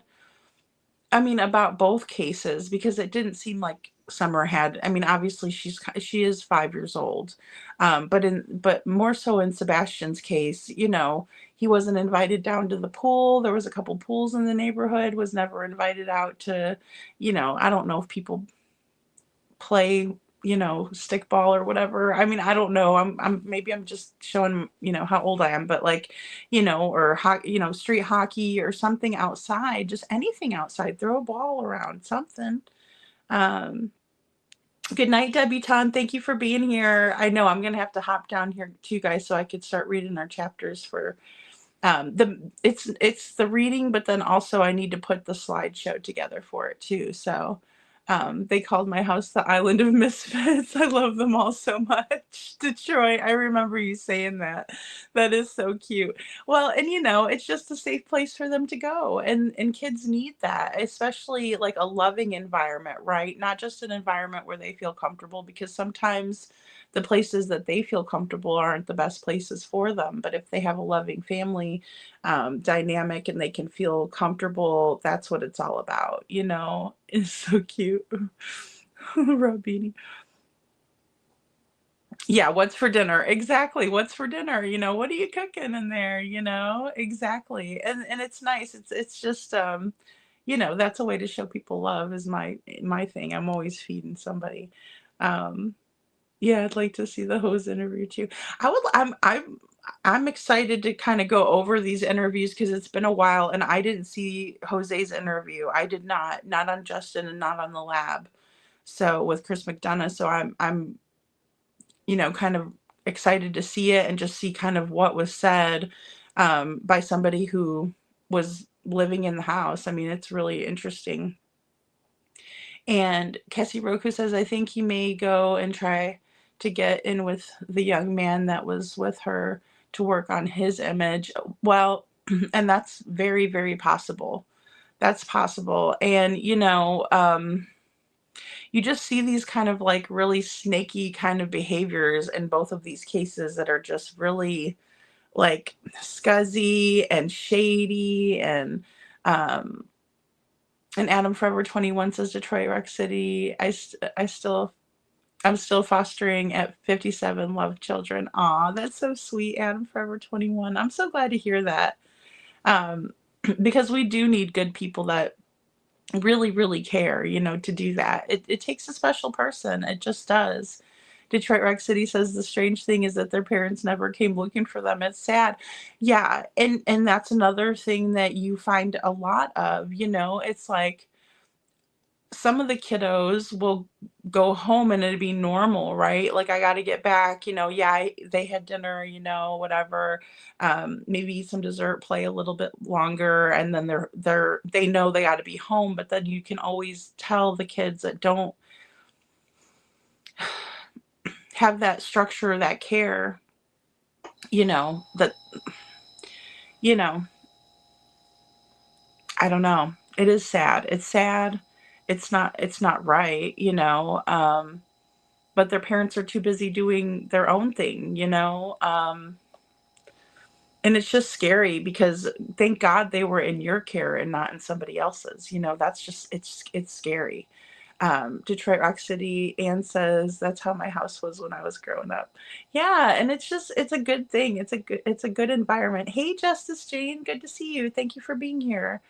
And Adam Forever 21 says, yeah, the Stearns video in jail, I had to shut it off. Even his parents talking was disturbing. Oh, I know. I can't with that case. Every time I try, I was going to watch that call because I do find it interesting to watch the jail calls and stuff. I just know, oh God, his parents are probably disturbing as all get out. I believe it. Oh yeah, Mob Crew rocks for sure. And he's always solid with his research and just really does a good job of explaining things. Um, and maybe that was another thing that pushed SF over the edge was like, hey, look, here's yet again another picture. I mean, you can only fight someone else's battle for so long before you have to concede the point when there's so much overwhelming evidence that they've done wrong. Um, and that's my opinion, but I wouldn't want to fight that battle, that's for sure. You would think they would have had a pool for him. I thought so too. Like even the littler, smaller ones, just for him to get in there, he enjoyed that. I think they frequently took him to one of the family members that did have a pool, but still, why not put a pool in the backyard? Um, you know, Aw, Raw Beanie, that's sweet. See, we didn't have much, but we stretched it out. That's right. That's right. And kids are kids are not hard to please, right? Because they have great imaginations. You can do a lot and make it fun for them. You know what I mean? There's a lot of things that you can do um, that maybe seems like really simple and, silly, but they'll enjoy the crap out of it. So it's just, it's good. Um, you know, it's just sad when you see, like, families, especially. I think that's another, like, stark contrast between the Wells' situation and then, the Proudfeet situation, is because they have the means. They could have had a pool. They could have had, um, you know, a game night where they invited over a couple of kids from Sebastian's class and played Uno. Like, it wouldn't have hurt Katie to do that for an hour or two, to make friends for Sebastian, but we just don't see that. And you can make stuff fun. You can you can make a fort in the living room, take the couch apart and make a fort, and the kids are like, yay, this is the best. And that doesn't cost a dime. But make some popcorn. That's cheap. I mean, I guess maybe not as much anymore, but and Sasha says their house was isn't very private at all. Um, no, not at all. Not at all. And Sasha says KP said steal my Brussels sprouts. She probably meant her snacks and she popped him in my opinion. Well, and it was very odd how they would treat food in that house. Sebastian Swiss cheese and he has to, finish it. They had different kind of ways of handling that where it wasn't like the family's food. It was like, this was Sebastian's, and I never liked how she said rummaging for snacks. Um, I think they do. I think they do, Sasha. I really do. In both of these cases, I really do. Um, Adam Forever 21 says shoes are the answer. And in both cases, it's like it's just odd. It's just so odd. Hey, Lizzie and Kurt, good to see you guys. Good to see you. And Detroit Rock City says they would sleep in the basement or the garage or wherever there was room. And we built 2 rooms downstairs and they would sleep wherever. We always made room and had lots of pillows and blankets. Yeah, exactly. And, again, kids are so easy to please, especially if they're coming from an environment where they don't have the love, because that's all they really want.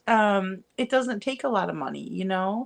Um, Aw, that's so sweet, Detroit. That is so sweet. And it is. It's like the more the merrier, and they feel comfortable. It's their safe place. Sasha says, what to have a deal with Big Missy? No way.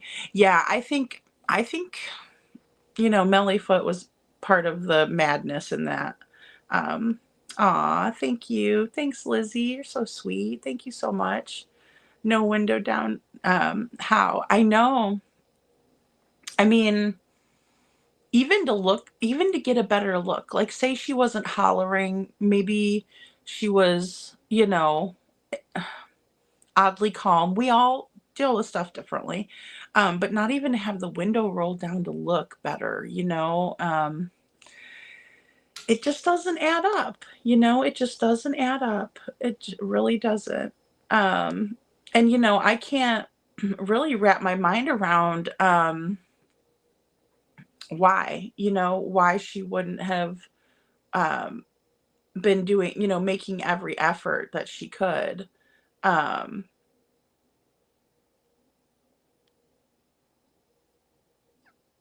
okay, I want to make sure I didn't have another still for you guys tonight. I know that Bullhorn Betty read a really nice. It was a post, I think, either on Facebook or X from Nick the Hat, which I thought was really nice. Just kind of putting it out there to, come together, that it would be amazing if we could all work together. I'm hoping that maybe if um, there's some information that Steve could share, maybe if he's off of working for the Proudfeet. Maybe he might do that when it comes to, at night. Um, Yeah, he probably didn't, and I don't think they treated him very good, Sasha. I just don't. I think they treated him badly. I think they treated him, "Oh, you need deodorant," or, "Oh, don't say that. You're bossing people around," when he's not bossing anybody around. Constantly filming him. He didn't want to be filmed. "Stop, Aunt Melissa, stop." Like, it's just like, and when he tells you stop, why are you pressing him? Why do you have to keep at him? Um, I just hate that. I don't know. It makes me so mad. Rob Beanie said CP said she was too hysterical to call LE. That's true, see? And we don't see that frantic, like, urgency, that you would see from a mom. I mean, even to where she was driving really fast down the street, so it was almost like an act, right? Like, if I drive up and down the streets, they're gonna see me on the cameras driving up and down the streets, but, those are the little tiny things that get these people caught because they don't pay attention to the details because they're too busy trying not to get caught, and, in my opinion. So that's a great point, Robini. Thank you. Hey, Nero V, good to see you. Um, yeah, it looks staged in my opinion. Yeah, and I mean, I would really like to know now if she went up to the high school because I'm not convinced, especially with kind of how things went down with Chloe PI, if she was really telling the truth or if she was covering for Katie, or I just would really like to know.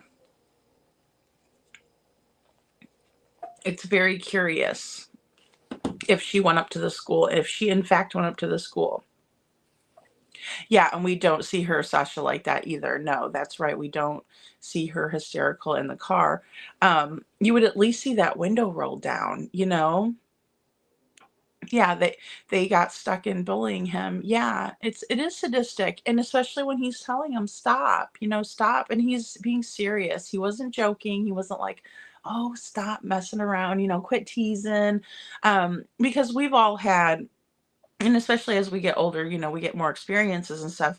But we've all had people in our lives where they're like, "Well, if I didn't like you, I wouldn't tease you," and they're just kind of jokesters and like to tease back and forth. And you kind of know how to take a person like that. But that's not the vibe I was getting. It was like, it was a leave me alone already. You know what I mean? He's like, leave me alone already. And it is sadistic when you won't stop at that point, in my opinion. I mean, you're an adult. He's a kid. Still. I mean, yeah, he's a teenager, but still, like, what are you doing, Melissa?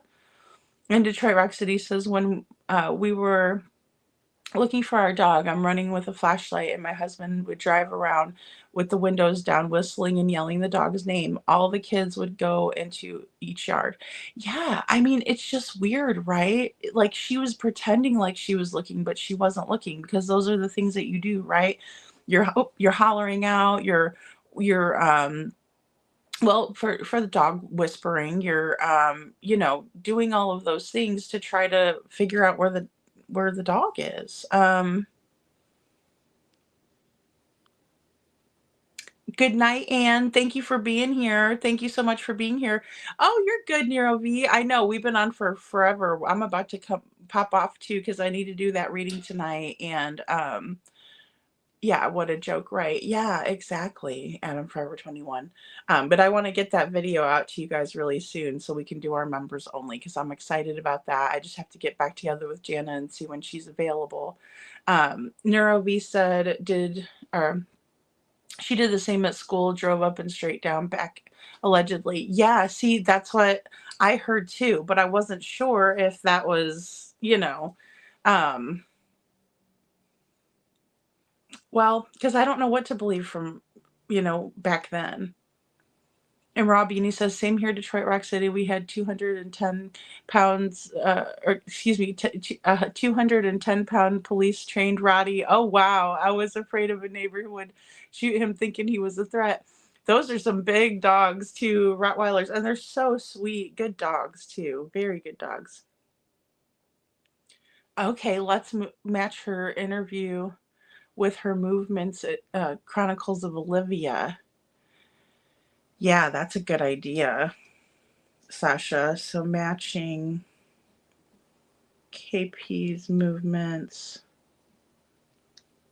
Chronicles. That's when she brings that up. That she drove, I drove to the school and, she's doing one of these. And yeah, that would be the closest one because up until that point, she never did say, I drove to the school. She never added that detail. Detroit says, no, she didn't. The school has no footage on their cameras, allegedly. See, and that's why it's hard. It's just hard to believe. I mean, until I see that footage, I'm not going to believe it Because if Chloe was still on the case and everything and none of the other stuff had happened, I might feel differently. But,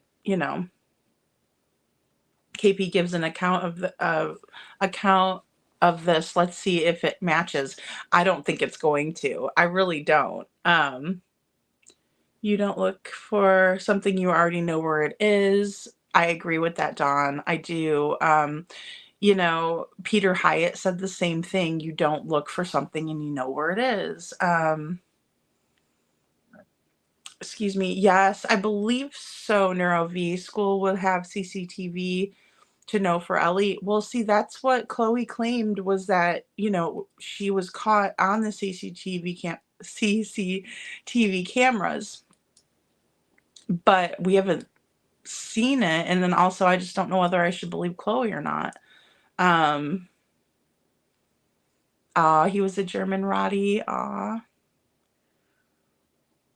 Kay says, and he was. Oh, no, I didn't watch it. Detroit Rock City says, did anyone watch 2020 tonight? It was called Bad Romance, very similar to Janice Crystal's story. Really? Oh, okay. 2020, Bad Romance. I love me some 2020. I would love to see Crystal's case on a big channel like that. Robbie says, best dog. Grew up with my kids. I miss him. His name was Dolo. Oh, how cute. They're very good watchdogs too. And like you said, people see a dog like that and they don't mess with you, Niravi says, thanks to Troy, I didn't know that. And Sasha says, it's interesting moment in the interview and she gives the neck movement very odd. Yeah, she does that. Yeah. Yes. Well, thank you all for being here, guys. I'm going to hop off and go ahead and get some of this reading done so I can get the next installment of Jana's book. And let me go ahead and just show you guys really quick too.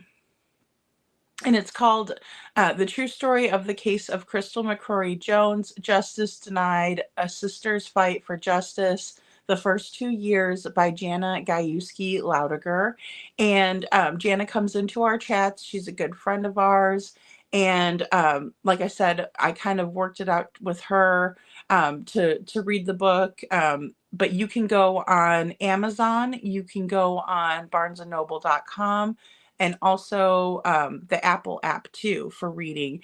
But it's a great book. And like I said, we're going to jump right into it from chapter 1. So I put chapter 1 out and read all the, the preface. I read,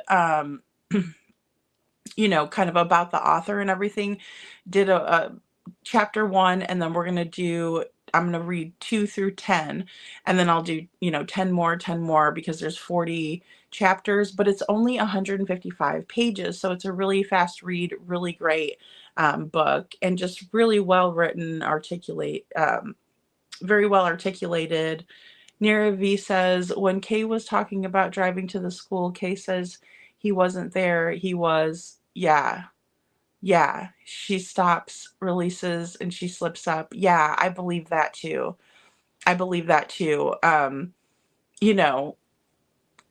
It's just kind of one of those things with your brain wanting to tell the truth on you, but you're saying it and you're trying to make it sound good, but yet your brain is like, nope, you're lying. Good night, Jocelyn. Good night. And thank you all so much for being here, guys. But I will, Sasha, I will look that up and kind of see if we can match up let's see if any details match, and let's see what we could figure out from it. Because I mean, honestly, that was like maybe the most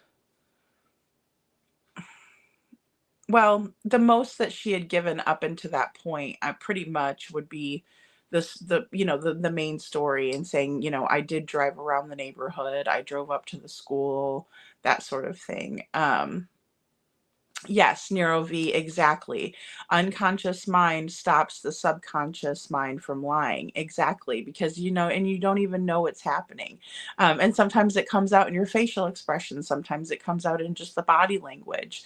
A lot of times people will say, like, if people look up to the left or up to the right, I'm trying to do it right now, that they're thinking about something, they're recalling sometimes it said somebody's lying, or if they look down. There's just a lot to kind of go over. Thank you, Robini. Thank you so much. I was so glad to have Chloe up here too. And you guys did such a great job of, kind of educating me on Summer's case too, and just reminding me of different things. There's just so much. And I'm definitely going to check out Justin's interview and Josh's as well. So thank you so much for those recommendations. I will. I'll watch it, Detroit. I always look for something to kind of watch, like on downtime when I'm not doing something else. So I like that to kind of take my mind off of, what I'm doing, and then I could go back and refocus on it. So I'm going to definitely do that. So thank you so much. And thank you all. I love you all very much. Stay safe out there. Be nice to each other. I know it's hard, but, no bullying, anti-bullying. Listen to listen to Al. Al's got it all figured out. He really does. He's got it all figured out. Just go over and listen to Al. Aw, thank you, Neuro V. Yes, of course. Of course. Thank you, guys. Aw, thank you, Sasha. Aw. I'm glad we remembered Summer too. She's just a doll. Just a doll. All right, guys. Thank you.